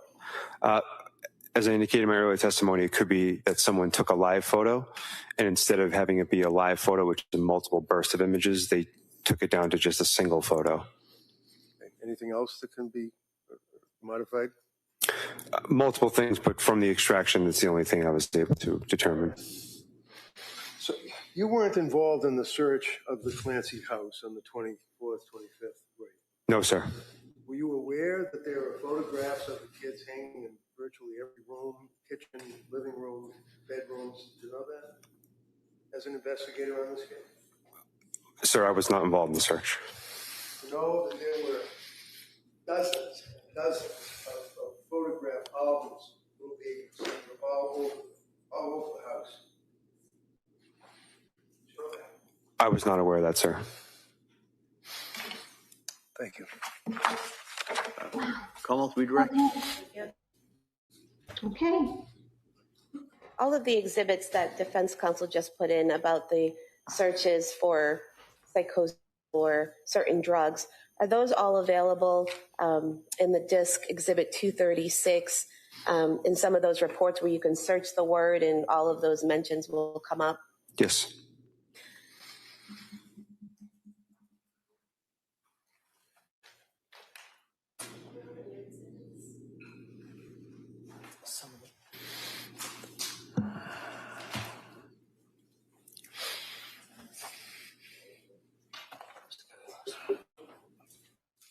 Sir, exhibit 258.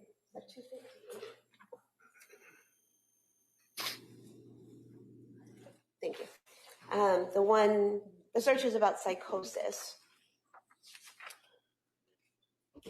Some of those searches were for psychosis symptoms on January 19, 2023. Is that correct?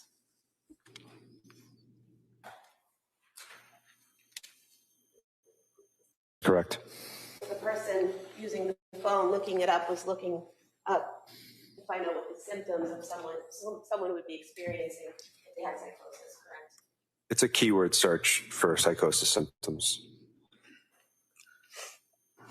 You were asked some questions about the chats between Lindsay and her mother in exhibit 238,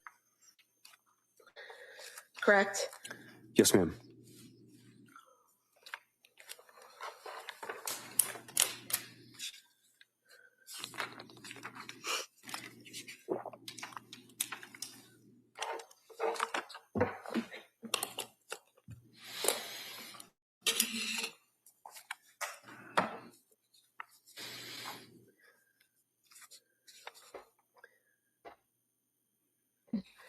There's a text message from her mother to Lindsay on January 19th, 2023, which states, "I'll bring it Saturday, never know what treasures I'll find in the attic," correct? That's correct, ma'am. Seeming to indicate that her mother is going to visit her that Saturday, correct? From the text message content. It's an inference.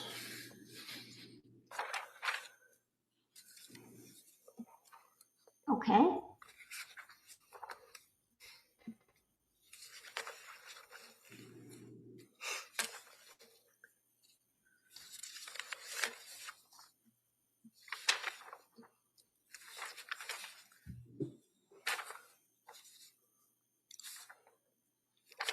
Was there also a text message from Lindsay's mother to Lindsay on January 22nd, which would have 2023, which would have been the Sunday after the Saturday visit, in which her mother says, "Enjoyed seeing everyone this weekend. Nice to see you doing better."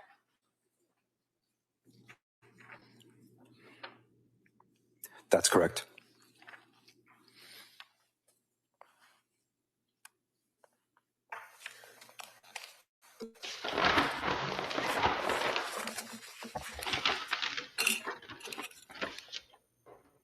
I have nothing further. Mr. Rankin, just very briefly, kind of like a housekeeping thing, Judge. I'm approaching you with a number of text messages. Would you agree with me? Again, this came off of Lindsay's phone, and it would be text messages between Patrick Clancy and Lindsay. Kind of flip through them all. Trust me, one of the others. Yes, sir.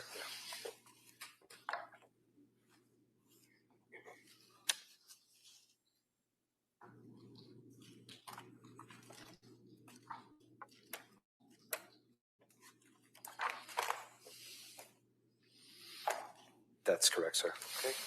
And then finally, I'm handing you again extractions from Lindsay's phone that you can flip through them if you wish.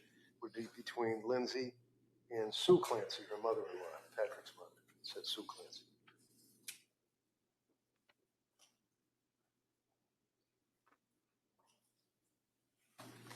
That's correct, sir. Cut off of these, Your Honor. Objection. If I can see counsel sidebar. Oh, boy.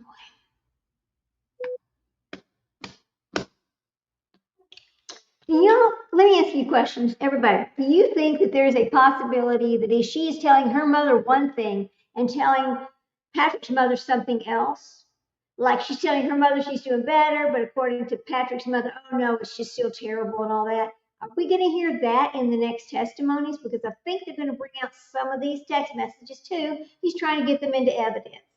So we shall see, we shall see. It is almost noon my time, which will be 1 o'clock their time. So if they're going to close down early today, they're probably not going to go to lunch. So we will see. Very interesting information. I don't know why he had to go through all of those searches. We had heard about the searches already before. What was he trying to bring in different about the searches, right? Weird, right? And Leslie says, I wouldn't put it past her either. That's why I'm bringing that up, because I can see her manipulative self to keep Patrick, the attention on her, right? By telling his mother, oh, it's just terrible, it's terrible. But over here telling her mother something else, so that her mother is not, I don't know. I can just see some kind of manipulation happening here. We will see that. Very interesting. I think there's going to be some interesting testimony coming up.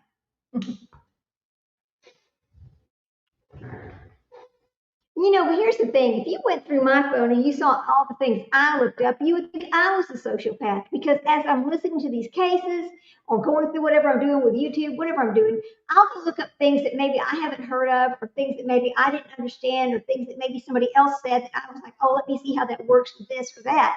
But does that mean I've done something? No. So I don't understand. Okay, she looked up hallucination. So she looked up symptoms of psychosis. She looked up symptoms of this. She looked up. Right. I mean, that doesn't mean she had them, because, oh boy, woo. The way we see her, I can see her looking these up to see how she can make it work with the next time she goes to the doctor's visit. Right? Mm-hmm. I was so glad to see you were doing better. That was on Saturday. I was so glad to see you were doing better. Oh, but she was so bad. She had no improvement. She just was in psychosis. Thank you. Right. Okay.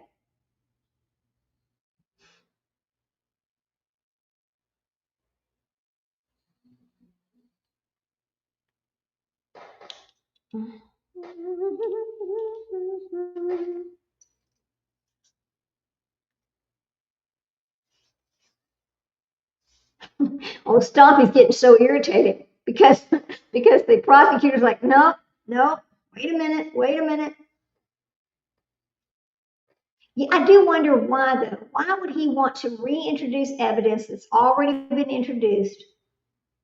Would that further confuse a jury? I mean, what would be different about it? Nothing. It's already there. I'm just trying to think outside of the box, think out loud as to why he would want to reintroduce something that was already introduced into evidence. What is that going to prove?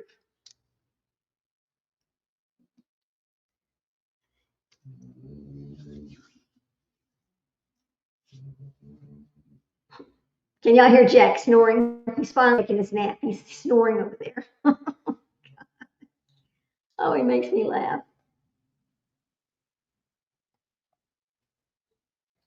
All right, Stumpy.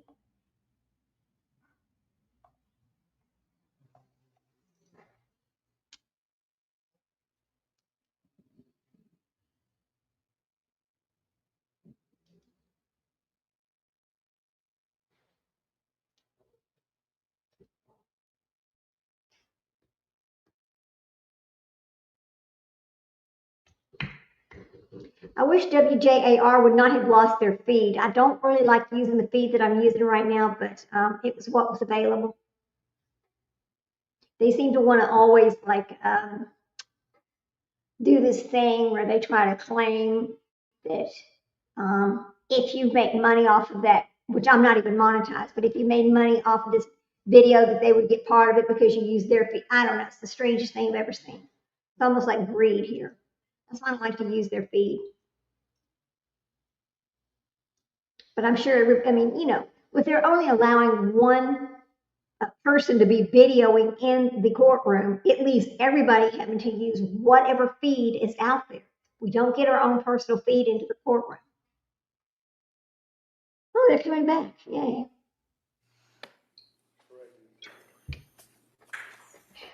It's UND for identification. Right. That's, yeah, thank you, sir. Attorney Sprague, anything further? No, Your Honor. All right, thank you, sir. You may step down. All right.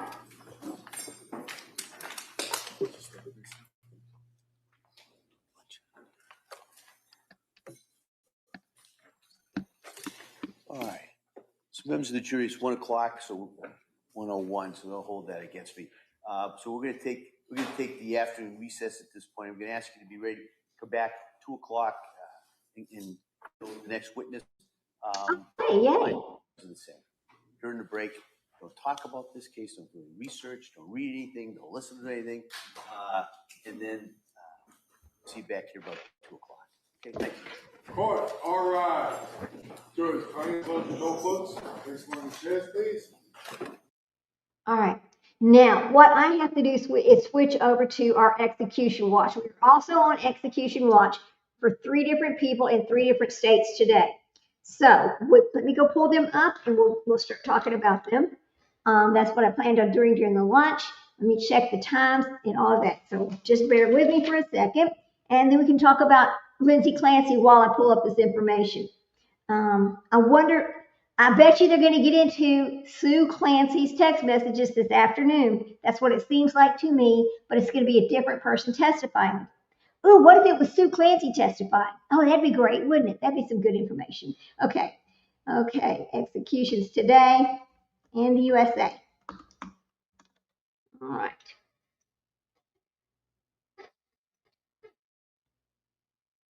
Come on. My little machine is thinking. Today, August the 13th, I want y'all to... Okay. Today in Oklahoma, Carlos Siesta Rodriguez was executed. He was 70 years old, and this is from a 2003 fatal shooting of his girlfriend, Olympia Fisher. He was executed at 10:13 a.m. this morning at Oklahoma State Penitentiary in McAllister. He mounts "I love you" to relatives and did not request a clemency. The man was 70 years old. Listen, I am not opposed to execution. I am opposed to them sitting on execution for 30 to 40 years and then doing it. What the hell? That's wrong. What do we do in America? If you're going to give somebody the death penalty, don't make them wait 35 or 40 years. Stop that. I call that a nursing home execution. He is 70 years old. We don't even know if he was competent at this time. They don't do competency hearings, and they should. Anytime you've been issued a death notice, during that 30-day period, they should do a competency hearing to make sure that you know why you're even being executed. Because I can tell you, some of them have dementia, they have hearing problems, they have seeing problems, they can't walk, they're in wheelchairs. Is that okay? I don't think it is okay. I think we need to be doing something about this. And the reason why they're that old once they get executed is because they've sat there too long. They've sat there way too long. So let me make some notes over here for something I'm doing. I'm keeping up with this. Our next one was in Tennessee. Anthony Darrell Hines. Yeah. Pam, my brother's birthday is today. Pam, August 13th. Well, happy birthday. Okay. Our other one is in Tennessee. It's Anthony Darrell Hines. He was 66 years old. He was executed for a 1985 murder of a motel maid named Catherine Jean Jenkins. Status was executed later in the day, becoming the second of the three scheduled. Let's see what it says. Tennessee's execution will draw scrutiny. Wait a minute. Oh, they haven't done him yet. No. Okay, so it says executed, but I want to know the time. Executed later in the day, becoming the second of the three scheduled executions. Tennessee's execution drew scrutiny due to the previously botched IV insertion in May.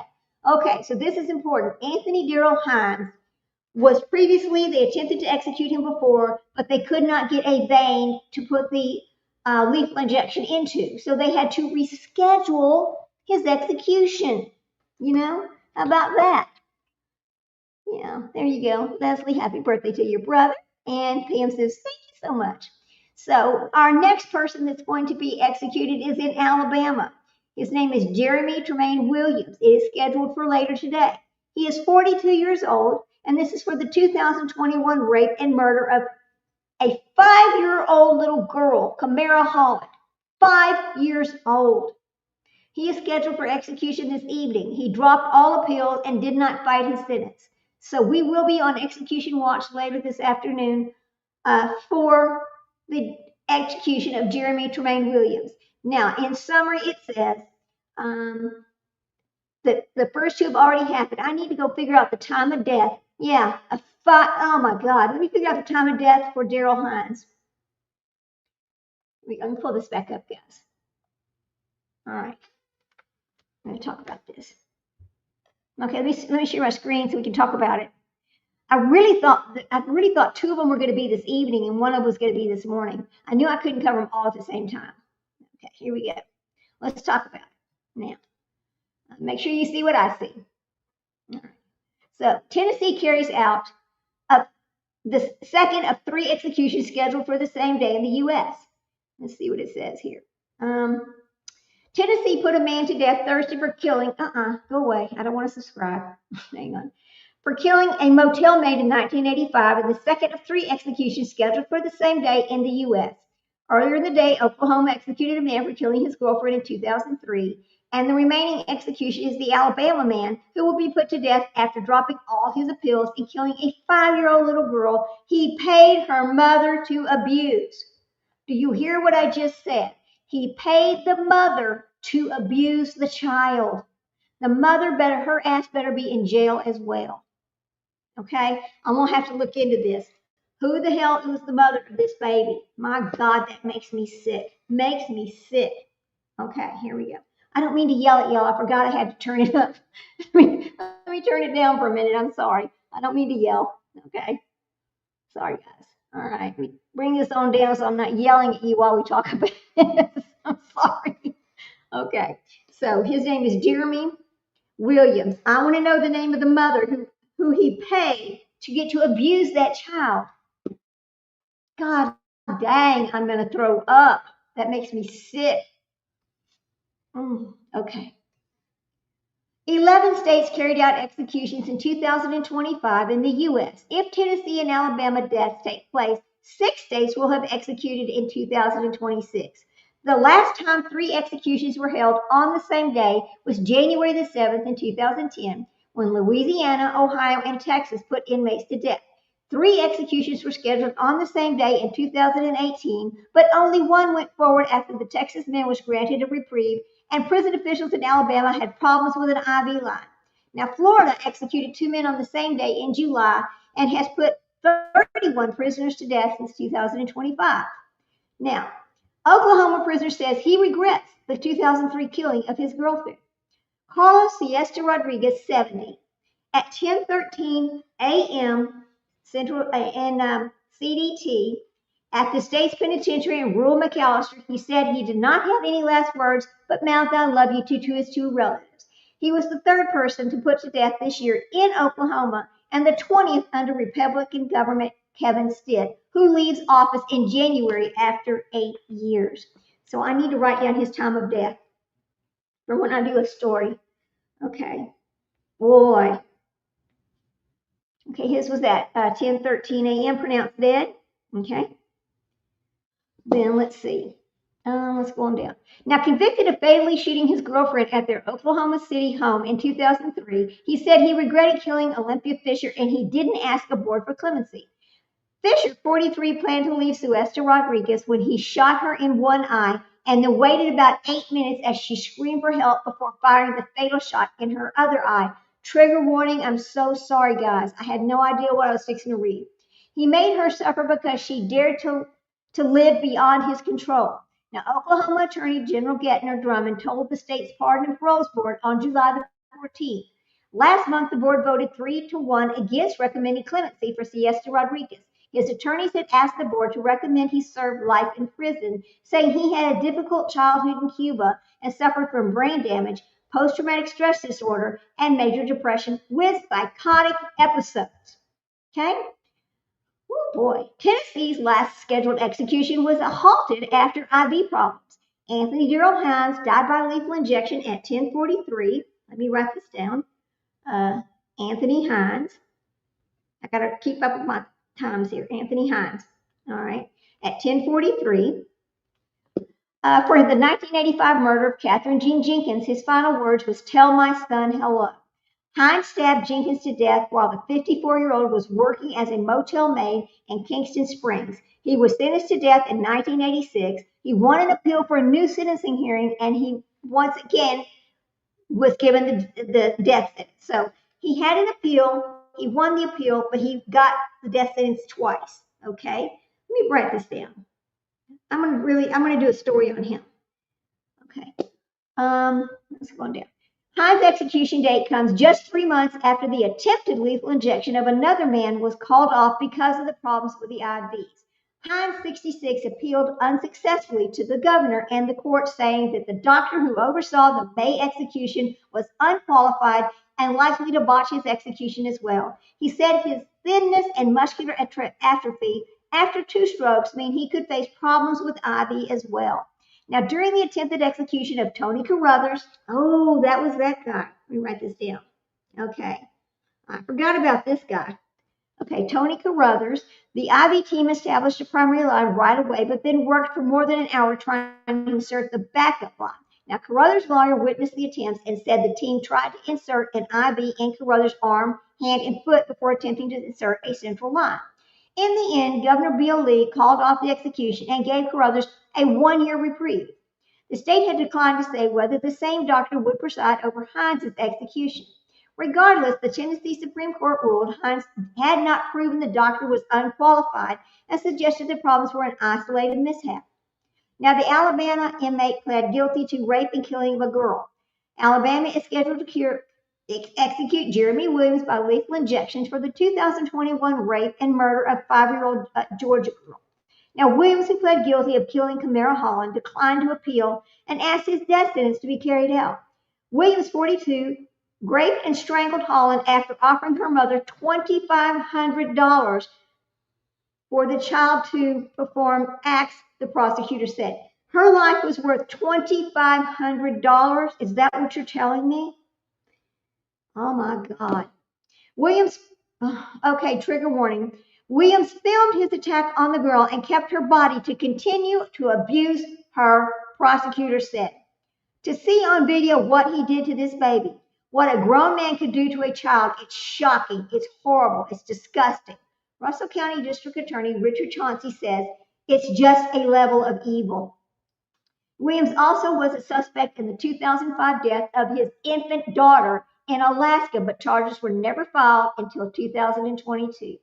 Now, Corey Holland, which is Kamari's father, said his daughter was an exuberant 5-year-old who loved princesses and made people laugh. She loved playing dress up and all of her little Halloween costumes and her princess stuff. I got her. That she liked anything girly. This is Corey Holland talking about his daughter. It will be Alabama's first execution of the year if it goes forward. A nitrogen gas execution was halted in June after a federal judge ruled that the method was unconstitutional.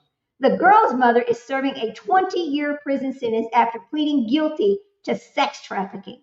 That's it? 20 years? She only got 20 years for sex trafficking when she sold her child and he killed her? Does this make any damn sense to you guys? Yeah, it's, oh my God, it's right, Leslie. This is just horrifying. It's just disgusting. Oh, Pam, I know. Yeah. Oh, it's disgusting. But I wanted to talk about these three characters today because I knew these executions were happening today. Man. Okay, I'm feeling a little bit sick. We thought it was bad that what happened to. It's all bad, guys. It's all bad. It really is. Okay, well, let me get rid of this over here because I don't want to look at it anymore. But yes, those were the executions I wanted to talk about today. Let's go ahead and we'll take a little break of some sort for the next, I don't know, 30 minutes or so. Go find, get some lunch, go to the potty room, do all those things we need to do. I think I'm just going to put on a little music or something. I'm going to let something play while we wait. Because as far as talking, I don't know, maybe we should talk about it. Let me get rid of this. There we go. Let me get rid of this over here. All right. Put myself back up there where I go. Okay, y'all, hang on. All right. Okay, so, I mean, this, it's unimaginable what people will do, isn't it? It never ceases to amaze me what a person will do, especially to children. I mean, the most defenseless things. If they will do it to children, the same people that hurt children hurt animals. You know, that's what I know. That's what I do know. Okay, so we'll just talk about the Lindsay Clancy case for let's just go ahead and talk about it for a few minutes. I don't really want to, I'm not going to eat, but anyway, very damning testimony today. Lots of information came out. Now, I don't understand part of what the defense attorney was trying to prove by reintroducing some of the evidence that's already been introduced.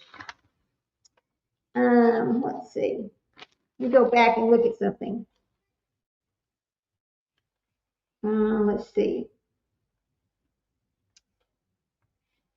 I really, you know, it kind of gets boring. It gets boring when you start listening to the Cellbrite people testify, but it's not boring when they start talking about the actual text messages that they read.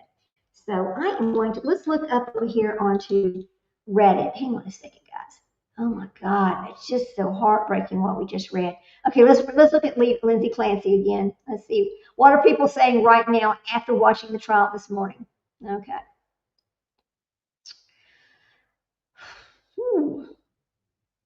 Let's talk about yesterday. Lindsay Clancy wails, "I can't do this," during the torturous details of her dead daughter's autopsy. Yeah, we all saw it. Okay.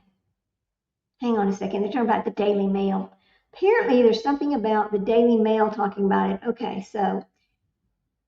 Oh, here we go. What's the deal with people now saying Lindsay Clancy is innocent? All right, we'll read about that.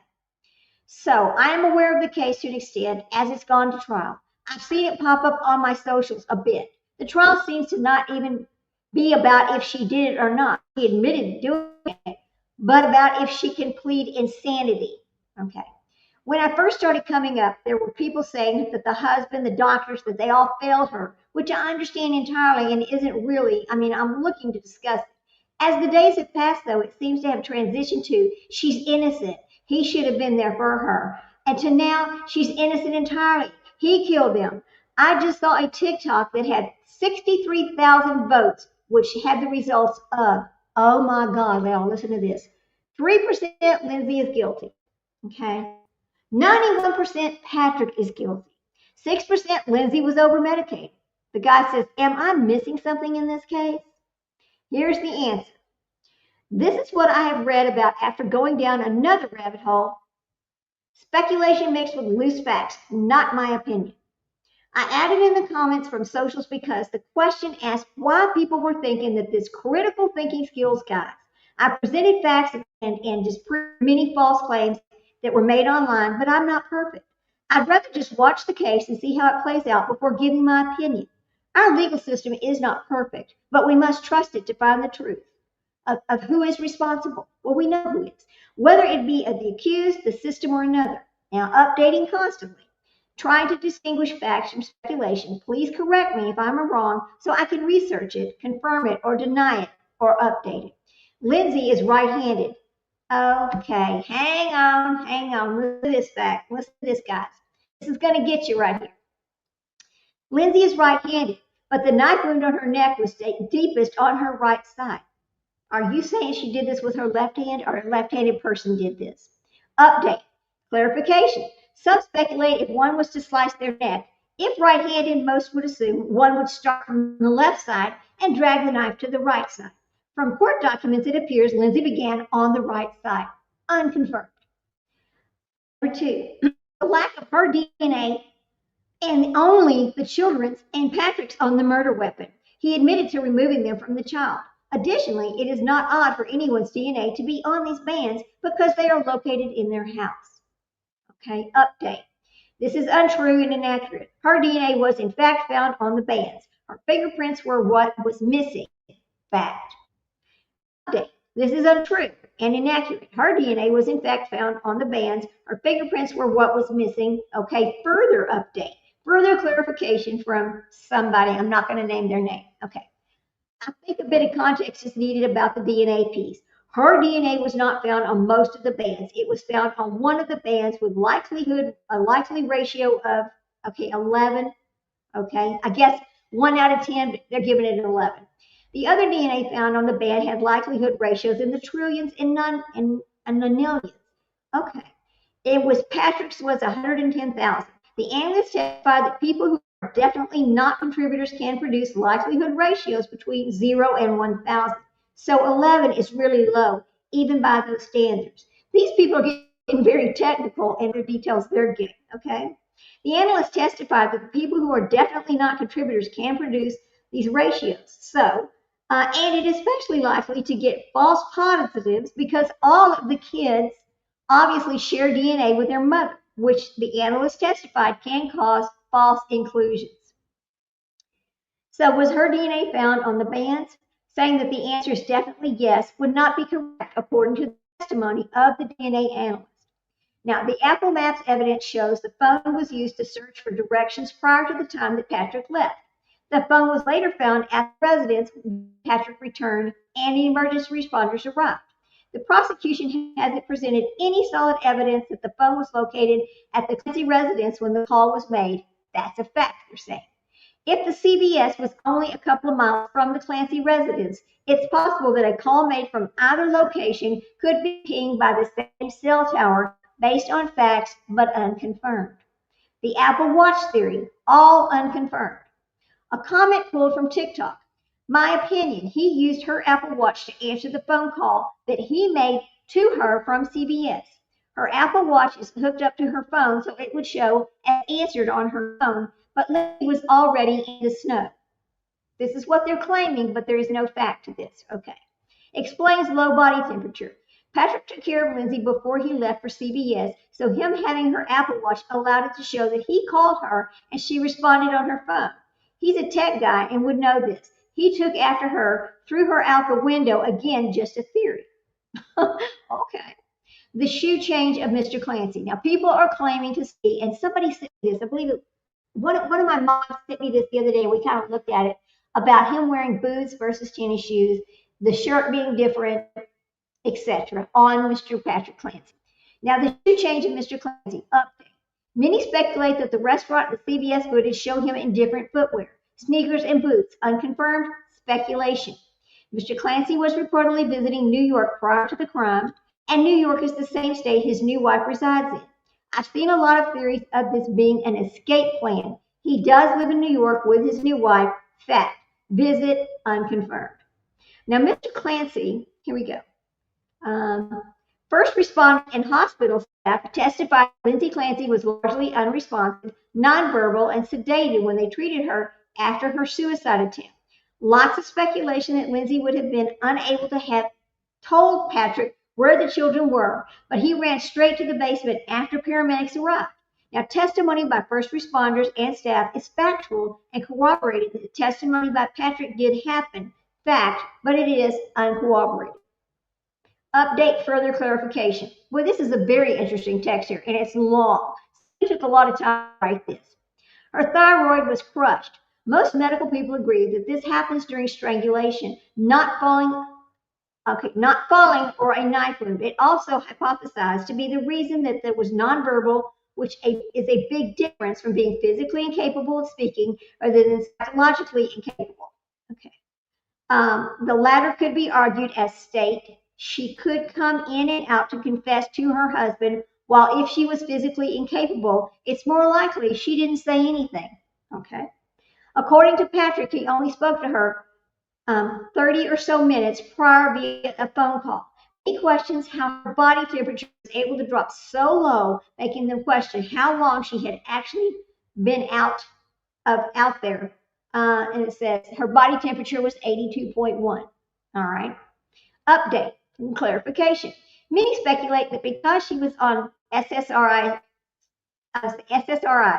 and had a spinal injury, that could be the reason why opposed the similar situations where the body temperature didn't get to the level. Body temperature was extremely low at 82.1, which is a fact. Now, the defense stated in opening statements that Lindsay asked what happened in the hospital and was told what happened. Now, update, clarification. Many speculate that because of her mental state, she could have been told anything and believed it. Lindsay did ask what happened in the hospital via a whiteboard and was told that is a fact, unconfirmed about specific details. His statement on the stand about the Wi-Fi not working when he was trying to call 911. This caused mass confusion online because it doesn't make sense. He did discuss his issues with calling 911 as a fact. Do y'all remember that discussion about 911 and the 911 call? Because who else did that sound like? Remember the Sullivan kids when they were talking about they couldn't call 911? Remember that? Okay. Now, here's one comment directly from TikTok. I was a police dispatcher for 12 years in a city very comparable to Boston. Now, 911 will always go through on a phone. Wi-Fi or not, it has power. It dials 911. They literally need a cop or a dispatcher up there to say this. The timeline of this story tells me he's lying. Speculation via relevant potential history of the commenter is being truthful. Okay. Just because Lindsay's attorney is arguing that she should be found not criminally responsible does not mean that they're admitting that she did it. She is still pleading not guilty.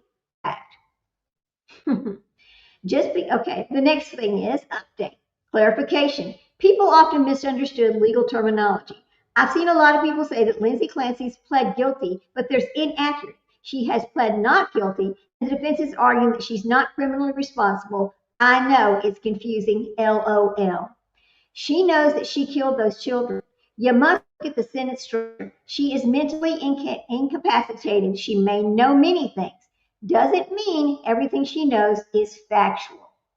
The prosecution must prove beyond a reasonable doubt that she was criminally responsible. The defense must cast doubt on that. Now, a comment I pulled from TikTok. Here's another. This is one person that wrote this whole long string trying to explain everything that's happened so far. So how do you explain the baby being revived? He would have had to be revived within 10 minutes of being strangled. You think she had time to tie his neck and go do all that they say she did? Move the bed, crush the pills, slash her neck, place her Apple Watch in the drawer neatly, and place the knife down as if a left-handed person placed it, by the way, and threw herself out the window and dropped her cord. Hang on. I gotta switch my earbuds. I just got the little signal. All right. Switch them out. Make sure you can still hear okay. All right. Okay, testing. Make sure you can hear me, because when I switched them out, sometimes they click off. Okay, so now this is from a TikToker saying, all right, so how he would have had to have been revived within 10 minutes of being strangled. You think she had time to tie his neck and go through all that she said she did, move the bed, crush the pills, slash her neck, place her Apple Watch in the drawer, and then threw herself out the window and her core dropped down to 82 degrees. Patrick comes home, stays with her for several minutes, and only until the police arrive does he go and look for the kids and then the baby. You're telling me you think all of that happened within a reasonable time to get his heart going again? Can you explain the obvious shirt and jacket change between CVS and food pickup? Did anyone actually confirm it was Lindsay who ordered the food? Why? Where's his phone records? Are they sealed? Speculation. Here's another one. He wore her watch while he ran through the house, killing everyone so the steps would be detected on her watch. Then he threw it in the drawer. Yes, let me kill my children, and right before I jump out the window, let me take this watch off and put it in the drawer. He killed them and then left to go get the food. That's why her body temp was so low when she got to the hospital, because he left her outside in the freezing cold. Now, this is a speculation that somebody is saying. The email sent out by Mr. Clancy that just came out in court. Update, clarification. Defense presented an email sent by Patrick Clancy at 5:24 p.m. on January the 24th, 2023. This caused questions about the timelines. There now is a potential for discrepancies in the timeline.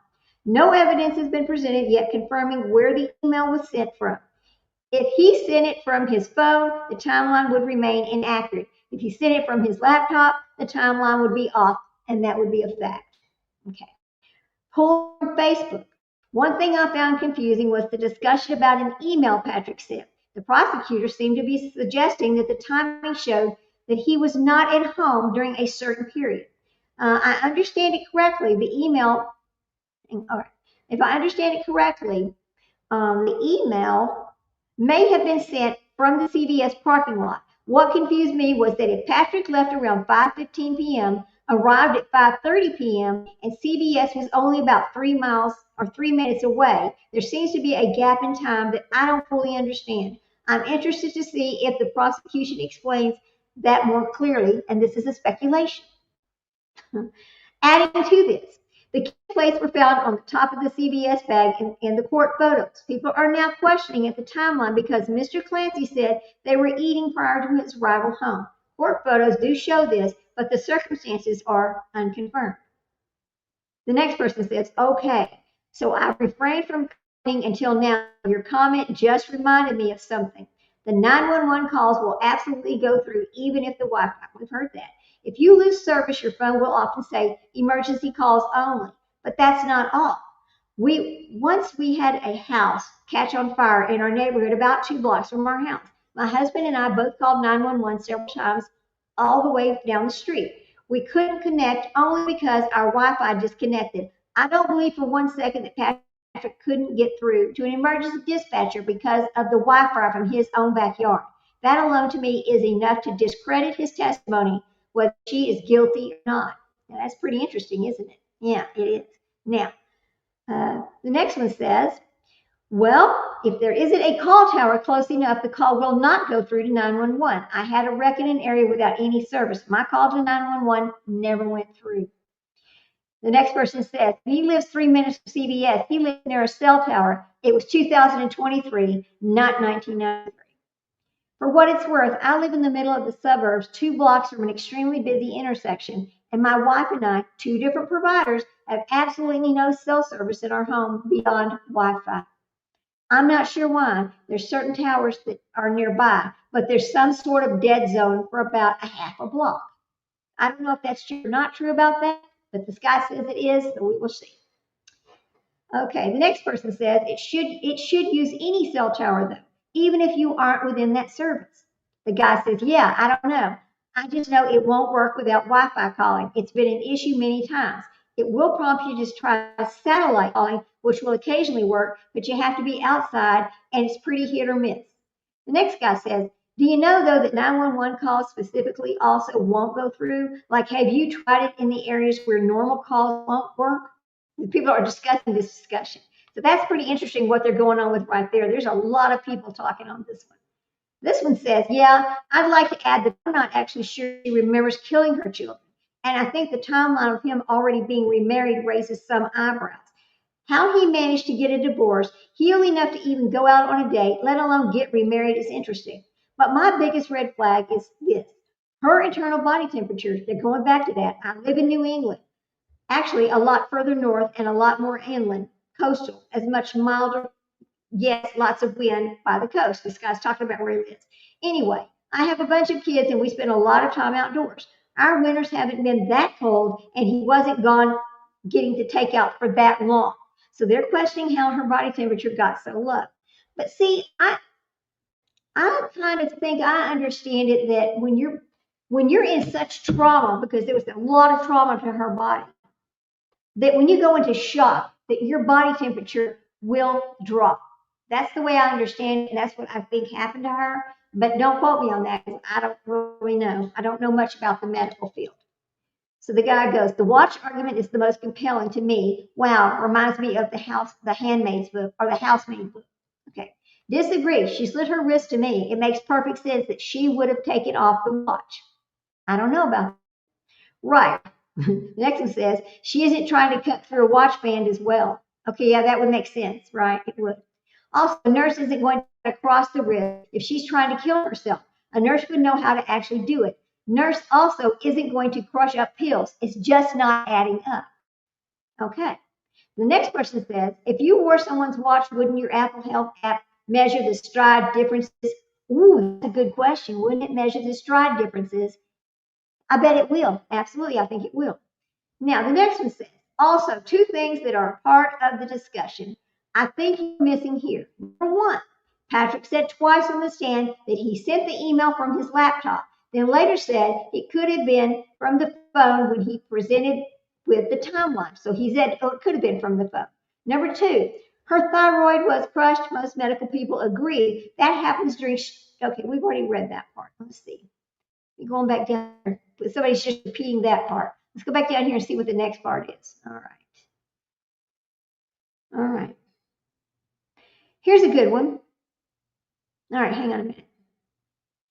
I have someone in my family with a mental illness that has caused them to develop a number of traumatic false memories. Some of them are incorrect memories of real events. Normal dentist appointments that I was in the room for and was unremarkable became screaming and fighting and no one helping them. But some of them were just completely false, convinced that a classmate committed suicide in the 7th grade. This just did not happen. The kid wasn't ever out of school and is still alive 10 years later. Now that's interesting. So it's 100% believable to me that her memories of that night are unreliable. Answer.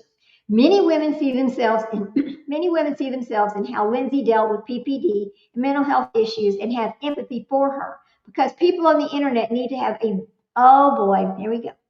Because people on the internet need to have a victim and a villain.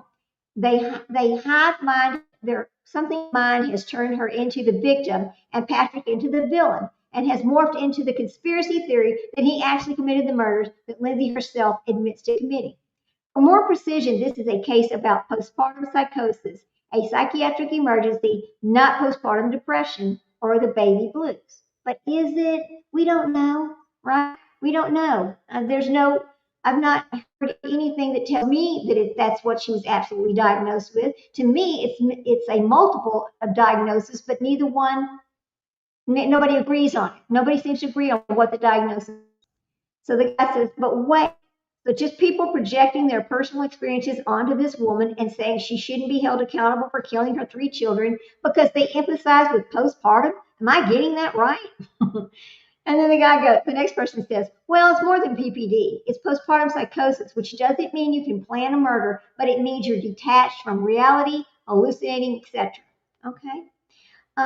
Women have empathy because they've experienced PPD or PPA. It's extremely scary, and imagine becoming bad enough to become and psychosis is terrifying because it can and does happen. It's not just simply projection. It's a valid fear and empathy. The person says, I have more empathy for her children whose final moments must have been unimaginably scary, confusing, and painful. Absolutely. Now, here's the next one.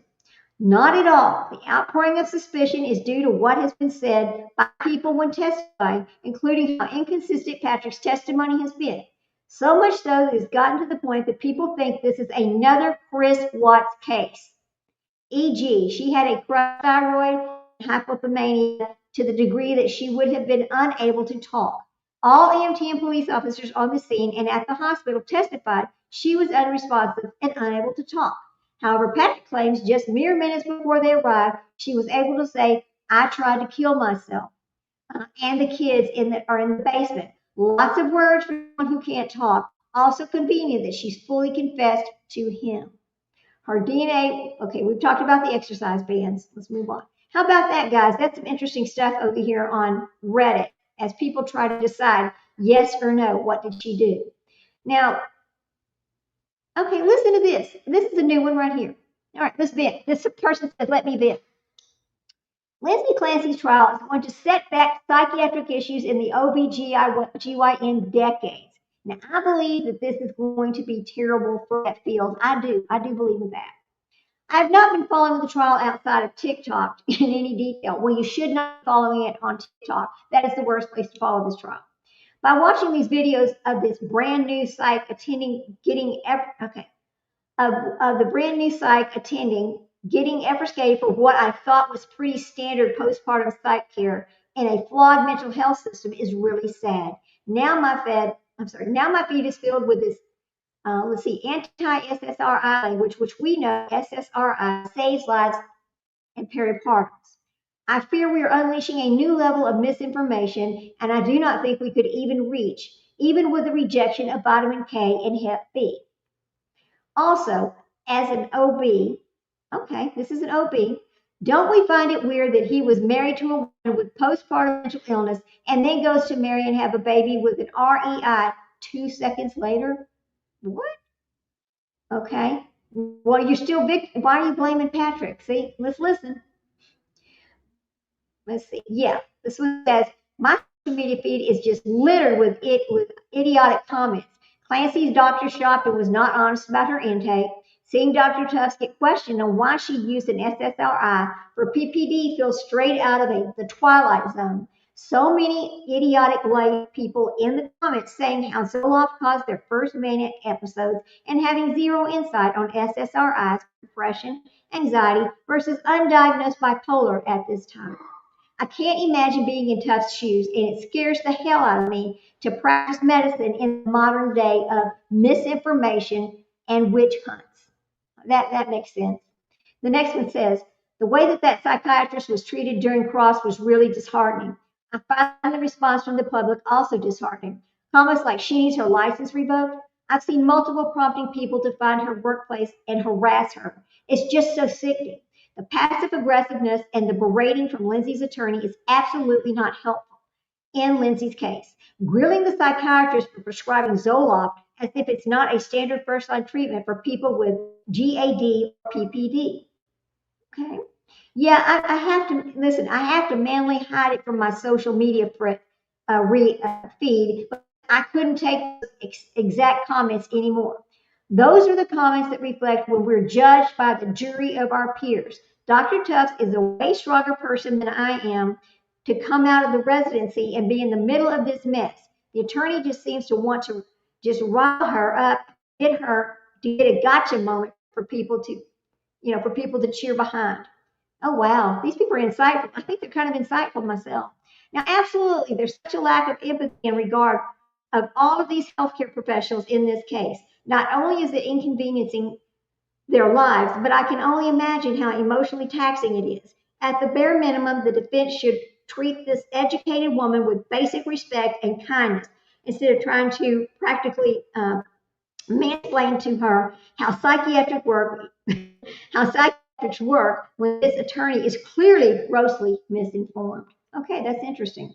All right, we'll quit looking at this. We'll go grab us something to eat or whatever we're going to do. Take a little break, go to the restroom, all that. I'll put a little music on, but I just wanted to read a little bit more of the Reddit information to you because people are being brutal, absolutely brutal when it comes to these doctors, when it comes to Patrick, when it comes to the whole situation. I stand behind the statement that I made that if you are not honest with your doctor cannot treat you. I will always stand behind that statement. And that's one of the things I saw happen here. So we'll get ready for the trial. Hang on. Back over here. Let me see if my other feed came back up. Here we go. I just don't like the one I used. Okay, here we go. All right. HARN. All right, guys. Thanks for staying here with me. Thanks for listening to me talk about the executions that I wanted to watch today. I know it's a terrible subject. I know it is. You know. Okay, let's go find that news. KJR News. There we go. I want to get their feed back up. I hope it's back up. All right. It's live.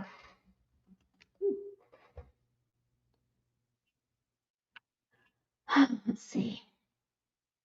What is this one? Is this our station? Let me see. That's ABC Chicago. That's okay. We can use theirs. All right. Court is in recess. All right, guys.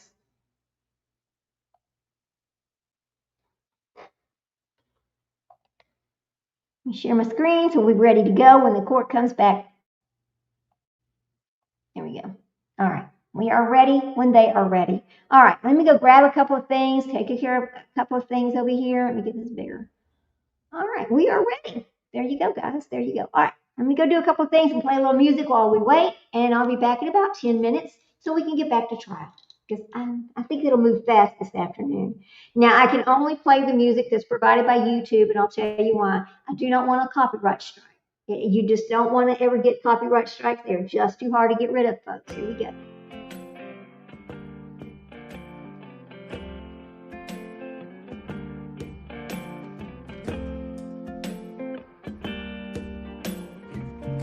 There you go. There you go. The music.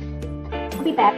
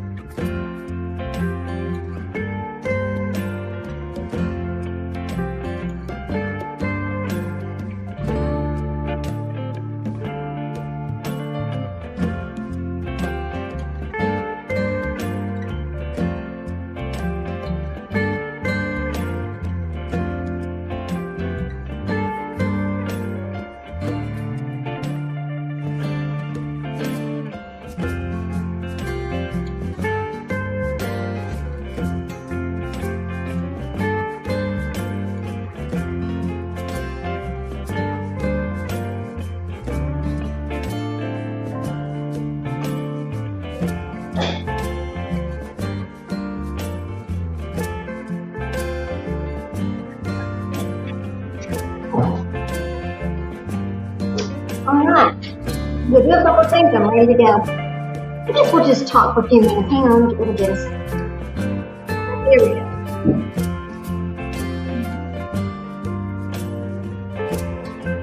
Okay.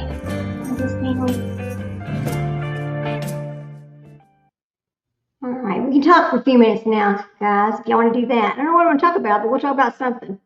Anyway. Yeah, I just had to go feed my dogs and do a couple of things around here for a second. I'm ready to go again. I just want to know what's going to happen. You know, the prosecutors have 161 witnesses. And that made the defense attorney really upset because he's like, there's no point in having all these witnesses. What are they going to witness to? You know, what are they going to talk about? And he thinks it's way too many. And so there was this big argument that happened at the very beginning of this case the week before in the pre-trials. And it was where the prosecutor and the defense attorney, when they were discussing this, in front of the judge, the prosecutor, remember, she said, well, which child would you not like me to talk about? Okay, so because that's why she says she has all these witnesses.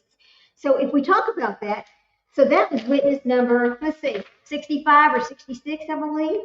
So what does that tell you? We still have a whole lot more witnesses to go through. Now, let's see. And they're saying they're ahead of schedule. So I don't know how they could be ahead of schedule, but let's see which one it is. Let's see. Yeah, the next witness is going to be number 67, witness 67. It's going to come on next. That's a lot of people, guys. That's a whole lot of people. And I don't have a list. I'm just going by, I just started writing them down on day one as to what witness they were and who they were and what they were talking, you know, what their job was. That's how I ended up having all these people, how the witnesses were. That's how I know. But anyway, that's enough about that. 64, 65.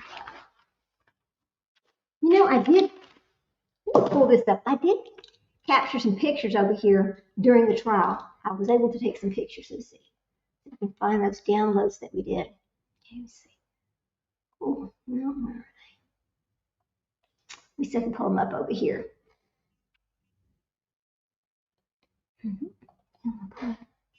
Pictures. Come on, get these pictures. There was something that they put up on screen, and I took a picture of it because I wanted to read it. So let me see if I can get it to pull up right now. Come on. Now, I did a little capture.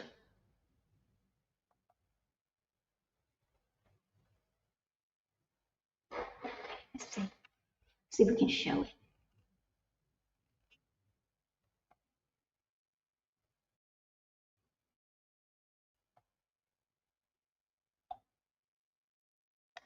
Let me see. Date taken. Date modified. Let me see if I can get this to come up.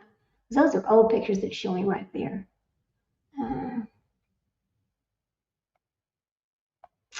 Well, I don't know what happened to those damn pictures. I just took them. I guess they're sitting over there somewhere, waiting to be going somewhere. I don't know where they're going, but it's when you do a screen capture. I did some screen captures of some of the evidence they showed because I wanted to talk about it because it was like, oh boy, that's pretty interesting, you know. Some of it was those the big charts that he had when they were talking about the phone calls and things. So let's see if I can find it over here. Well, where would it be? Crazy, right? Oh, let's see, task manager settings. Okay. Well, I don't. They're not in the pictures. I guess they're just sitting out somewhere in a right here. I think File Explorer. Let's pull it. Let's open Explorer and see if we can find them. I really want to look at them. You know, I think they're going to be interesting. All right, here we go. Well,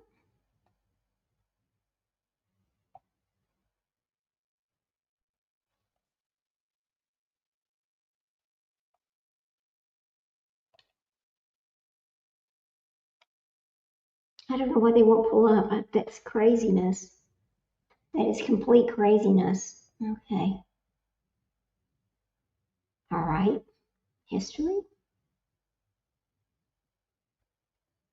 Mm-mm.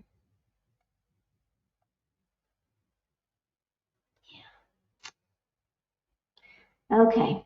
Well, I don't know if I can pull them up right now because they're not showing up. But that's okay. It doesn't matter. We'll pull them up another time. I guess you have to go save them from somewhere to somewhere. I'm not really sure how that works, but let's see what else is going on out in the world while we wait. Let's see.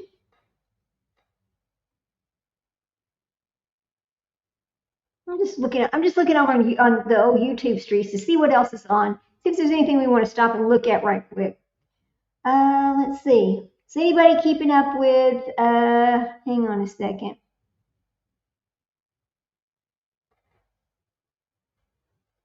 Uh-oh, this was 2 hours ago. Now this is a weird story. Morning, my name is Sergeant Jason Galavies with Texas DPS Media Communications. This happened 2 hours ago. hours Give you a briefing ago. on what occurred earlier today. It's officer-involved shooting. At approximately 6:30 a.m. today, Texas Department of Public Safety troopers were notified of a stolen Fort Worth Fire EMS ambulance traveling southbound on Interstate 35 in Williamson County. DPS troopers located the ambulance and attempted to conduct a traffic stop.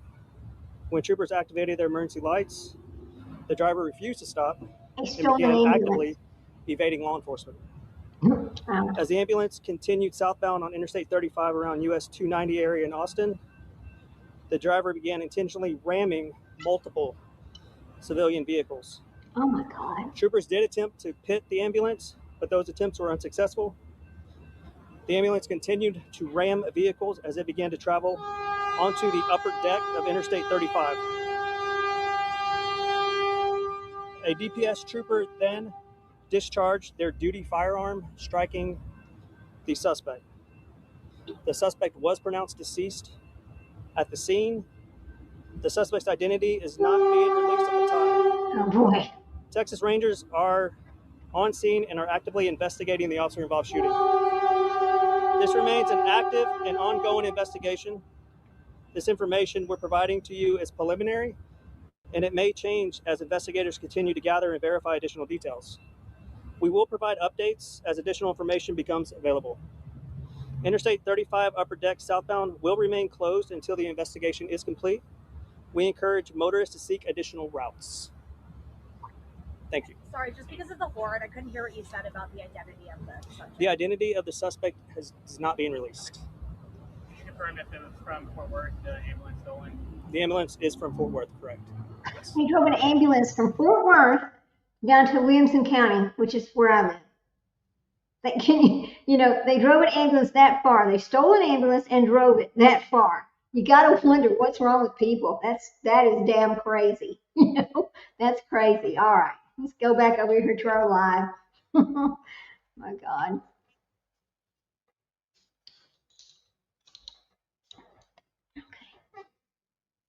Okay. Seen a lot of weird things, but that's absolutely weird. Just weird as it can be. Okay, get rid of that right there. All right. We are ready to go back to trial. Can you believe that man stole an ambulance in Fort Worth, drove it all the way through Williamson County?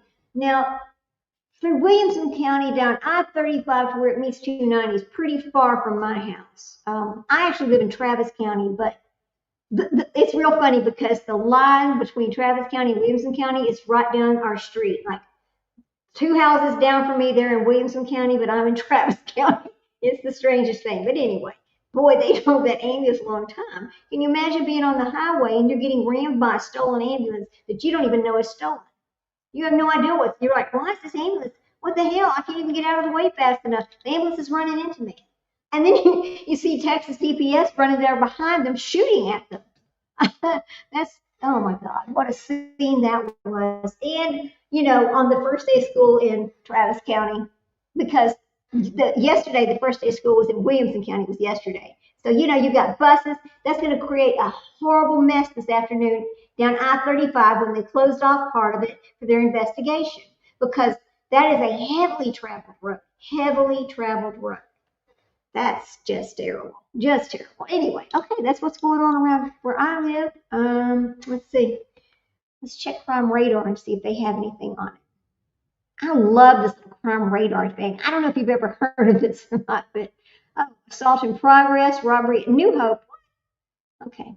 At Tractor Supply, over here in our little city. Assault in progress, suspect reportedly robbed New Hope Express and headed toward the Tractor Supply. That's incredibly close. This happened at 10:14. Let's see if I can hear anything. Wow. People will do anything, won't they? From the store, the New Hope Express, he headed towards Tractor Supply. Cruising northbound West Whitestone, headed towards Tractor Supply, assault in progress. Long sleeve shirt and shorts. Cruising. Farmer confirming that he robbed the store. That's what the assault victim stated. Wow. Were there any weapons involved? No, this time he's in the parking lot at Tractor Supply. He's changing his shirt this time. No sleeves. Pretty black and gray shirt, no sleeves. Can you believe that? They see him standing right there, and they're letting him change. He's changing shirts, but they're not arresting him yet. What else is going on? Person shot in living room at a Texas facility. This is Williamson County also. Traffic injury at Durango Hills Drive in Leander. That happened as well. Let's see. What else is going on around town? I mean, I like this crime radar thing because you can keep up with everything that's going on, but it's not really the 911 calls, right? It's just what's going on around you. So, let's see. Over in Lexington, South Carolina, residents report possible intruder in an apartment attic. Okay. Columbus in Lexington, South Carolina, burglary and theft reported at the Columbia Avenue unit. I mean, anything you want to know, it's called a crime radar, guys. It's this little thing right here. It's kind of interesting. I'll put it here. I don't know. All right, can't get it over there, right? Okay, I don't know right from left. Anyway, it's called crime radar. It's really a lot of fun. Let's just check let's see if they're started back yet. Yeah. I hope we don't have to have a sidebar first thing. And I bet they only go for about another hour because he did say they were going to go off early today. They're not going to stay all day. So anyway, wait till I tell my husband about that. Okay, robbery at New Hope. Damn. All right. Toward the Tractor Supply. Shit. Let me turn that down. Sorry, guys. Okay. All right. We're ready. Okay, let me get this over here. Okay, I guess we'll just sit and wait and get your popcorn, anything else you're going to need for the next hour or so, because I think we're going to get into some pretty good messages between some family members. And how many times, y'all want to take a bet, how many times do you think we're going to hear, but she was doing better, she was doing better, she was doing better. Yeah, because I think we are going to hear she was doing better. There you go. So, okay, I don't know if you ever heard of this or not, but I live in Texas. Of course, you know that. There's a place called Dublin, Texas, and they have this place there, and that's what this is, Dublin. I'm going to advertise for them for just a second. It's Dublin cream soda. It is the best cream soda you've ever had. It really is. I love Dublin cream soda. I know I will stack of stuff over here for this afternoon. Here's all my treats and drinks right there. I'm ready to go. Anyway. Oh my goodness. All right, they should be back in now. It's 1:05. Let's go to court. Okay, that air conditioner just kicked on and it's cold in here. Oh boy, I'm gonna have to get my. I know you're going, damn, it's 102 degrees outside. You're gonna go get a blanket because it gets really cold in this room. So let me see what the temperature is right now. I see you, Bubby. Come here. You want to see something funny? Hang on. Okay, come here.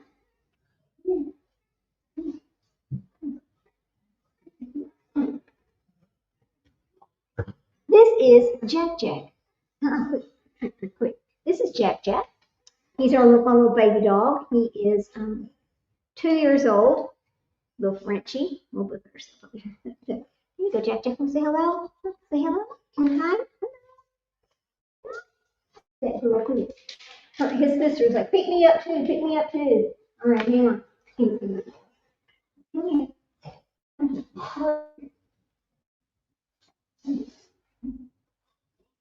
This is Trick Trick. There you go. Trick. Say hello. These are my baby dogs. Get down on. There you go. All right, so go play. Now, quick. I'm gonna get this and I gotta get ready. Yeah.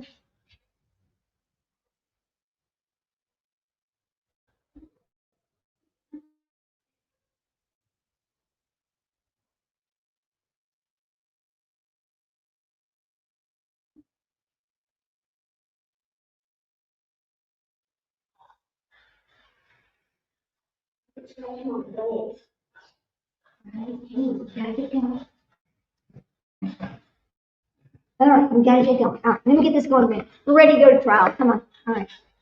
Let's share my screen. You get everything. Okay, Bubby. All right. All right. All right, now we're ready. I know. He's always trying to get in my lap. He's always trying to get up here and sit with me, but the chair's just not big enough. We can't all fit in the chair at the same time.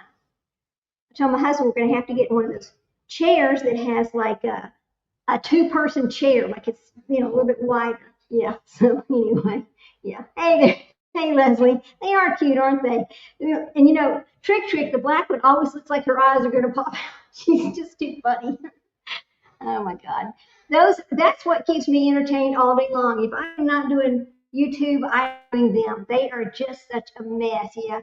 Hey, little Jack Jack, little one. Thank you. Thank you so much, Pam. Thank you so much. They are just a mess. I tell you, I never knew what I was getting into until I got them. I should have got chihuahuas. I should have just got another pair of chihuahuas. Little yappers. I'm just joking. No, I mean, I don't know. They're just a lot to deal with. That's all. Anyway, let's go check and see if they started back. Very interesting this afternoon. Come on. I just hope we don't get the feed cut. So y'all do notice what happened yesterday, right? Court was not over. They cut the feed, but they continued to testify. So we didn't get to hear everything that happened, which I'm a little bit upset about that. But here's the thing.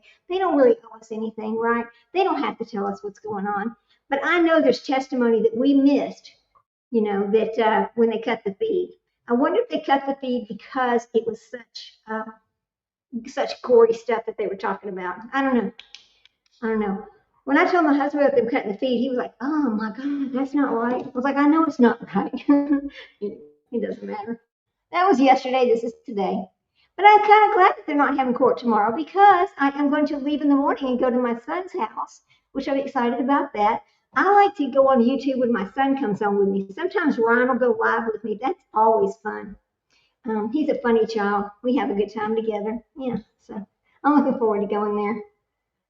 He is always he's such a good boy. Ryan he just treats me, he just starts taking me everywhere. He's just a good child. Both of my kids are just good children. They've really never given me a problem one. So easy, both just so easy. Thank you, Jesus. I know not everybody gets that, not everybody gets an easy child. I know that.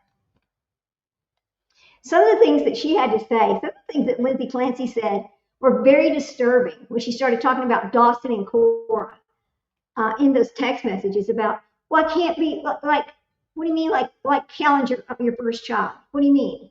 What do you mean that Dawson and Cora are interrupting your time with Callan? What are you talking about? I thought that was some of the most narcissistic things I've ever heard come out of a mother's mouth. I wrote it down. I was so shocked at what she was saying about Cora and Dawson. It was as if, well, she was angry because Cora and Dawson were going to come home and she was going to have to spend time with them and she couldn't spend all her time with the baby. What? Cora and Dawson, that's your children. You should give them all, they all get attention. You can't just, I was shocked by that testimony. That really did shock me. But, you know, I should not be shocked about anything that this bitch has to say, should I? No, absolutely not. Absolutely not. But good Lord. That just told me a lot about her personality when she started making statements like that about her own children. Just terrible. Let me see if I can get this. Okay, they're still not back yet. Look, it's circling. They might be coming back. Ooh, last time that's what it did when they showed up all of a sudden. So let's see. Let's go.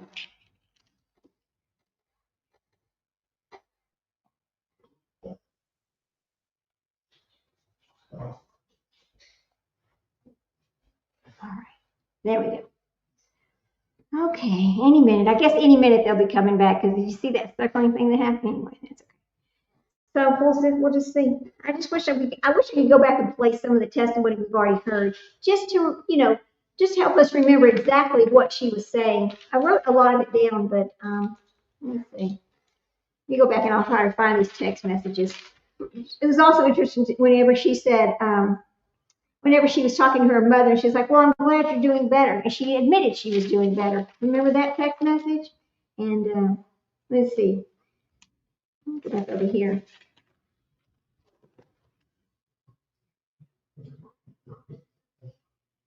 I mean, and then she's in the hospital. Here's another thing that she did that kind of shocked me too. She's in the hospital. She wants to, okay. I know that she wanted to go to her daughter's birthday, but let me ask you something. Don't you think she could have went out of the hospital just to go to the birthday and then went back to the hospital to finish getting treatment? That's what I would have chose. I know they wouldn't let her do that. She only spent 4.5 days in that hospital. What kind of treatment did she possibly get? She went on New Year's Eve. What kind of, how much help would you get on New Year's Eve? I mean, everything's closed down until the 3rd anyway. Like you know, they'll be, I don't know. To me, it's like she picked a time to go to the hospital when she knew nobody was going to be there to help her because the doctors, they have a minimal staff at that time. She knew that. She's a nurse. Absolutely, she knew that. It's just like it's like everything she did was just based on knowing that it's just going to be minimal. It's just going to be minimal, right? Just minimal. And then when we had to hear yesterday, well, she was turned away because she was over-medicated. That's not why she was turned away. She was turned away because of she did not really fit the criteria of what that hospital did. That's why she was turned away. Anyway. All right, come on, guys. We're ready to go to court. We're ready to go to court. People ready over here. So what did y'all think about that terrible, terrible story about the guy on death row, that the mother sold the little girl for him to abuse for $2,500? That is just, I'm surprised I didn't know that already. I will be doing a live on that. We will be talking about that. We will be looking at the appeals and all of that. We're going to look at that case, the whole case. I might do it this weekend. I'm not sure. I might do it on Sunday because Sprinkle Donut is off on Sundays and Mondays, and she can come live with me whenever we talk about that story.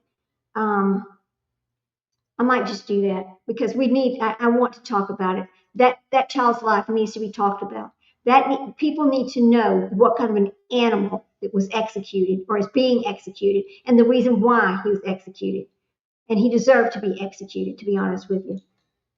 You know, that's just awful. That makes me want to scream. Yes, Leslie, it does, because you got to think in your mind, what the hell how could a mother sell their little girl for $2,500 so that some man could get his jollies off and then kill her?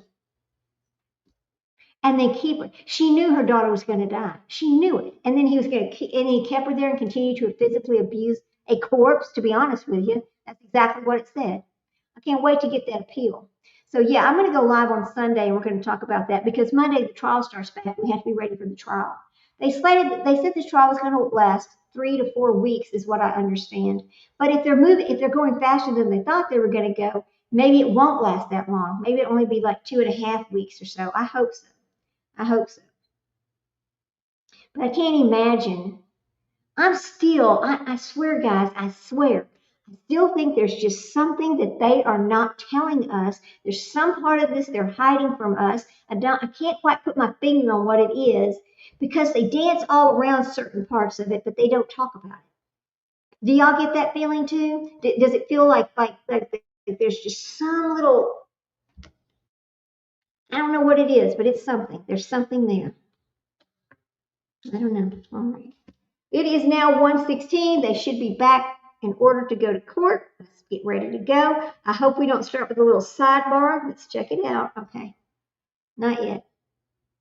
But I'm sure we'll have many sidebars this afternoon whenever the testimony starts because they won't want people to talk about things. You know, they just don't want to talk about these things anyway.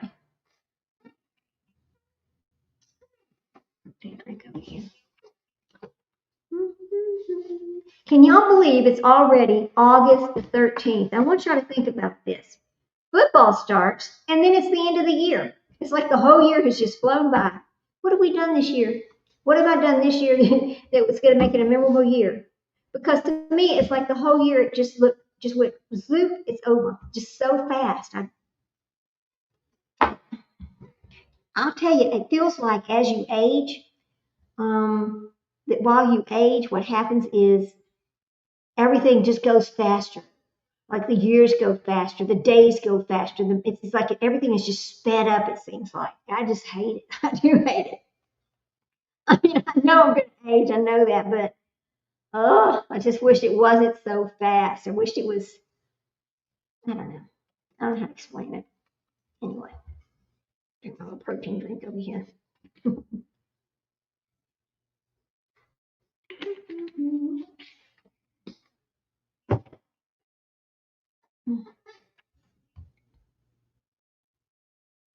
Y'all feel that way too. Your Packers. Oh, the Packers played the Steelers. Oh my gosh, you're excited about that. I know you are. Yeah. How many people are football fans in here? My husband loves football. In fact, I'll tell you what he does. During the summer or during the months when there is no football, he turns off some of the stations that we don't really watch anyway. And then when the football starts, he turns them back on. Because he's like, well, I don't want to pay for him if we're not going to watch him because he's only watching football on him anyway. I'm like, oh my God, you silly man. it's like start and go on these damn channels. But I don't really watch normal TV anyway. I watch a lot of YouTube. I just don't really care to watch. I like to watch things that are real. I want to watch true stories. I want to see things that are actually really happening, not some made up story. Like I didn't even watch Stranger Things. I couldn't keep up with it. I was like, Stranger Things was just the most ridiculous storyline, and I could not even watch it. My husband loved it. I did not like it. I did not watch it. Yeah, I'm all about true stories. I like to read true books, things that are true. Period. You know what else I'm looking forward to, and I know you are too, is when the Letitia Stouch trial. What are they going to do about Letitia Stouch? I know she's won her appeal, and I know that used to, but but I don't know that they have not decided. They've not really told us when they're going to retry her, but they have no other choice. Here's the thing about that. Because it was such an egregious error, the fact that this guy's family this juror's family worked at the same district attorney's office that the case was being tried in I cannot even believe Judge Warner made that error. I really am shocked by that. I really was. Because out of all the people to win a new trial, Letitia Stouch, the animal from hell, come on. I couldn't believe it. And then Adam Montgomery, he got a new trial too. I'm afraid on Adam Montgomery's new trial, I'm afraid he's going to end up walking. I'll tell you why. Because the only way they proved that he killed that little girl was through the ex-wife's testimony. That's it. That is all they had. They don't have any evidence of anything else. It's all circumstantial other than that. What are they going to, You know, what are they going to do? They have no body. He is certainly not going to tell them. The only thing they have is exactly what I think her name was Kayla. Is that her name? Was her name Kayla? Or I think it was. I don't remember her name, but anyway, is what she said. You know what else is going to be a horrific trial? And that is the one where the little girl was, what was her name? Sorry, guys. What was her name? If this was just not too long ago, this happened. The little girl, she was taken off, and her mother drove her somewhere and said she gave her away to somebody, but really she killed the little girl and left her there, and she was finally found. What was the name of that one? She was a crazy woman, too. That one was complete lame. I got to look it up now. I don't remember, but I know that's going to be an interesting trial, too. Oh, we're ready to go. Versus Lindsay Clancy. All parties are present, excluding the jury. All right. Counsel for the jury? Yes. All right. Let me turn it back up.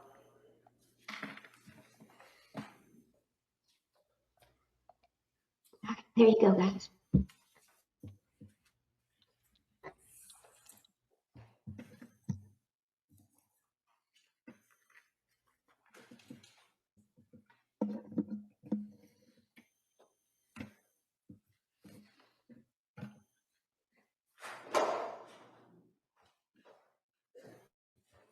Order. All right. Jury's enter.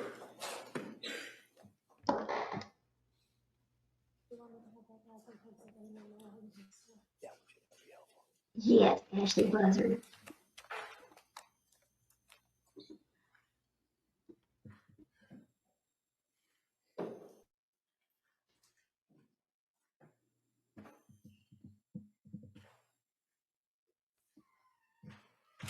This court's now in session. Please be seated. Your Honor, for the purpose of the record, we return back to the trial of Commonwealth versus Lindsay Clancy. All parties are present, including the defendant and including the 18 jurors. All right. Thank you, Madam Clerk. Thank you, members of the jury. We're going to now return to the Commonwealth's presentation. Ms. Sprague? Thank you, Your Honor. Commonwealth calls Joshua McGilligan. Okay. Witness 67.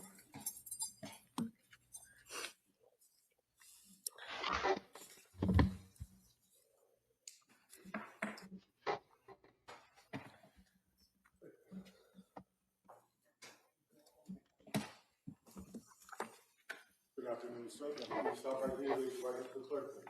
Good afternoon. Do you solemnly swear that the testimony and the evidence you shall give to the court and the jury will not any Commonwealth will not truth and nothing but the truth? Thank you, sir. You may proceed. Watch your step, please. All right. Good afternoon, sir. Attorney Sprague. Thank you, Your Honor. Good afternoon. Can you please state and spell your name for the record? Joshua McKelligan, McKelligan. Where do you work? Massachusetts State Police. How long have you been with the state police? Since December 2013. In January of 2023, where were you assigned? To the Plymouth County District Attorney's Office. And what was your role there? I was a trooper assigned to the homicide and major crime section. And could you tell us within that unit what the role of a case officer is? Case officer is assigned cases as they come in, and the case officer then is the point of contact for the district attorney's office, the state police, other agencies. And as a case officer for a homicide, for example, when you respond to a scene and you're doing the investigation as time progresses, is the case officer doing every part of the investigation? No. What is the role of a case officer in terms of managing or collecting information?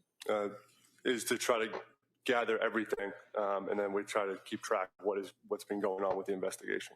And so within the State Police Detective Unit at the Plymouth County DA's office, there are a group of troopers that work there, correct? Yes. And do you work as a team on any homicide investigations you're working on? Yes. And the case officer, is it their role to collect information and evidence from the other troopers as they gather it? Yes. Do you have a supervisor when you are the case officer? Yes.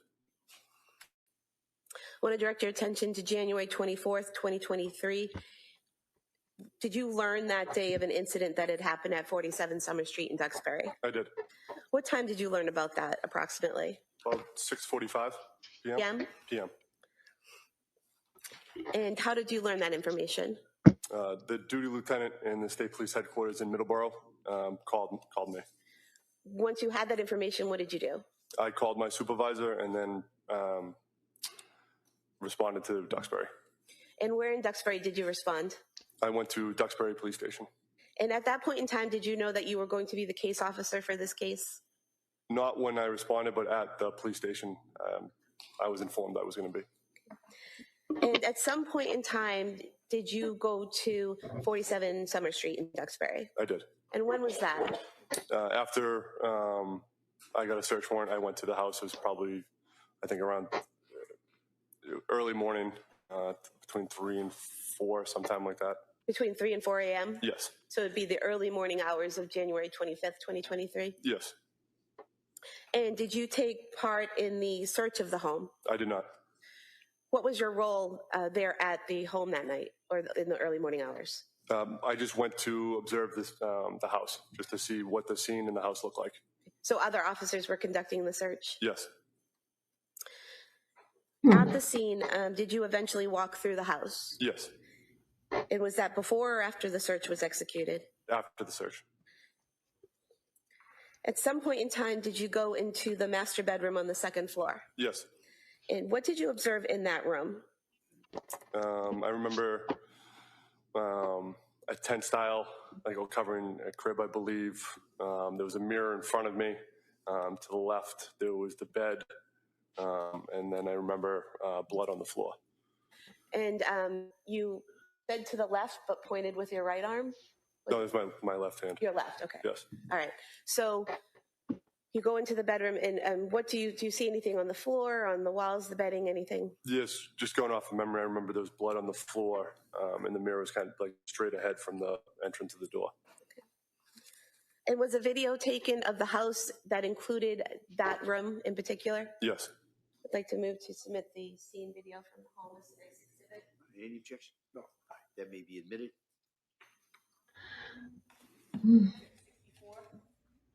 And if we could play the portion of the video for the master bedroom.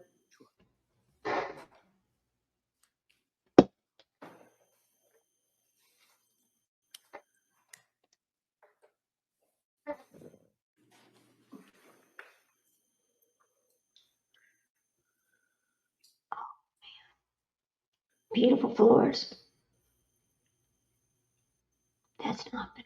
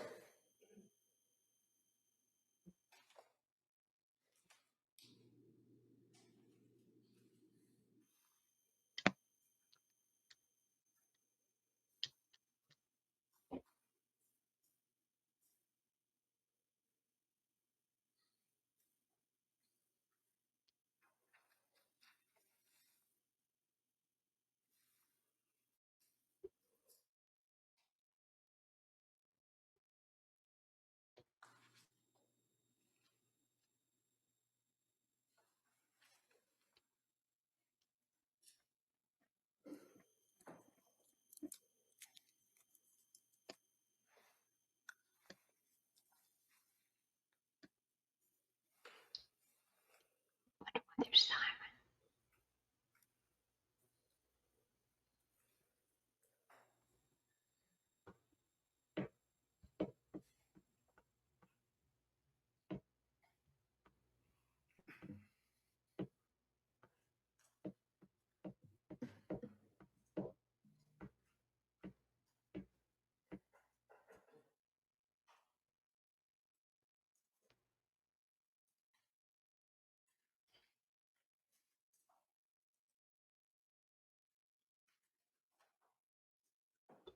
Wait a minute. They're saying she went out that window. Look, guys. Look at all the things that had to be moved to go out that window.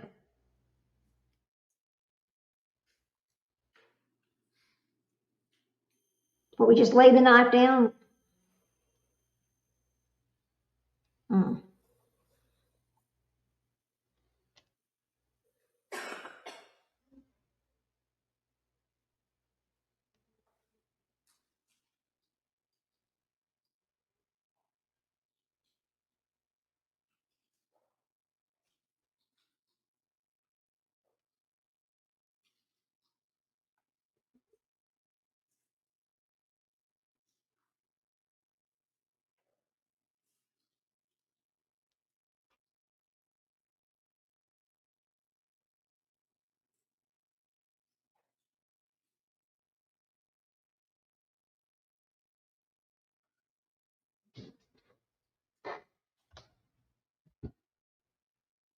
Right, Pam, it's So when terrible. you went into the master bedroom, did you see blood sprayed all over the walls and everywhere? And fair to say that the video shows all of the walls in the bedroom and doesn't show any spatter or anything on the walls? Yes. Did you also go outside into the backyard and look at the exterior of the home? Yes. We could have the photos, please.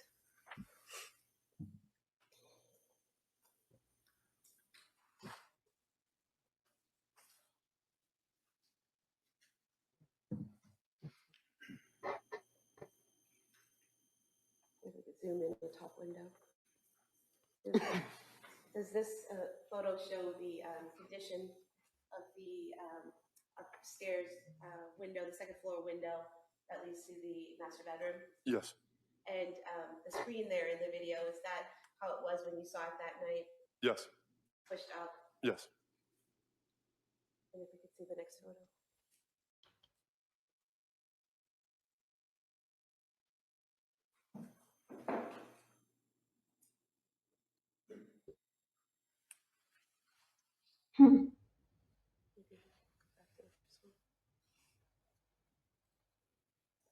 Actually, we can go back to the first one and zoom in the middle there between the two windows. And these areas of red-brown stains. Okay, y'all see that? On the exterior of the house. Did you observe those that night on in the early morning hours of January 25th, 2023? Yes. And then the third photo, please. We could zoom in on in there. Would this be, this third photo, would this be the first floor window below the master bedroom window? Yes. And these red-brown stains on the shingles and then on the window ledge there. Were those there in the early morning hours of January 25th, 2023? Yes.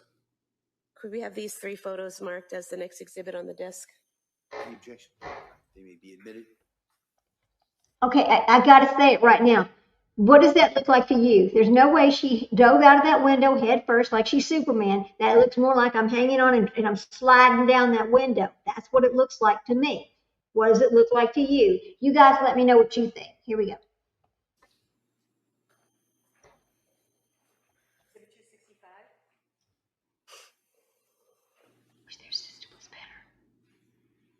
Now, as the investigation proceeded, did you learn, or did other officers learn from Patrick Clancy that the defendant was on some psychiatric medication? Yes.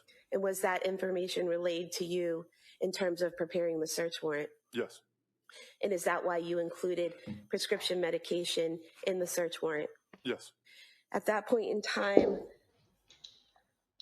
did you or any of the other officers know that the defendant had crushed up pills and taken them that night? No.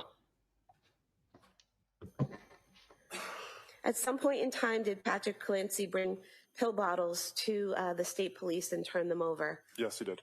And where did he say those were from? In the center console of his truck, not the top section, the section underneath it. Huh? Did he tell you at some point that pills had been found in the nightstand drawer?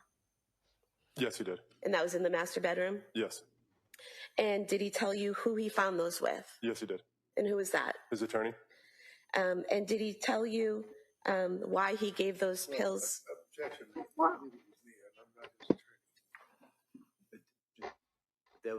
That's what, why don't you re-ask that? It was that Patrick Clancy said. What was it that Patrick Clancy said? Did he give you a name? Just say my attorney. He said Kevin Reddington.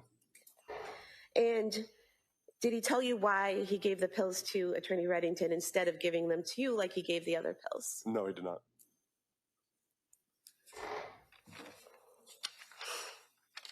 He never attempted to turn those pills into the state police, or those bottles into the state police. Is that correct? Correct.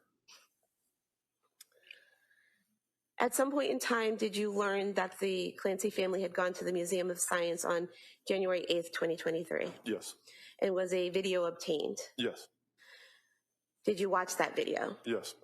Did you observe the family, including the defendant, interacting with each other, and the defendant specifically interacting with the children and exhibits at the museum? Yes. Your Honor, at this point in time, Exhibit 14, I'd ask to play just a small portion of that. It has not been played previously. All right. We could pause here for just a moment. Oh, You see the look how Clancy family cute. in this video footage. Shit, sad. Yes. And if you could just get up and point to them for court submission. Sure. Oh, Okay. We could press play.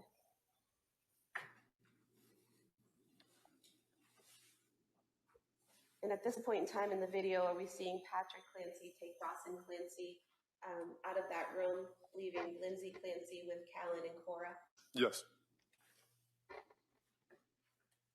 looky there. Is that Cora there in the red skirt? Yes. Oh my God. Now, at this point in the video, at approximately 11:58 and 30 seconds, what is happening in the video footage now? Cora's beginning to play with the exhibit. Patrick's standing off by himself. Lindsay Clancy is with Callan, and Dawson is watching. Could you just point out where Patrick and Dawson are? For the record, you've pointed to Patrick towards the top of the screen and Dawson near the entrance to the exhibit. Yes. Yes. And throughout this video, in this portion of the video, can the defendant be seen instructing the children, pointing to them, showing them how to work the exhibit and operating some type of control panel? Yes.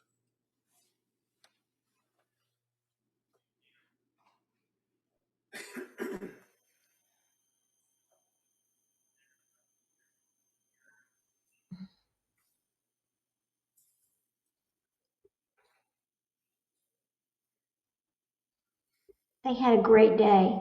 That's so cute. Wow. And at some point, does the switch and the That'll make you defendant cry. helps Dawson with the same exhibit? Yes. And that goes on for several minutes. Yes, I believe so. And showing, I think we've gone forward to approximately noon in the video timer.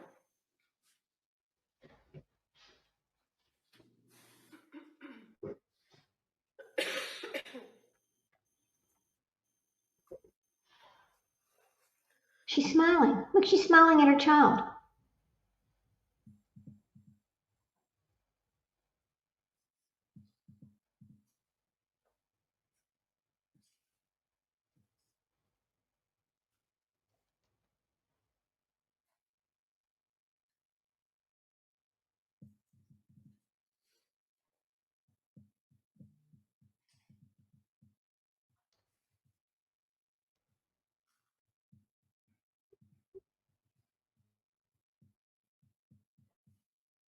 Thank you. Oh. Excuse me. How could she? Sir, during the grand jury process, did you attend a meeting with the medical examiner in this case? Yes.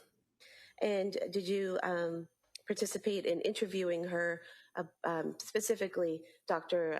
Barbara Vidal Olson? Yes. And did you participate in interviewing her, specifically the portion of her proposed testimony where she was explaining how someone dies from strangulation? Yes. And would it be fair to say that at some point in time, she was asked? Objection. Of course.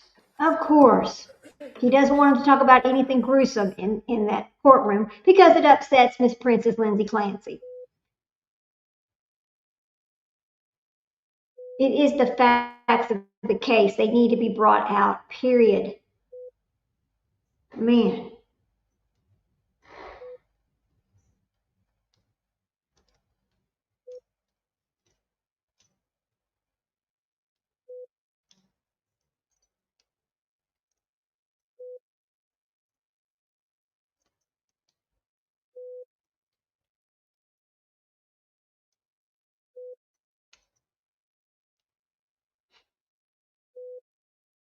I've never seen anything like this in a trial.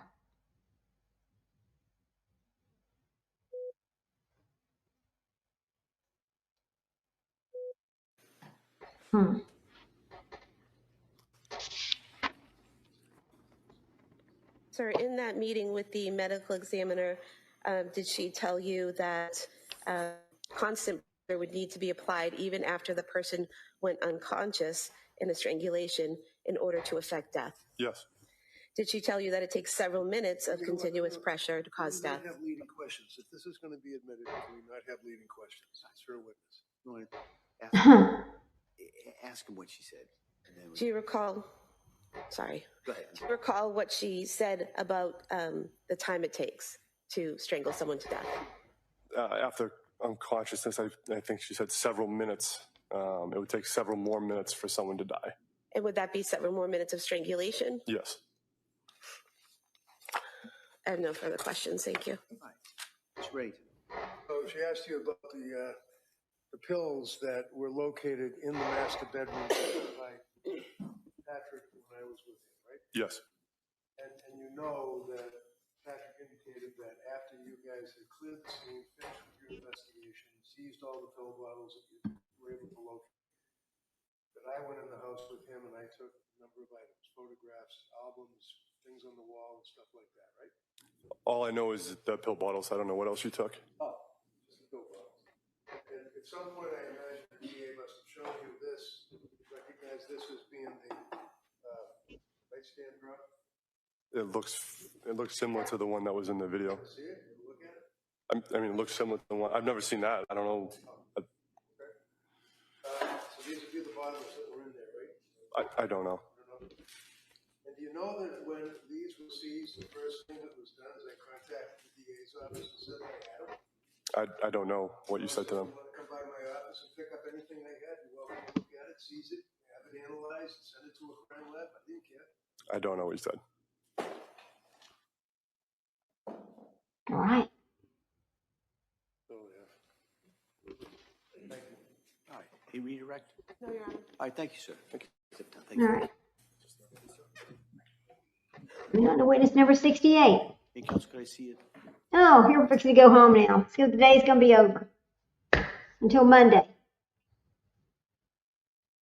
Let's see what's she doing over here. Of course she's crying over there. Of course she is. A little much to take, isn't it, honey? Mm-hmm. Shit.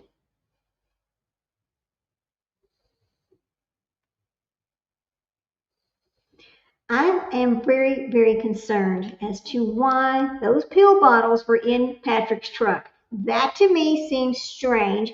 What in the hell? And why did the DA's office not have all the pill bottles? Why? Why was this evidence not in the hands of the district attorney? I've got some questions on that one.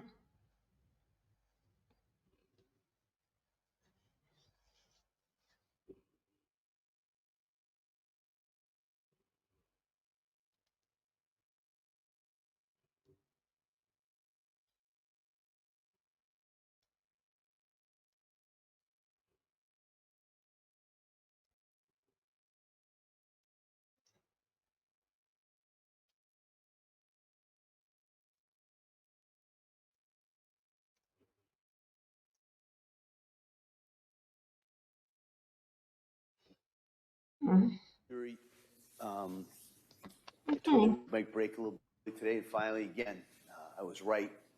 And so we're going to recess on this matter for you at this point. So I'm going to excuse you Monday morning, right? So you don't have to come in here tomorrow. So I'm going to suggest that you take these next couple of days. I know it's been a long couple of weeks for you. I appreciate all the work that you've done.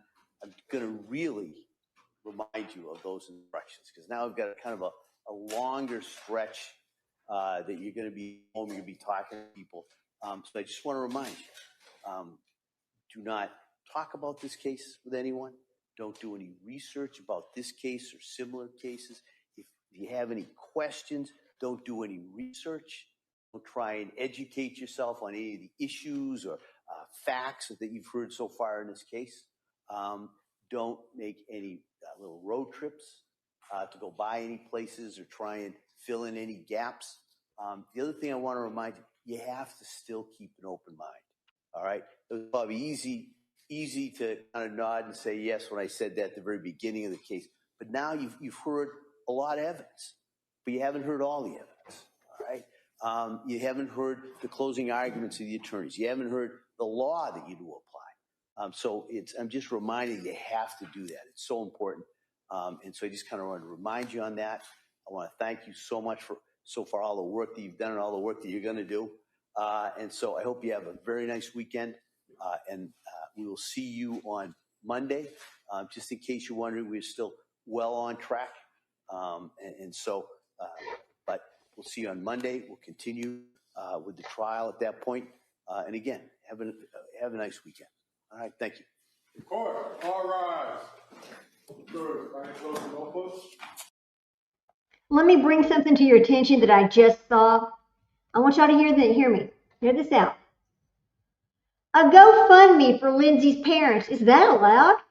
Aren't they paying for her defense? Support for Lindsay Clancy's parents. So far, $27,974 has been raised out of a $75,000 goal.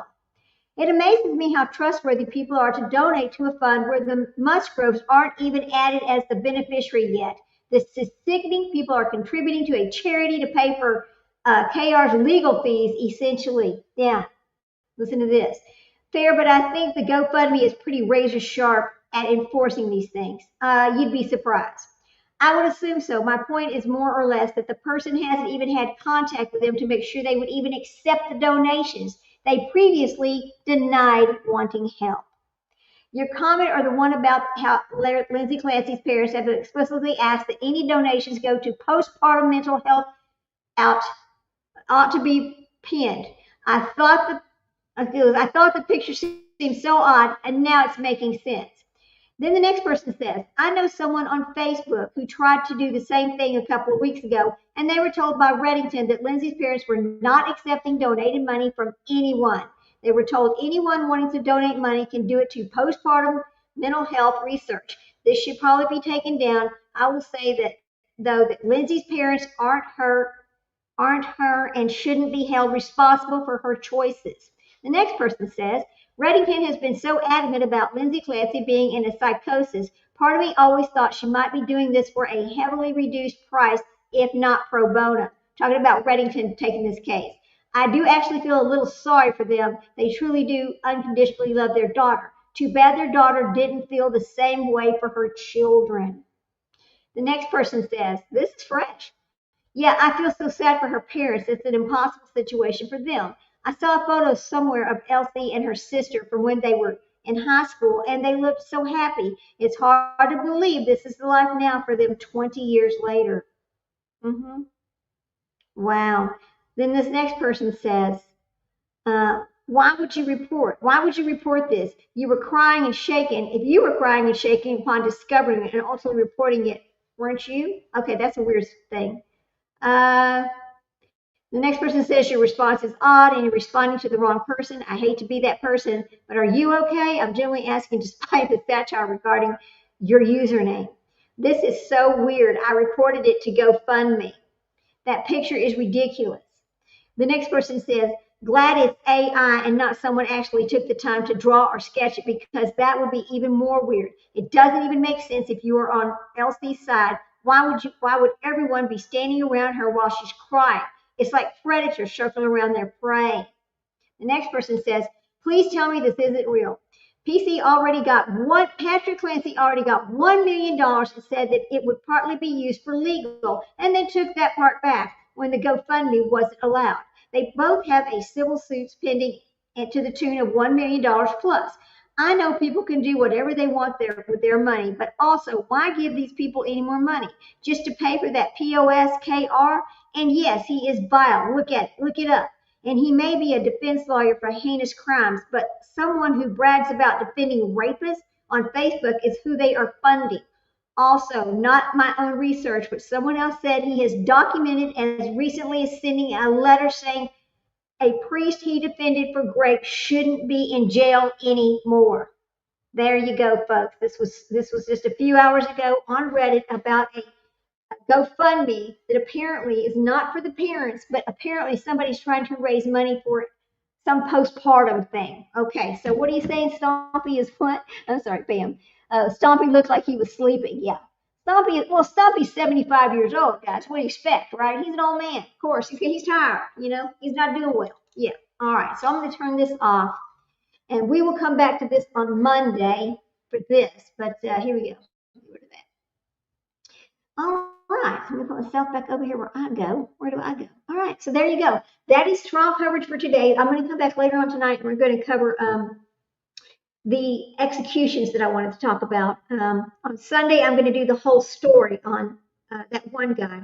Okay, right now my mind is, I'm over here thinking to myself, another damn GoFundMe, GoFundMe, GoFundMe, GoFundMe. Why is it always GoFundMe? Every time you turn around, there is a GoFundMe for some bullshit that somebody's put up. Why? Why do they do this? I don't understand it, It is as if, okay, it is as if these people, as soon as something happens, somebody throws up a GoFundMe. Look at Chud the Builder. This is a perfect example. Look what happened with Chud the Builder. Look at all the money that he got on his GoFundMe. And then the judge told him he could not use it to get out of jail. I was going to do this story last night, but how I was going to do it just didn't really work out. So that's why there was a little bitty live, and then I took it down. But I do need to go back and do my story on Chud the Builder. Think about his case. He just incites racism. He's rage baiting, but he still got a GoFundMe, and it raised about $300,000. Yeah, and then the judge told him you can't use that to get out of jail with. So he had to go get 10 different bail bondsmen to each put up $100,000 to equal his $1 million bond that he had. He eventually got that done, and he's out of jail now. Yeah, he's out of jail awaiting trial for murder. Yeah, for murder. Have a great day and a great weekend. Thank you. All right, guys. We're going to say bye for right now. I'm going to come back later on this evening to do that one thing. I'll see you later. Go take care of yourself. I know we've heard a lot of horrible things today, but try to find something pleasant to think about. Don't just be thinking about all the horrible things. Think about something positive. With that, I'm going to say take care of yourselves. Be out there. Hug your babies. Life is short. Our time with them is even shorter. And you're damn right. Every time I see you, I'm going to tell you this. Even though you all know it, for anybody new that comes into this channel, I'm going to tell you that every single time. Because the one thing you don't want is I wish I would have. Don't do that to yourselves. I'll see you later, guys. Bye. Thank you for coming in. Oh, like, subscribe, and share. Bye, guys. Sorry. Thank you.